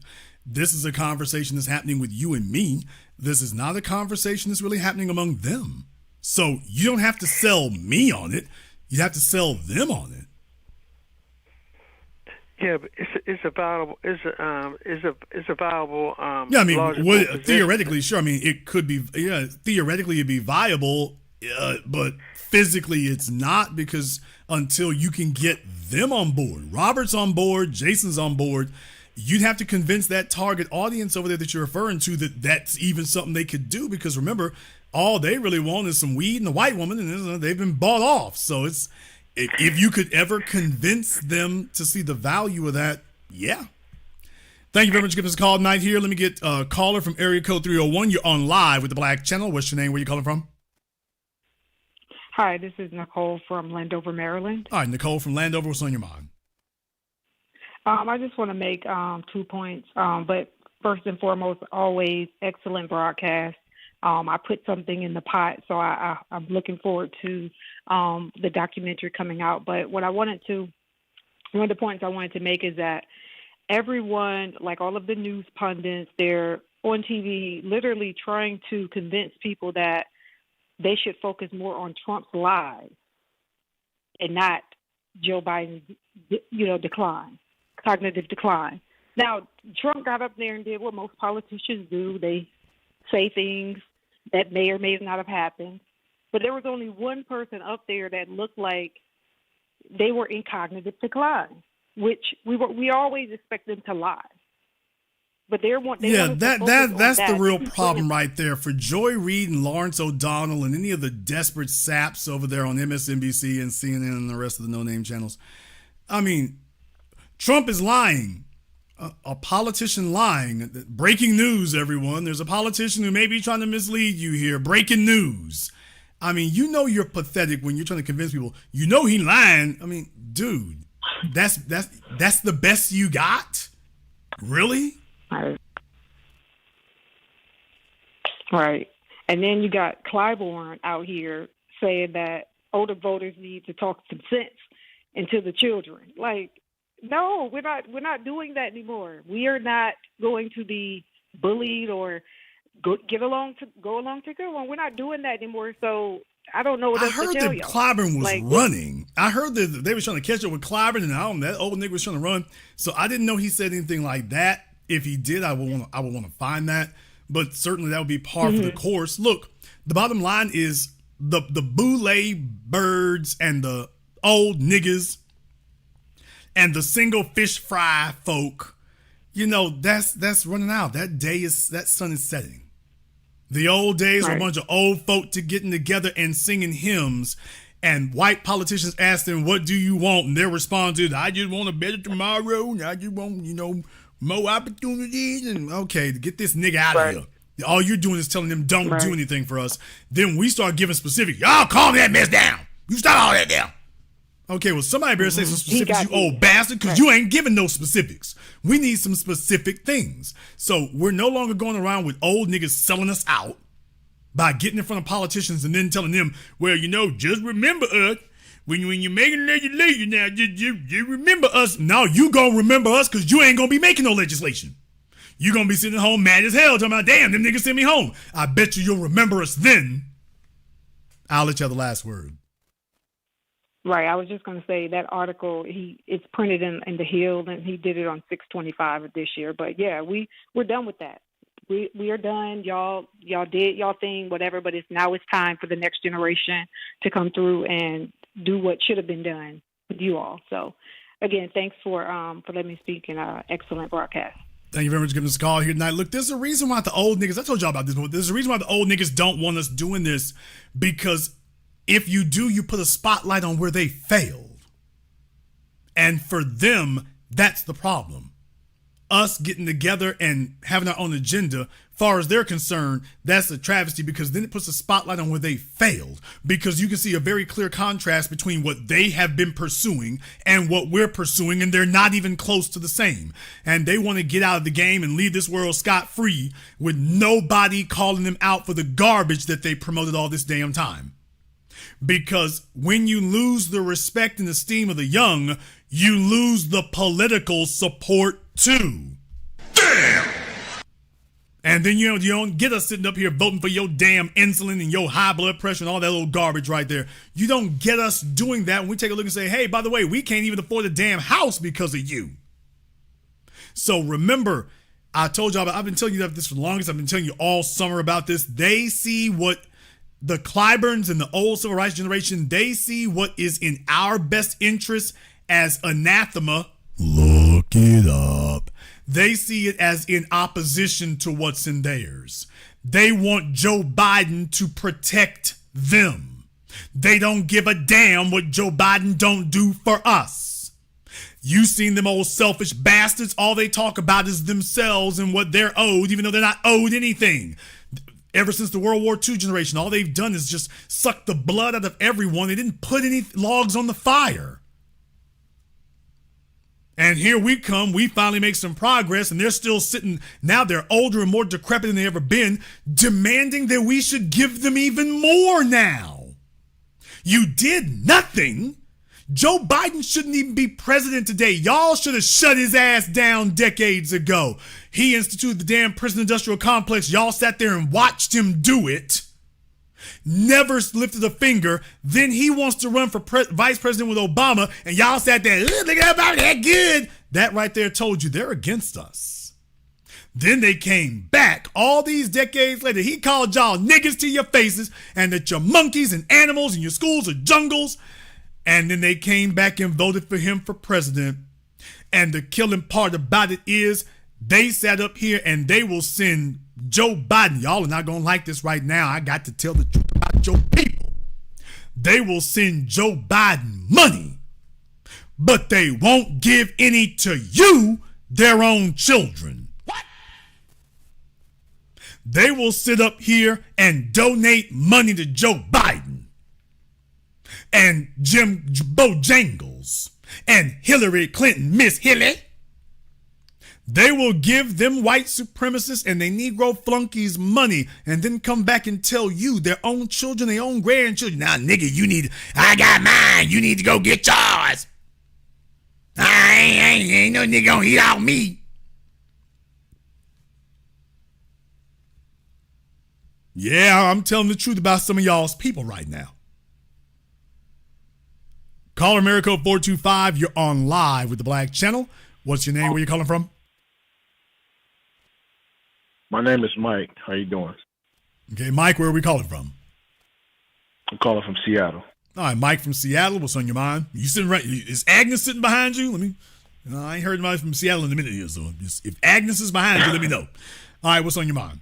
No, I'm just calling because I heard Trump say about he's going to grant green cards to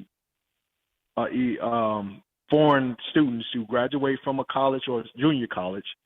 He's going to automatically give them a green card.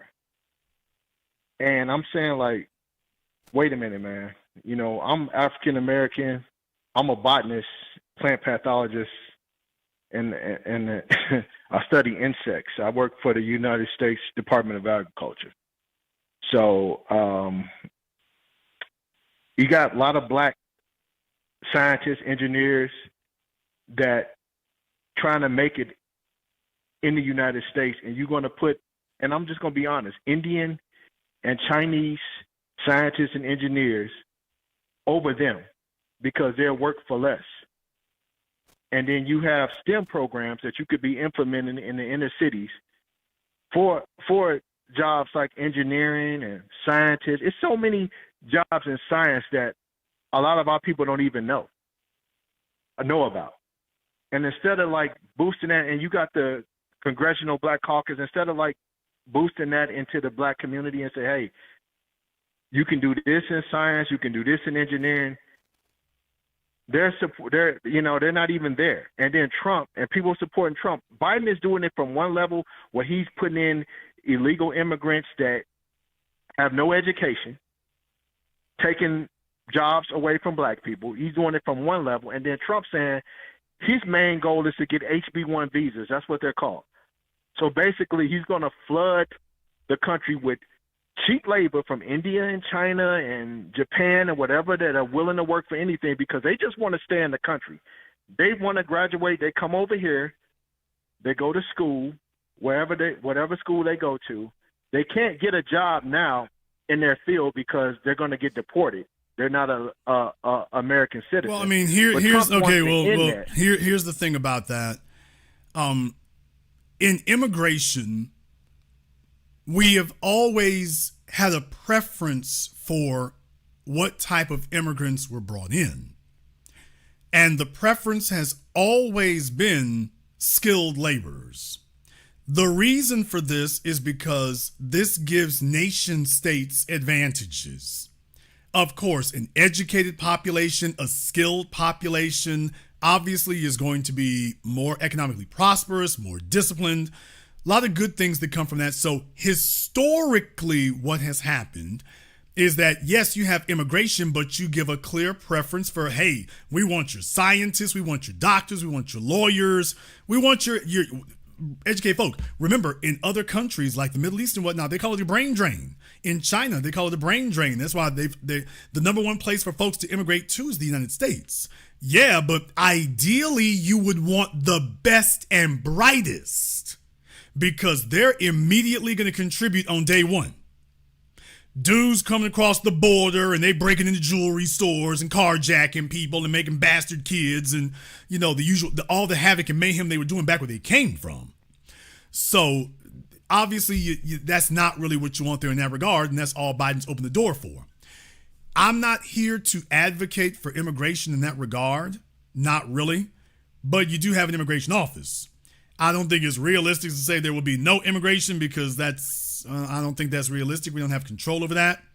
But what I will say is that if you're going to do that, it should be methodical.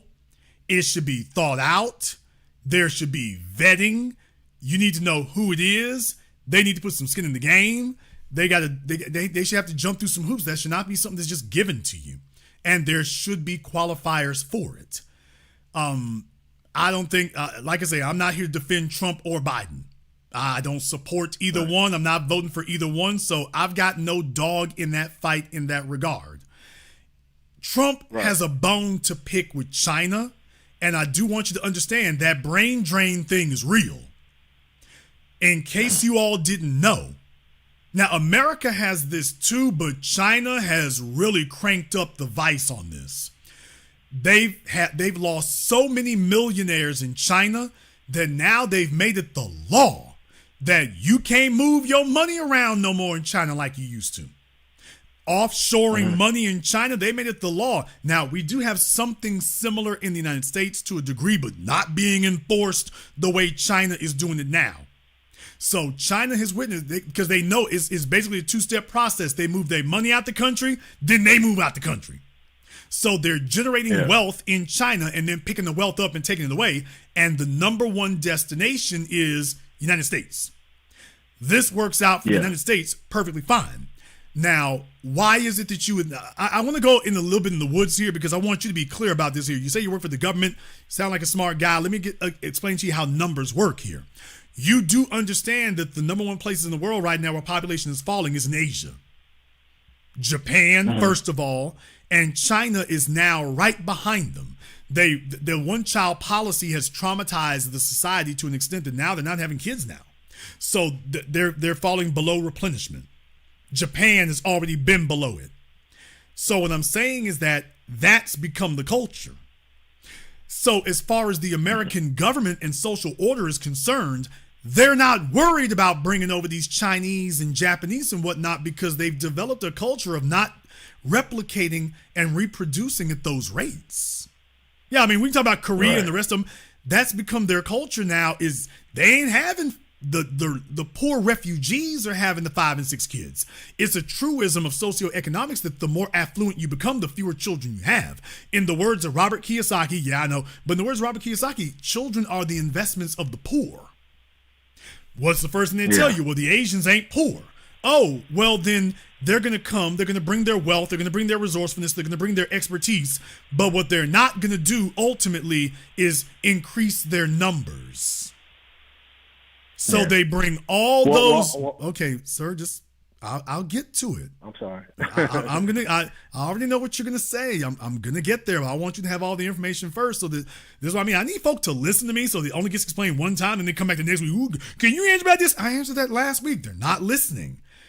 That's the reason why they're not afraid of bringing the Asians over. Now, that also extends to the Indians. Jason, are you sure? Absolutely, because the Indians who come to America act like Kamala Harris and Dinesh D'Souza. They don't act like the Indians in New Delhi having kids all over the place. Remember, Kamala Harris is married to Doug. She's taking care of Doug's kids by another woman. She's had no children with Doug. She has had no children with him. That's what they do when they come over here. They don't come over here and have a bunch of kids like that. If they get them a white woman, bam, that's it. They ain't worried about that. They got what they came for. So contrary to popular belief, they've studied this. They're not choosing folks at random. Now, that's when you're dealing with the educated workforce who came over here. They jumped through the hoops. They've got the education and things. That's really what they're focused on. They're trying to chase status. Status is important to Asians. It's important to Indians. That's important to Middle Easterners. For Mexicans, not so much. They're trying to get the bag. So what they wind up doing is something different. So when you talk about green cards based on skill sets, in reality, America has always done that. Now, here's the real issue. Did Trump say that he wants to get 1 million of them? Because the green card process is slow.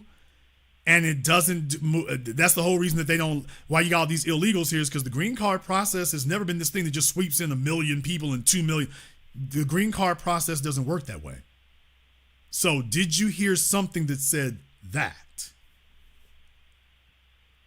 No, I didn't hear anything said that, but I was saying that to our reparations conversation is I've always thought this. If you can do that for foreigners, how about this? Any black child in the United States that graduate from high school, they should be allowed to go to any public university, any public junior college for free. Okay, no. Okay, and brother, and the reason why is because if you accept that, that's a token. If you accept that, well, free education, dude, we got free public school education. How's that helping our high school graduates? We got that for grade school, okay, and college. All right, how's that helping the graduates who do pay off their loans? How's that helping them?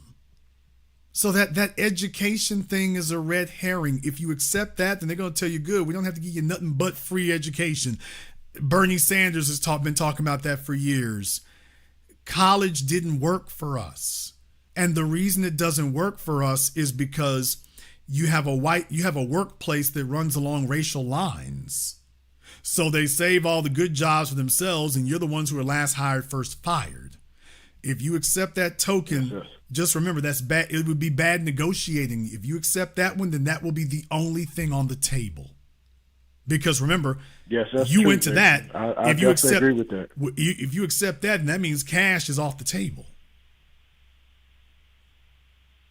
Yeah, and you know what? I do agree with that because it seems like no matter how much you know as a black person, you always know less. You can come in with the degree, you can come in with the expertise, but you, for some reason, you always know less because you black, man. And or even if you know more, they're going to hire one of their white cousins to come in and you're going to train them to be your boss. So what we're saying is that education is a wonderful thing and merit is a wonderful thing if you could get the private sector to enforce it. Which has always been our problem since antebellum slavery. We've read the laws. Who's forcing them to enforce it and live by it? There's where we always hit that roadblock. So you walking in there waving your degree like a dirty diaper, and they're ignoring you. I mean, I point this out to my folks here who go to school for their MBAs, and folks want to sit there and poke out their chest for their MBAs, and you don't know now one black person of any significance working for a corporation with their MBA. Now you can name some white men, and so then you find out the MBA is actually a symbolic degree that gives the white corporation justification for hiring a white man to be in an executive position or a boss over you. So that becomes their justification. Hurry up and get your MBA so I can have an excuse for putting you over these niggas. You go get your MBA and all of it. You can't never get the elevation he got, no matter how long you tried. So these things are symbolic. And what I'm saying is get us off the damn treadmill. If you understand something, Asians, I mean, their upward mobility has been measured by their willingness to chase degrees, but that's because they're really chasing degrees. They're not trying to upset the social order. We're trying to do something different. We're trying to be masters of our fate and build our own economy. And I'm trying to tell you one more thing, brother, and that doesn't require a degree. Donald, do you think, okay, let me ask you a question. Donald Trump has been to the Wharton School of Business. You know that. Yeah. Okay, so he's educated. He's been to the Wharton School of Business. Prestigious university. Got it. Who do you think's smarter, Donald or do you? Who I think, Donald or me? Yeah. Well, in my field, I would say I am. So okay. I mean, yeah, definitely. But do you see my point? But it's just like but one of you is president of the United States and the other one isn't. Right. Who do you think is smarter, George W. Bush or you? Well, I think I'm smarter. He's got a degree. Do you get my point now? Who do you think is smarter? You or Bill Gates? You or Mark Zuckerberg? White men, they hold that degree stuff out for us. Donald Trump is not where he is today because of his degree. Neither was George W. Bush. Neither was Bill Clinton. Neither was Mark Zuckerberg. Dropped out. Bill Gates dropped out. These are things they sell to you. Mark Cuban dropped out. These are things they sell to you and me. They sell that to the niggas. Yeah. But they don't live by that. Definitely. So yeah, they all appreciate education and whatnot, but they're like, yeah, by the way, yeah, our success didn't come from that degree. That's something they got us thinking that getting a degree is a cheat code. And in reality, no, you just fell in line with the program. And now we're still only going to give you what we want to give you. So that's why. Or it's like an excuse, like. It's like an excuse, like you got a degree, you're a black man, and say, oh, you got the degree, you got everything, but, oh, you know what, you just don't got that, if you only had 2 more years of, this, I mean, there's always a new excuse to deny you. There's always a new reason to deny you, and that's the reason why we're saying, okay, drop that bread, we'll build our own ship and choose our own fate. We're getting off the treadmill. We're getting off this hamster wheel. We're not playing this game anymore that if we just go for one more degree and just go for one more class and just go for one more accolade, then we'll finally get there. That's what we're getting off the hamster wheel of. So that's what I'm saying. Your heart's in the right place in that regard, but please understand that's a token. If you accept that, then cash is off the table. They will gladly give us free education, which costs them nothing. It's already in the budget. They would gladly do that if it gets them off the hook for, number one, trillions of dollars, but number two, something that will actually change anything. In the words of Mark Twain, brother, if politics changed, he said, Mark Twain, I think he said, if voting actually changed anything, they would make it illegal. Brother, if us going to college actually changed anything, don't you know they would have been shut us down and kicked us out? Yeah. Black folk are telling themselves they're going to change something, and in reality, you spend so much time trying to get in position to change something, you actually don't get there. And I'm not spitting on college and saying that it has no value. I'm just saying, please, let's not exaggerate what its value or the benefits will be. It's not a panacea. It's not going to fix everything. It'll fix something for some individuals, but you're in a system, so you've gone to school systemically. And when you all come out, you get denied systemically. All you've really done is spend a bunch of time. I'm just saying, let's get off that hamster wheel. Thank you very much for giving us a call here tonight. We appreciate that. My mods put the link for 8 a.m. in the chat room here tonight. Checking on that to see how that's going here. I want to thank y'all for contributing here tonight. Big things coming in that regard. So that's the next thing I'm going to be looking for. Let me go ahead and take a look at the phone lines here. Let me get caller from area code 202. You're on live with the Black Channel. What's your name? Where you calling from? Hello? You're on live. What is your name? Where you calling from? Hey, brother, Professor Black. Name's Eddie. I'm calling from D.C. All right, Eddie from D.C. What's on your mind? Hey, Brother Black.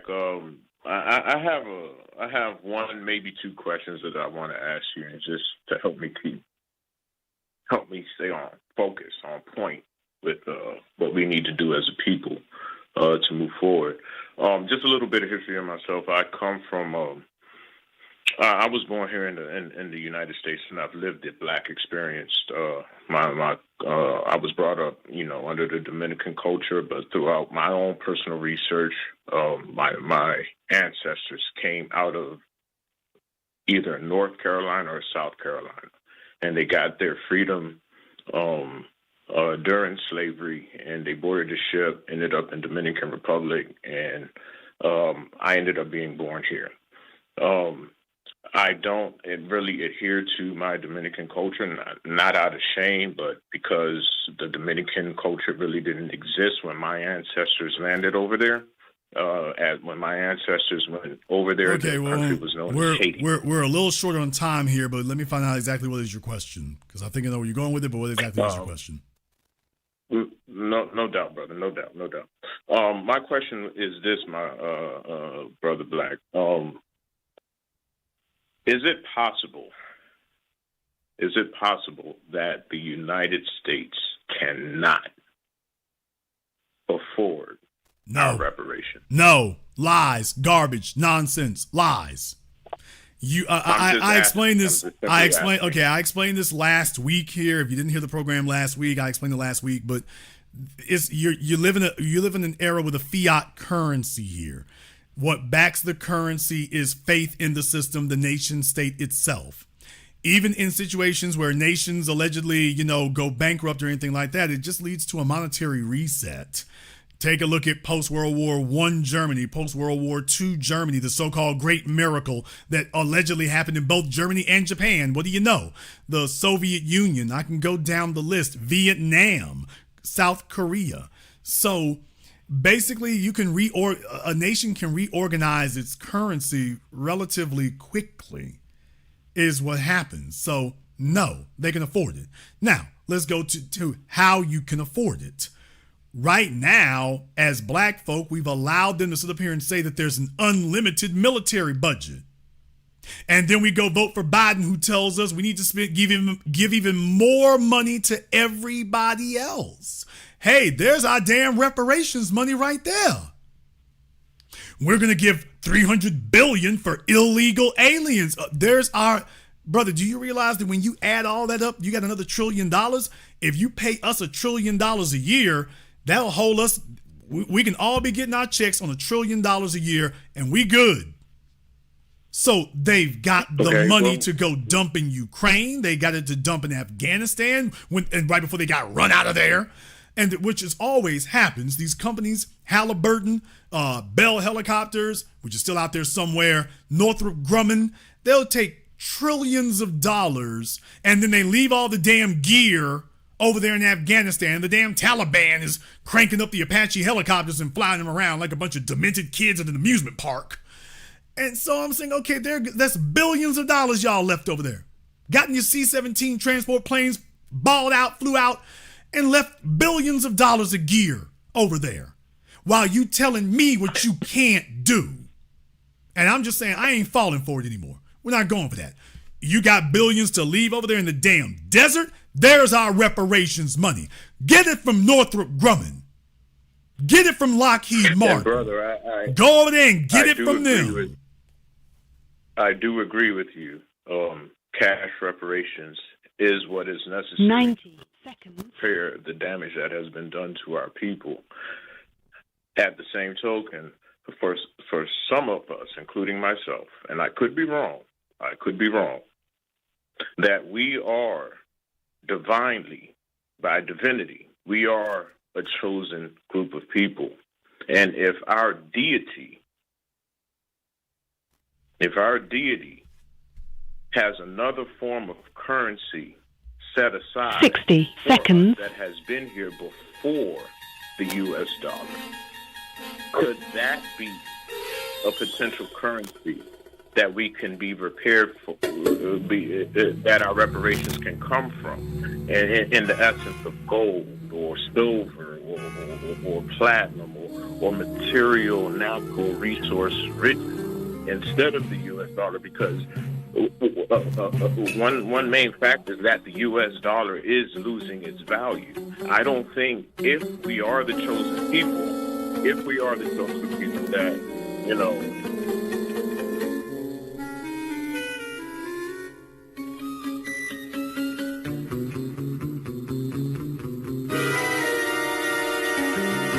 Ten seconds. How old are you, kid? I'm not a kid. I'm 43 years old. Okay, you talk like a kid. I handled all this last week, so clearly you don't listen to the program. We already dealt with this last week. Here we got the status correction people, and now here come. Okay, it's time for you to just be quiet, sir. You don't talk over the host. I don't know who raised you or who didn't. Obviously, didn't do a good job of it. You don't talk over the host, sir.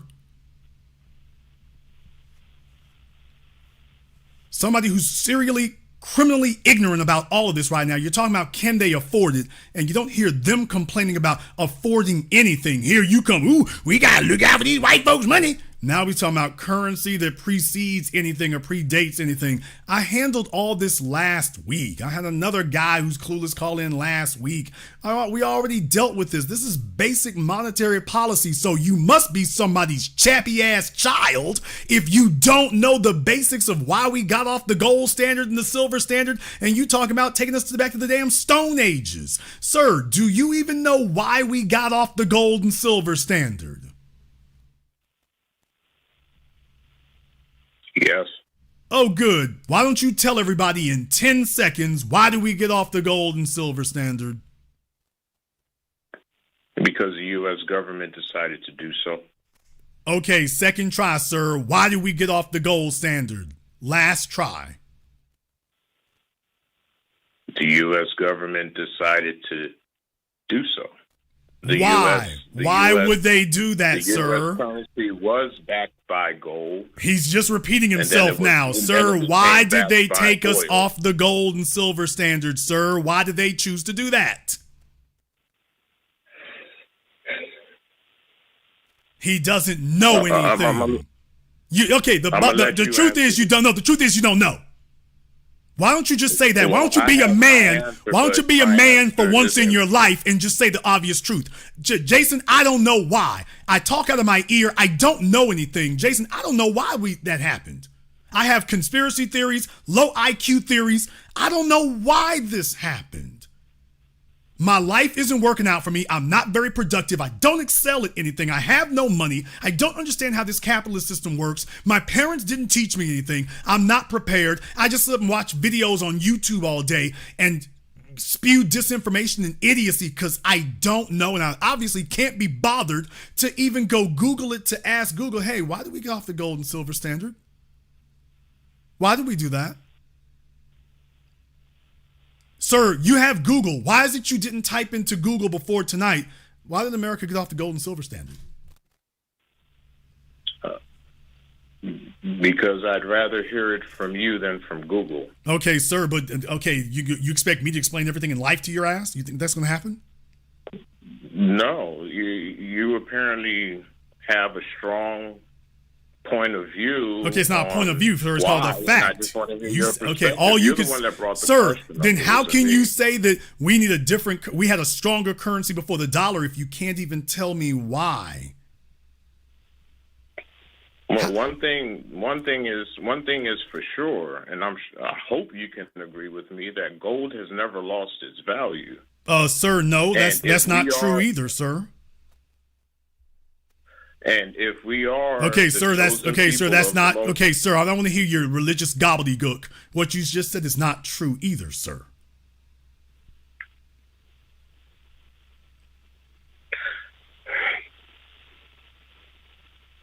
What you need to do is go to Google and go know some things instead of just guessing and believing some things. Because you're not a benefit to the people when you just believe nonsense. And you believe things, but you don't know something. That's a real problem. That's a real issue. And then he gets up here and he's talking with such conviction like he knows something. And he doesn't. And it's just simply criminal. There's a reason that the world does not conduct currency in gold or silver, sir. On this entire mud ball of a planet, name one place that conducts currency in gold, silver, platinum, or diamonds. Name one.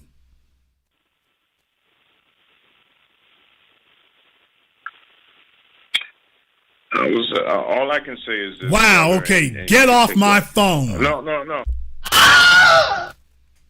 You will not be asked a question and then don't name it. The answer is Jason, nobody.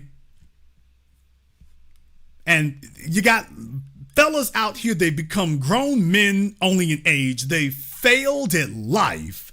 They sit on the internet watching all kinds of idiots and clowns out there wearing fezzes and dashikis and every other form of idiocy there is.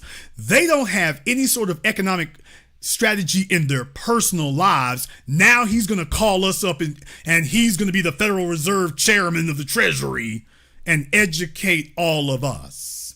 And he doesn't even bother to Google it. And by the way, as you all remember, we handled this last week.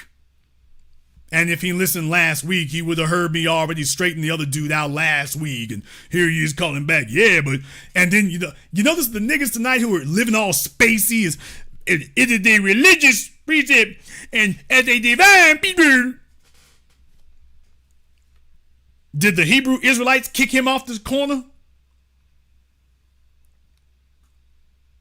And that's insulting. I'm going to say it. We don't have a bunch of wacky ass idiots when Latinos get together. When Asians get together, show me the fellow with the Buddhist monk coming down there looking like David Carradine from Kung Fu. He's got his incense and his prayer beads. Yes, I need all of you to understand here that we are a chosen special people here, and for the people of Taiwan and the people of Beijing here, money is the root of all evil, and we should not be pursuing that.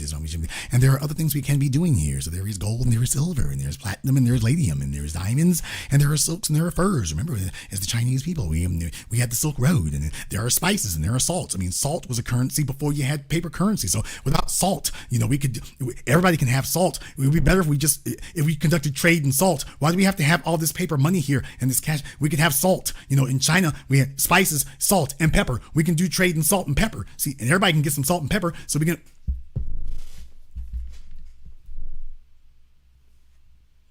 This is what I'm talking about. When the Asians get together, can we bring that dude in to infiltrate their group? Can we get that little fellow with the beads from the monk's temple, the fellow who's balancing himself on a sword? Can we get that dude to infiltrate their groups when they get together, at least to slow them down? Where's the Latino version of that fool just got off the phone? Where is he? We need that version of that dude. We need to slip him into La Raza so they can be sitting there talking in circles for 30, 40 years. We need to get that cat. Kamala Harris's people, who's the spaced out Dinesh D'Souza we can get over there with them? Oh gosh, Gully, take a look at the news. We are asking too much right here. This money thing right there, this root of all evil. Why are you all doing this? This is no good. No good. Nothing good will come of this. Nothing. Can we get that cat to infiltrate them? No, he don't sound like Terrence Howard, although both of them probably struggling to do 1 + 1 or 1 × 1. It's probably struggling that. Caller Mirror Code 217, you're on live with the Black Channel. What's your name? Where you calling from? Good evening, Jason. My name is Deshaun. I'm from Jacksonville, Illinois. I want to thank you for the show. I really have a question about staying on code about something. I'm lying. Okay. A question about the staying on code. How long have you been listening to me, sir? I've been listening to you for about 2 to 3 years. So if I don't believe you, that's why you heard live. I'm sorry, because your broadcast. My bad. Your broadcast. Okay, Your broadcast. you need more. You need more people. You need more people. My bad. So I've been hearing a lot of people complaining about reparations, and I'm cut the check 100% B1. But conversely, what can we say to these people that are like, well, we went through stuff too. Like, you hear a lot of these Mexicans, Hispanics, and these Asians, and basically they look at us as if we're the bottom rung. I was just hearing a conversation of this Asian lady was like, people have been doing yellowface for this amount of time. Okay, sir, we're short on time. I'm just going to cut to the chase on this. We are not making a race-based claim. Our claim is not America needs to pay us because of racism. That is not our claim. Our claim is that we are owed a specific debt because of our lineage and something that happened to us. Latinos coming over here and they suffer racism. Okay, well, we're not making a racism-based argument because they've already held it. That doesn't hold. They've already codified that. That doesn't hold. So them screaming racism, that's not going to be the argument. So if you try that, you don't really have a claim. The federal government is not going to be held up, just for racism in general. We are the only people with a legitimate grievance who have not been compensated. Everybody else who had a legitimate grievance has been compensated. We accept us. So everybody else, there's 2 things at play. Number 1, we're not making a race-based argument. This is not about, hey, America practices racism. I need to be compensated. That's number 1 we're not doing. Number 2, unlike us, these other people are immigrants. What? Now, there's the other side of the argument. We're not immigrants. Whether we were brought over here on slave ships or whether we were the indigenous people who had already found our way here, we are not immigrants. That's important because these other people are suffering what's called assumed risk. If you knew that America was founded on racism and has racial issues, and you still said that's still the best place for me, well then in law, that is referred to as assumed risk. You knew about this. This would be like me going to the Middle East and saying I didn't know they were going to hold me to Sharia law. Were you aware of Sharia law before you went? Yeah, but I figured they wouldn't do that. I thought they were more enlightened. I heard that women were driving cars in Saudi Arabia. Hey, why y'all chop my hand off? So in law, that's referred to as assumed risk. Those people have chosen to come here, which means they've chosen to deal with everything that comes with that. We're not immigrants. We didn't choose anything. We are victims and hostages, and we've suffered a lineage of it. Does that make sense? That makes sense. That's a good argument. All right. Thank you. Maybe I should do a program where we just go ahead and deal with all the reparations arguments and just knock that all out in one go. Maybe we need to do that. Maybe we need to just have a reparations program. We just deal with all the arguments and just dissect that and dice it and just square those all away at once, so you all can have one program you can go take a look at. And all right, this will answer all your reparations questions. Why is it that it's got to be cash? Why is it can't be gold or silver or platinum or land or education? You can add all that on top of the cash, but you can't bypass the money. We got to get them dollar bills. Everything else can be added on top of that. Well, why is that? Okay, well, we've explained it before, but okay. For those who don't understand monetary policy, you don't understand money in history, it's like, okay, get past you. No, there's a reason we have to rock it this way. We got to rock it like this for a reason. Caller from area code 415, you're on live with the Black Channel. What's your name? Where you calling from? This is Don P. calling from San Francisco. All right, Don out of San Francisco. What's on your mind? Man, I've been loving the broadcast tonight, man. So many different points, man. And you know what? We should have that conversation, man. On the topic that you were just talking about, we should have it, and we should have it from a holistic and global understanding. Now, there was a couple things I wanted to address that I heard in the broadcast tonight. And the reality is this, man. As men, we got to say, if we don't know, we don't know. I had one friendship go sideways tonight because too much damn machismo. Because you don't know. And you don't want to capitulate to the truth. So the young man called in and he asked you about what you classified as social clubs. Now, you may not have used the word clubs, but you inferred social. And my thing is like, no. That ain't social at all. Okay, That's well, part of one side. We're running low on time. Finish, Don, we're running low on time here, so okay, Blog Talk's going to cut you off, so I'm just letting you know. Okay, well, I'm going to speed it up then. How about that? Okay, so one side of that pyramid is what you might call social, and that's the Eastern Stars, the Masons, and the fraternities. The other side of that pyramid is the bloodlines. Okay, and that makes us a social structure here. So that is very important because it's very relative to where we live. Secondly, wow, that debate that we saw and then the fallout,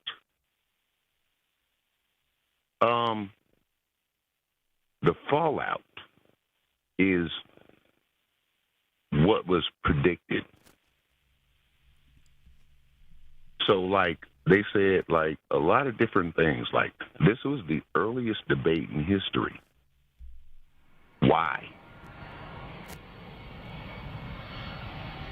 Okay. Here's the deal, Joe. Here's the deal, Jason. Let you move your plane out the place, but here's the deal.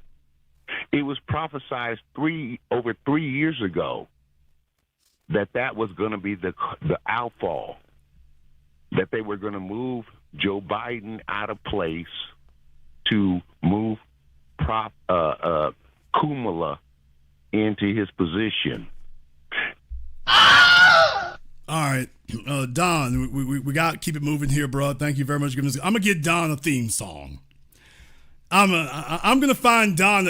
Y'all, I'm gonna do a poll, and we're gonna vote to give Don a theme song. So, brother Elijah got one. We're gonna see if we can vote to get Don one too. Let me get called Miracle 443. You're on live with the Black Channel. What's your name? Where you calling from? Good evening, Jason. This is Craig from Baltimore. How you doing this evening? All right, Craig from Baltimore. What's on your mind? Yeah. Just 2 points from the previous call about selective service and bringing back the draft. Actually, we have been subconsciously programmed to have both men and women draft by one of the greatest science fiction movies that's been running on cable almost every week, Starship Troopers.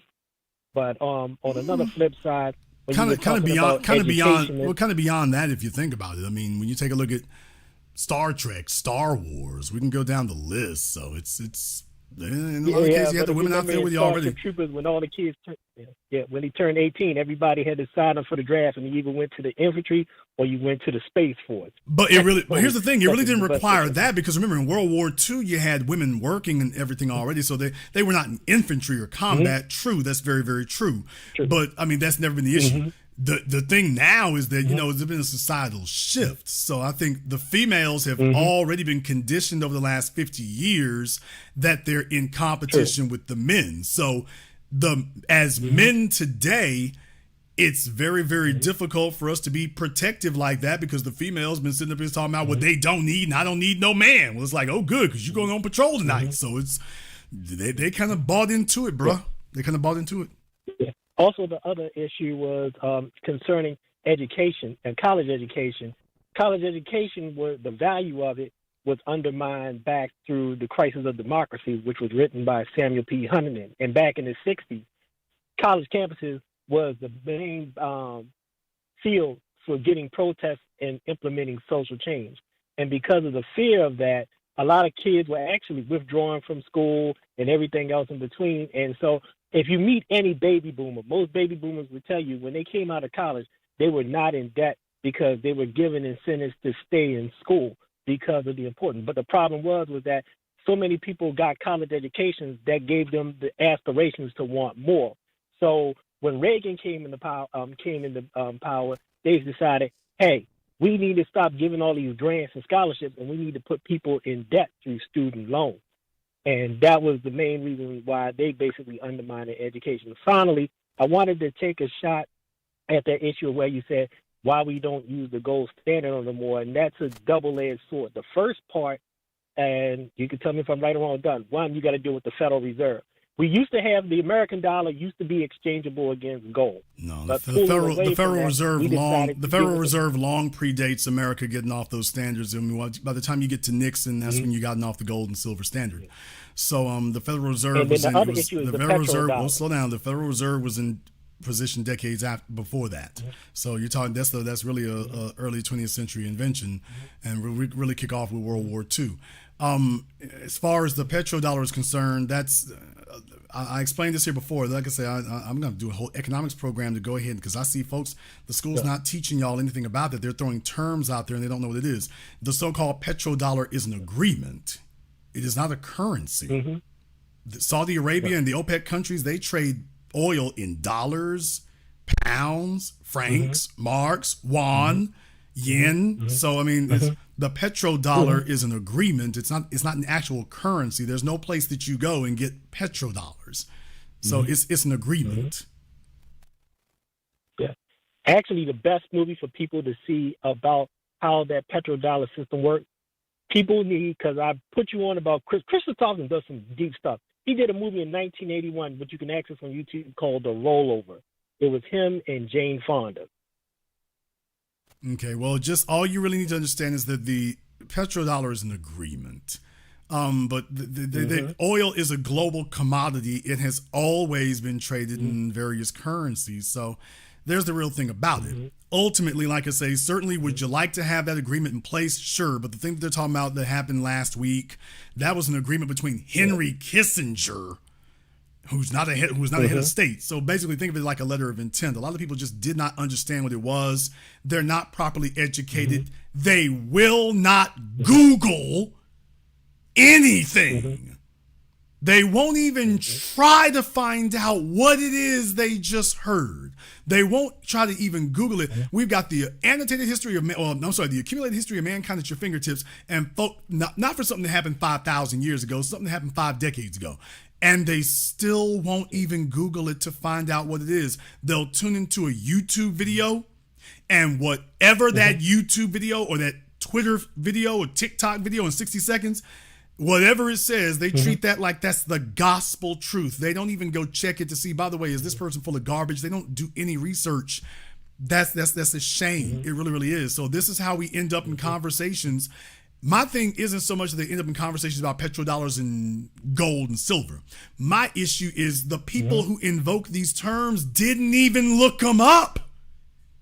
They're just running around asking questions like chickens with their heads cut sideways and didn't even check to see if what in the world they're even talking about. That's what bothers me. It's okay. I don't have a problem with people asking questions about it if they ask the questions after they've researched it, and because if you research it, you actually won't have any questions left. We didn't get off the gold standard to the silver standard because no Federal Reserve. We got off the gold standard and the silver standard, if you want to put it to the feet of the banks. Well, yes, because America is the biggest, strongest economy in the world. But if you go, there's not an infinite amount of gold on the planet. That's the short answer. Your nation is more valuable than the available amounts of gold on the planet. That's the problem. So do you sit up here and say, we want to limit the nation's economy and restrict it to how much of this funny colored rock we can find in the ground? Or do we want our economy to expand at will to whatever its proper valuation and size should be or can be? That's why. And that's why China and all these other countries you're talking about, why none of them are hurting, none of them are trying to get on the gold standard either. Oh, it's the Bilderbergs and they're making everybody get the hell out of here. That's a basic ignorance of economics. There's folks, if I ask them how much gold there is on planet Earth, you'll have some jackass who'll sit up here and try to tell you it's unlimited. No, it's not. There's a limited amount of gold on Earth. It's actually damn near quantifiable.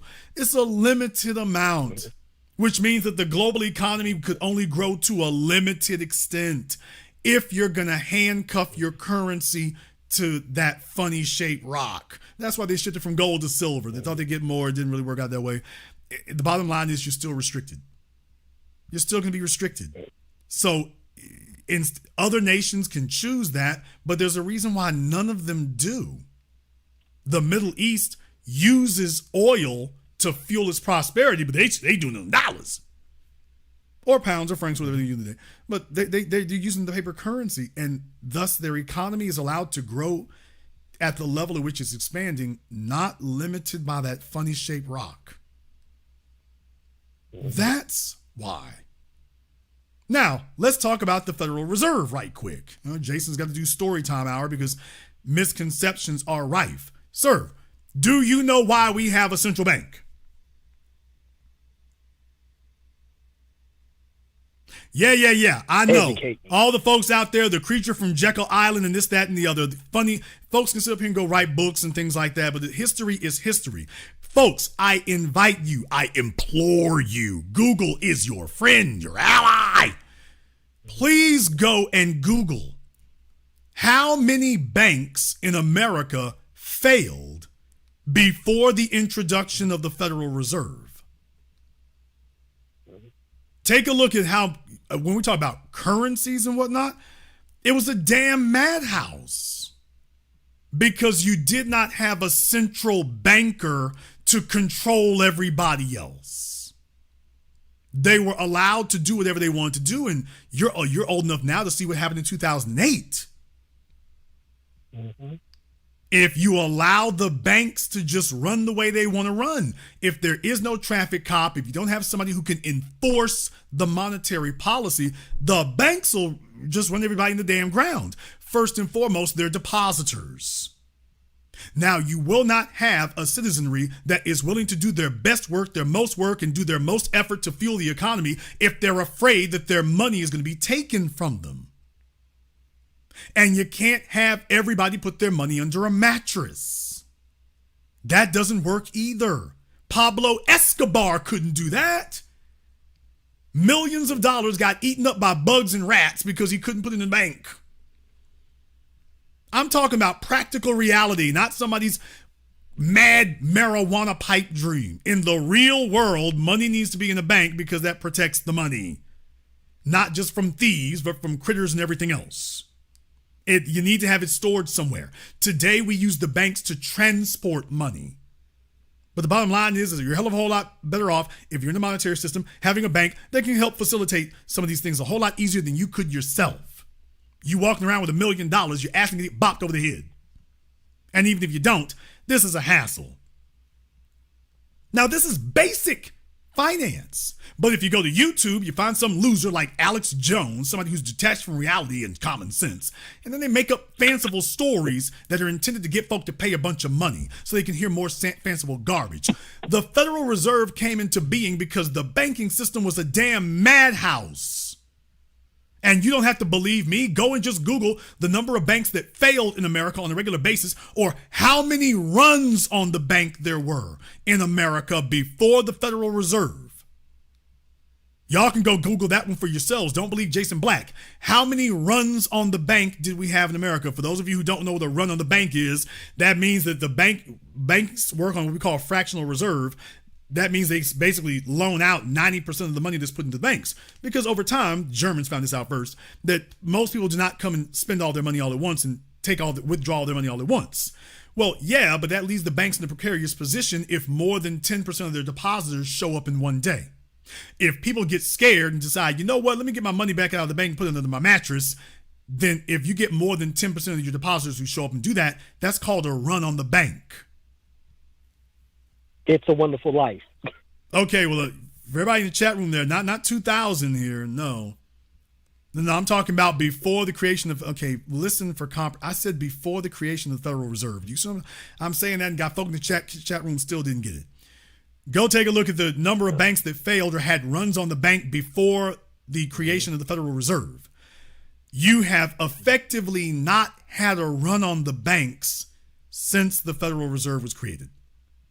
That and FDIC insurance, and we have effectively not had a run on the banks since. Not since. Not since.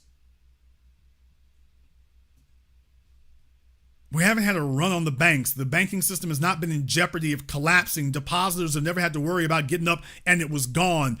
If you need to, you can shut down banks if you need to. That was something you could not do before you had a central bank. Now you have a national monetary policy. And what does that do? There's a reason ain't nobody making Bitcoin their official currency. It's too volatile. Well, yeah, because there is no central bank that controls it. It was created to defy centralized control. Well, yes, you can get away with more shady transactions that way, but you also create an outrageously volatile currency that way.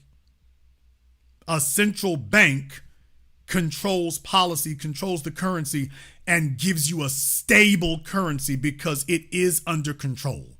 Now, you can call it gaming the system sometimes, what they do. Sure, they do that. That's part of controlling it. Sometimes you turn the spigot on, sometimes you turn it down, sometimes you turn it off.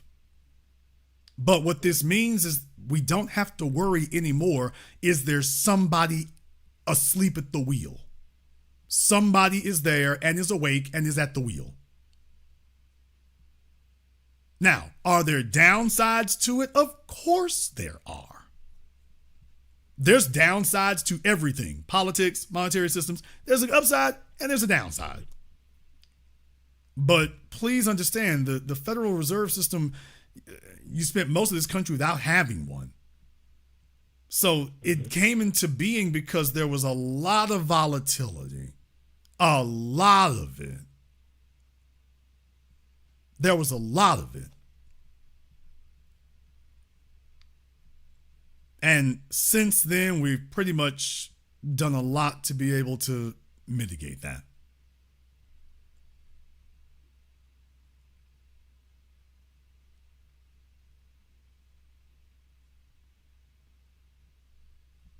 Now, in the chat room, for some of the kids in there need to be educated. I've covered this already.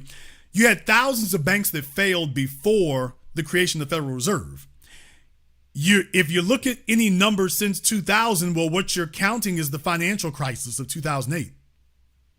So anybody who wants to count that 2000, you had 9/11 happen in 2000. For those of you who don't know your history, you had 9/11 happen in 2000. Remember, that was a historic event because remember, for those of us who are old enough, they closed the stock market. Remember? Mm-hmm. I don't know if you were old enough to remember that, but when 9/11 happened, remember, trading tanked. Everybody was selling their stocks, and the stock market froze trading for a few days. They grounded the airplanes and they froze trading. Wall Street was frozen for what, 3 or 4 days? 2 or 3 days or 3 or 4 days? It's been 20-something years. They froze trading. Hell yeah. That was when we started lowering the interest rates. In reality, that's when we started doing it because, all hell's breaking loose. The buildings got knocked down, the Pentagon got blew up, and folks are like, this is the end of the damn world. Without a central bank, it would have been. Because everybody would have panicked. They would have gone to go grab their money out the banks. They would immediately stop spending. So individuals would stop spending, but banks and businesses would stop loaning money too. In other words, the global economy would have paralyzed. A central bank can prevent that from occurring. Did you get that? Yeah. When you have a central bank, the global monetary system is not going to get paralyzed because there's somebody in control of it. So, it's going to have some ups and downs, but it will not have this paralysis, which is what we saw happen after 9/11. Then we saw it happen again in 2008 when Bear Stearns filed bankruptcy and then Lehman Brothers right behind it. Next to go down was probably going to be Merrill Lynch. And that was the financial markets were freezing up. They were getting ready to go into paralysis again. But you had a Federal Reserve that stepped in and said, we're not doing that. Okay, everybody, we're going to float everybody with money until you all calm down. And that's what the Federal Reserve did in 2008. We're going to float everybody with money till y'all niggas calm down. So you have no reason not to spend the money because it's not your money. So we'll give you the money. Here, spend this. You don't have to spend your reserves. All right, y'all calm the hell down. Even though they're the ones who created the problem, by the way. But that's what happened. Now, am I happy about that more than anybody else? Hell no. There should have been bankers getting frog marched and given 100 years. That's what should have happened. It didn't. That's the downside. But the other side would have been, by the way, the alternative would have been global monetary paralysis. It would have made the Great Depression look like a bad summer that you ran out of American Express traveler's checks. That's what was about to happen. If you don't have a central bank, that is what happens, because otherwise you would be relying on Congress to take care of that for you.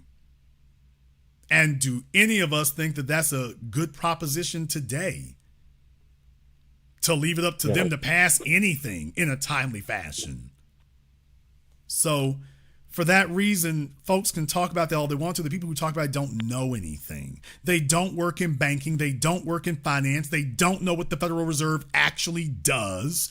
They've heard some conspiracy theories or some nutcases out there who have a vested interest in selling you on these ideas because Alex Jones made hundreds of millions of dollars, and then he turns right around and becomes the biggest white supremacist supporting the police state you ever saw. How old are you, brother? I'm 51. Okay, then I don't know if you remember Art Bell when he was on the radio, Coast to Coast AM. Art Bell was on the radio. That's where, for all of y'all who don't know, that's where Alex Jones came from. Art Bell was a radio host who was on at the wee hours of the night, like 11 o'clock at night until 3 or 4 in the morning. And Alex Jones became, Art Bell talked about aliens and all kinds of crazy stuff. And Alex Jones was one of his regular guests. Now, Alex had done Bohemian Grove by that time. So that thing he did at Bohemian Grove, and that's really what helped him to take off in popularity. Art Bell didn't do no damn vetting on people. He talked to conspiracy theories, folks who said they were abducted by UFOs. That was his thing, was talking to nuts. Yeah. Alex Jones was one of them. Alex was selling everything he's doing today. Survival stuff. Alex Jones has been telling us that the nation has 5 years to live since the 90s. Alex Jones, and anybody who's listening in, you know he told you we got 5 more years. He was saying that back in 96, 97. And he's still saying it today. This is the longest damn 5 years we ever saw. He just lost a major lawsuit. Okay, but here's the issue right here. No. I'm very glad you brought that up. By the way, Alex Jones talking about you need to have gold and silver. And by the way, when Alex Jones did business, he didn't do business in gold and silver. Now, did he? No. When his wife divorced him, did he tell her, all right, heifer, here you go, take some gold? She said, oh, he ain't got none. Drop them dollars. Well, what do you know? The guy who spent decades selling you, talking about you need to have gold reserves for yourself, Alex didn't do that. He sold you on buying gold. He sold you on buying silver. He didn't make that his monetary policy. For all the slow bus children out there who don't remember, Alex Jones didn't have stockpiles of gold. He had money. He had cash. He had that dollar bill that he claims was going out of style. And yet he didn't have the gold he was selling you. He sold you books on gold. He had a sponsorship with these folks selling you gold. And then he told them sponsors, yeah, I don't need no gold. Drop them dollars. Drop them dollars. And he did that for decades. Hundreds of millions of dollars that man made. Selling you on it's the end of the world tomorrow. The dollar's going to devalue tomorrow. You need to get some gold today. You need to have a survival kit. You need to have these military rations. He was selling that for a while. Anything and everything. Now he's selling pills. Why in God's name would you buy pills from Alex Jones of all people? Did that for decades. Alex Jones, and most egregious of all, remember Alex Jones, the deep state, tyranny. We need all this tyranny and the Bilderbergs. And big government. You need to have your guns. Big government's coming to get us. Okay, and we need to be ready to stand up to the government. We need to be ready to stand up to the government. We need to be ready to stand up to the government. Black folk took to the streets and stood up to the government. Alex Jones came out and supported the government. After Trayvon Martin. After George Floyd. But remember what Steve Cookley used to tell all those boys back in the day. If your idea of the core negativity is better than what I have, and I got no money and I can break it down, I'll drop my joint and get with you. And none of them white boys never wanted to challenge Steve Cookley back in the days.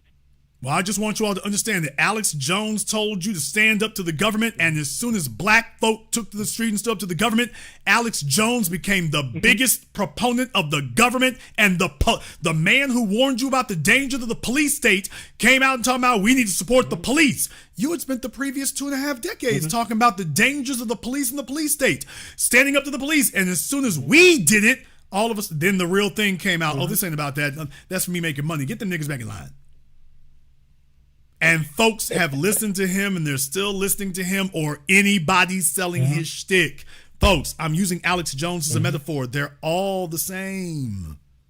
All of them. Christopher Green, same way. I mean, we can go down the list. I mean, you can, in my opinion, you can add Joe Rogan in the list. But the bottom line is, these guys have been selling folks on this stuff because it alarms you, and it's made to get you that they're trying to convince you that they have some secret knowledge, and they don't. And they don't. But he's convinced you he's got some super secret knowledge, and if you pay him $49.99 a month, he'll let you in on it. And so far, nothing else has happened here, and he'll let you. It's a profit center. It always was. And God bless Donald Trump. Yeah, whatever. I mean, but it's a profit center, and it always was. The Federal Reserve exists for a reason.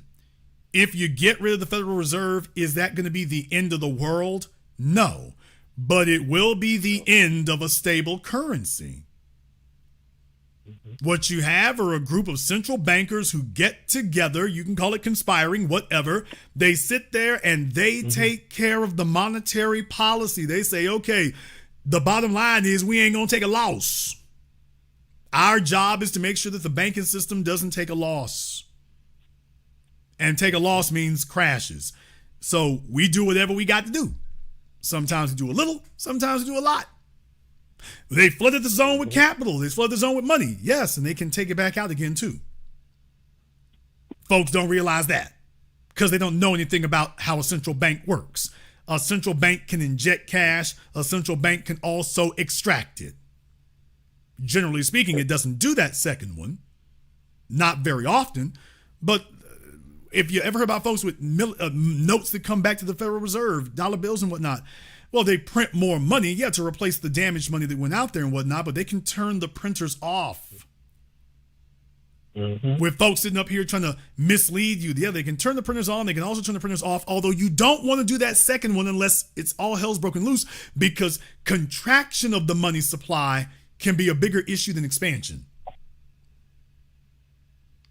If you sit up here and That's why strangle the Federal money, Reserve notes. money is like life's blood. If you strangle it, that's going to be very hard to deal with if you do that. Because remember, this is like moving a train. It's not like something you just crank up and stop on a dime. It's not like moving a car. If they stop printing money, you're not going to see the effects of that for weeks or months. Okay, and if they crank the money printers back on again, you won't see the results of that for weeks or months. You're just going to have to suffer with whatever it is. And technically speaking, you don't want that to happen, because when people get traumatized, you may take a look at what happened with COVID. You might traumatize people for a few months, but that behavior will stick with them for years. Even when the threat is no longer there, they will not change what they're doing because they're afraid it's going to come back again. So you traumatize people at your own risk. You traumatize the population at your own risk. So having a stable monetary policy is essential. There's a reason why folks talking about Bitcoin, they're just selling stuff to each other. Nobody is adopting Bitcoin as a central currency because it can't be controlled. You can't peg its value. If you bought a head of lettuce in Bitcoin, the price from the produce section to the cash register would be change. It won't be the same price. You hope it'll be less, it'll probably be more. So think about that for a moment. When it comes to dollars, it's a very stable currency. Now, that doesn't mean that there's not fluctuations within the day, but the fluctuations are very small. Yeah, it's controlled. Pegged to the economy. It's controlled by the central government and the bank. So it doesn't move. Bitcoin, y'all watch that damn thing move hundreds, if not thousands of dollars a day. You can't run an economy with a currency that changes that rapidly. You can't. If you ran a business and they wanted you to take Bitcoin, brother, you couldn't stay in business. It's too volatile. But Alex and them won't explain that to you. Well, yeah, they won't explain it to you. They're going to tell you Bitcoin is great. Y'all need to have it. And then you're going to say, by the way, Alex, how much Bitcoin you got in your account? Oh, none. No, I'm talking about your bank account, Alex. I'm not talking about a brokerage account. How much money you got? How much Bitcoin you got in your bank account, Alex? I don't have any. All the guys who sell that to you, they ain't holding it. How much you make. They're just telling you all that. They ain't holding it. And we always have some immigrant folk trying to convince us that they're Bitcoin bros. And I'm like, dude, stop. The only people who got rich on Bitcoin are the guys who started this early. And they're in the catbird seat. They're in the great position because if it does start to tank, they can get out early. They bought in very, very low. And if it ever does start to nosedive, they can get out with a big profit, even if it nosedives, because it didn't cost them very much to get in. That's the reason. Everybody paying $50,000 now, they're the ones in the danger zone. The folk paying $40,000 and $50,000 now, they're the ones in the danger zone. They're the ones in the kill box, hoping that there's a greater fool who will buy it from them. And all I'm going to say is y'all just keep running as long as you can, but you have a central currency for a reason. It's there for a reason. Are there issues? Yes. Can there be problems? Of course. Have they done things I vehemently disagree with? Absolutely. And the alternative is to let the banks run things individually. And you saw what happened in 2008 and 2000, probably 1987. If you didn't have a Federal Reserve, it would have looked like 1929. Because you all don't understand, banks can't stay in business. The reason that we have fractional reserve banking is because banks cannot stay in business if they don't do that. They can't just sit on the money. A bank has to make money. They take your money and then go to the stock market or someplace, make an investment, a loan, just money on a house, whatever. A bank can't stay in business if they don't get a return on the money that they're sitting on. They can't just sit on it. You're not profitable. They're not in business to sit on money. That doesn't pay the light bills. They taking your money and going off and doing something with it. And the more of it they take to go off and do something with it, the richer the bank is, the more money they're running a business. And they're using your money to fund the business. That's how it works. If you tell them that they can't do that, there goes your banking industry. There goes that.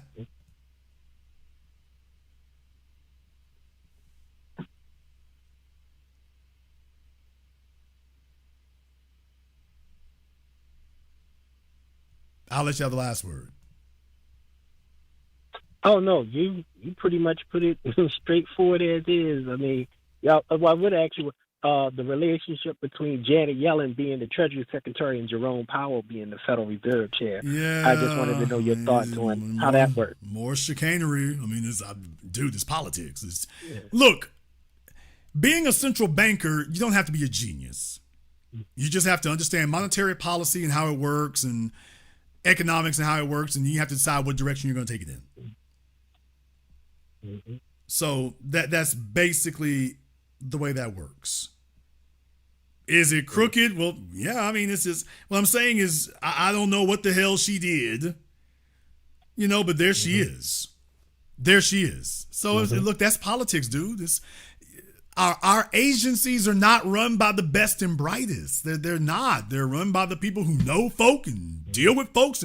You're safe. You're not going to do something that makes the politician who put you in place look stupid.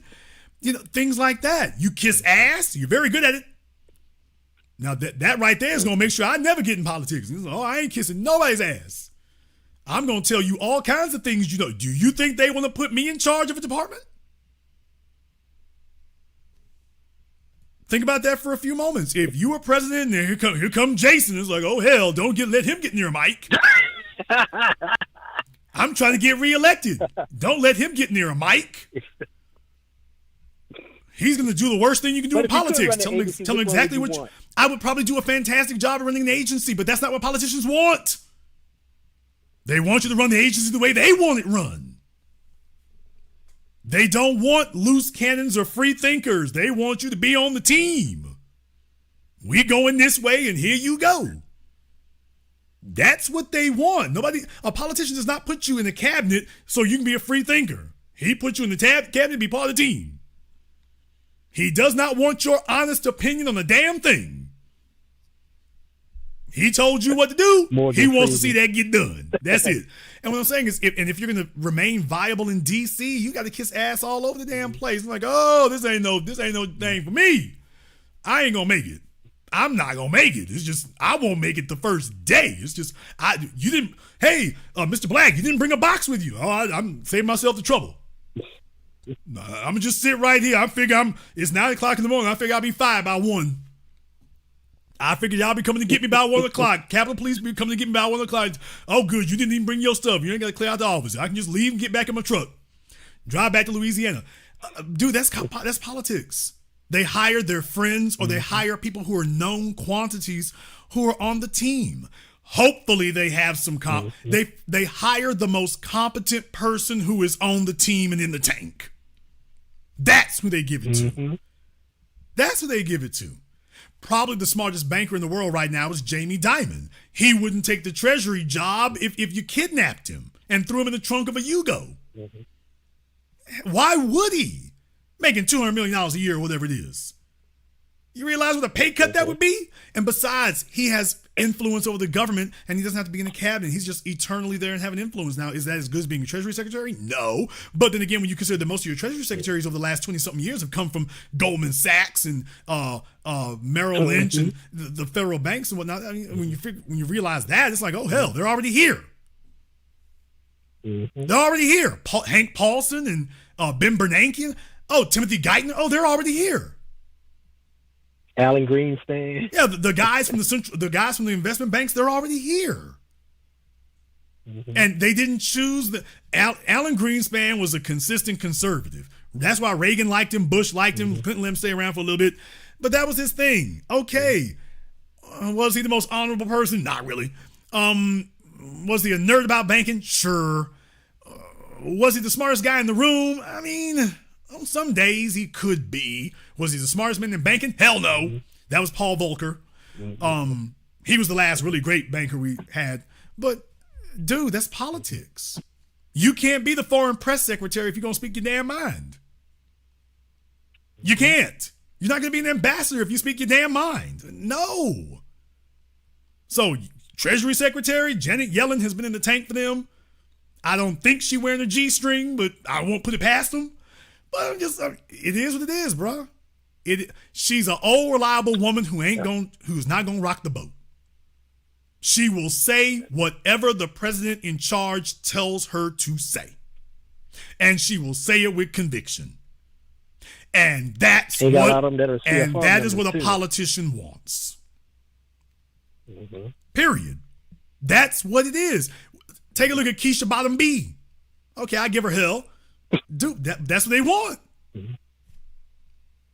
They would rather give her $100 million and run this thing into the damn ground than give it to me and watch me kick all of them out.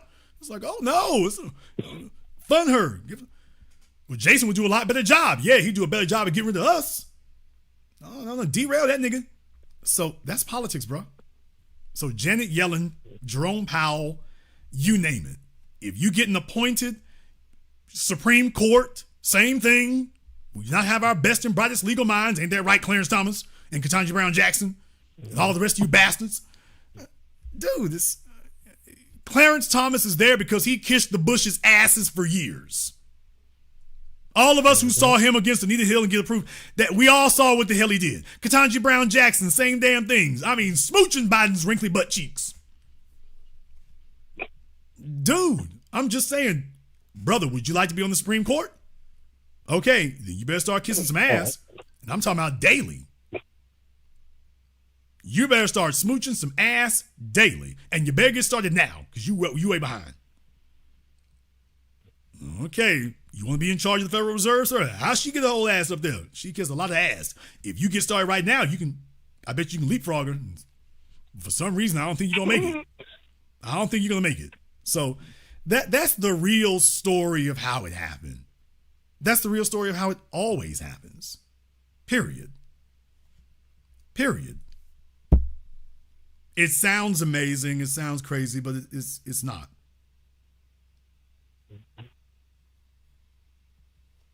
I'll let you have the last word.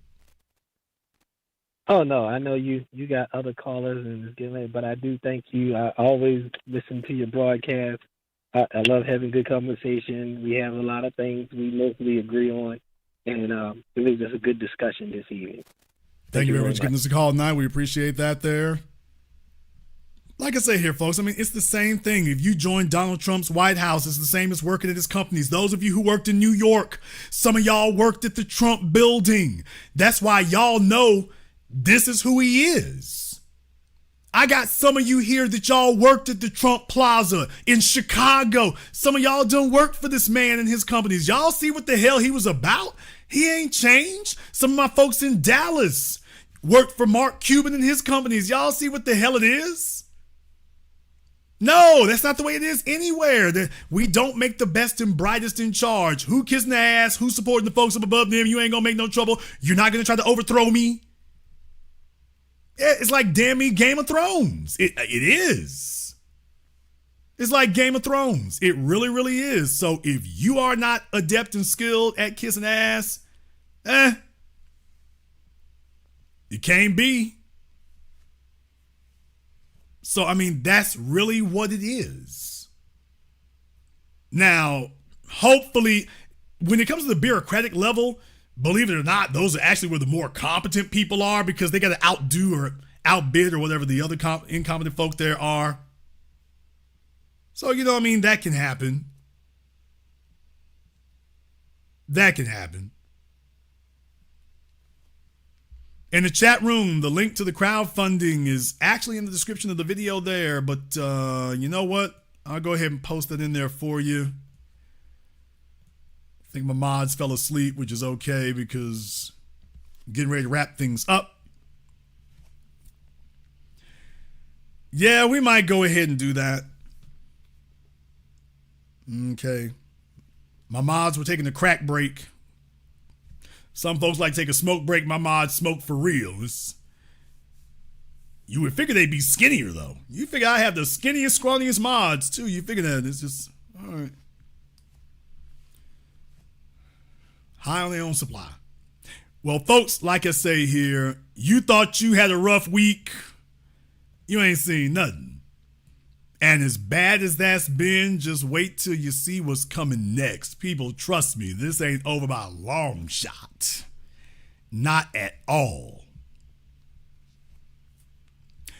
We're going to go ahead and wrap things up here tonight. I want to thank everyone who has contributed toward tonight's program on PayPal, Cash App, PayPal, Venmo, Super Chat. Position Adjust, thank you very much for your support. Knowledge and Master of Self, we appreciate that as well. Cyberdyne. Cyberdyne's thing has just been stuck up tonight. He got that to glitch somehow. So thank you very much for your support. And to everyone who has contributed to support us on our crowdfunding for 8 a.m. I really do believe we can get over 100 this weekend. So we want to see that. Hey, everybody who has disputed us, everybody who has questioned us, everybody who said what couldn't happen, they real quiet right now, aren't they? And if you think they're quiet right now, watch how you see how loud they get when November comes around. If you are new here to the Black Channel, welcome to the Haven of Intelligent Black Thought. We do this every weekend, sometimes during the week. Lately, apparently, I'm just wilding out. Click that red subscribe button. Click that yellow notification bell. Join us each and every time that we're here. If you haven't been to our website, blackchannelfilms.com, check out our previous documentary work, 7 a.m., Gentrified, Race War. And you can go to our crowdfunding website. The link is in the description and also in the chat room for 8 a.m., our upcoming super project. I cannot wait for you all to see that. We take everything to the next level and beyond. I want your name to be on that. We can blow everything else we've ever done out of the water here. We've got 10 days remaining. That's plenty of time for us to kick this in gear and send everybody a message that Black empowerment is economics, and economics is the issue, and it's the only issue on the table, period, point blank, end of discussion. I want to thank all of you for tuning in to tonight's program, live or recorded. Thank you for liking, subscribing, and sharing. And this concludes tonight's broadcast of the Black Channel. I am your host, your brother, your humble servant, the Black Authority. And until next time, my brothers and my sisters from around the world, remember, Black is the future, and the future is uncompromising.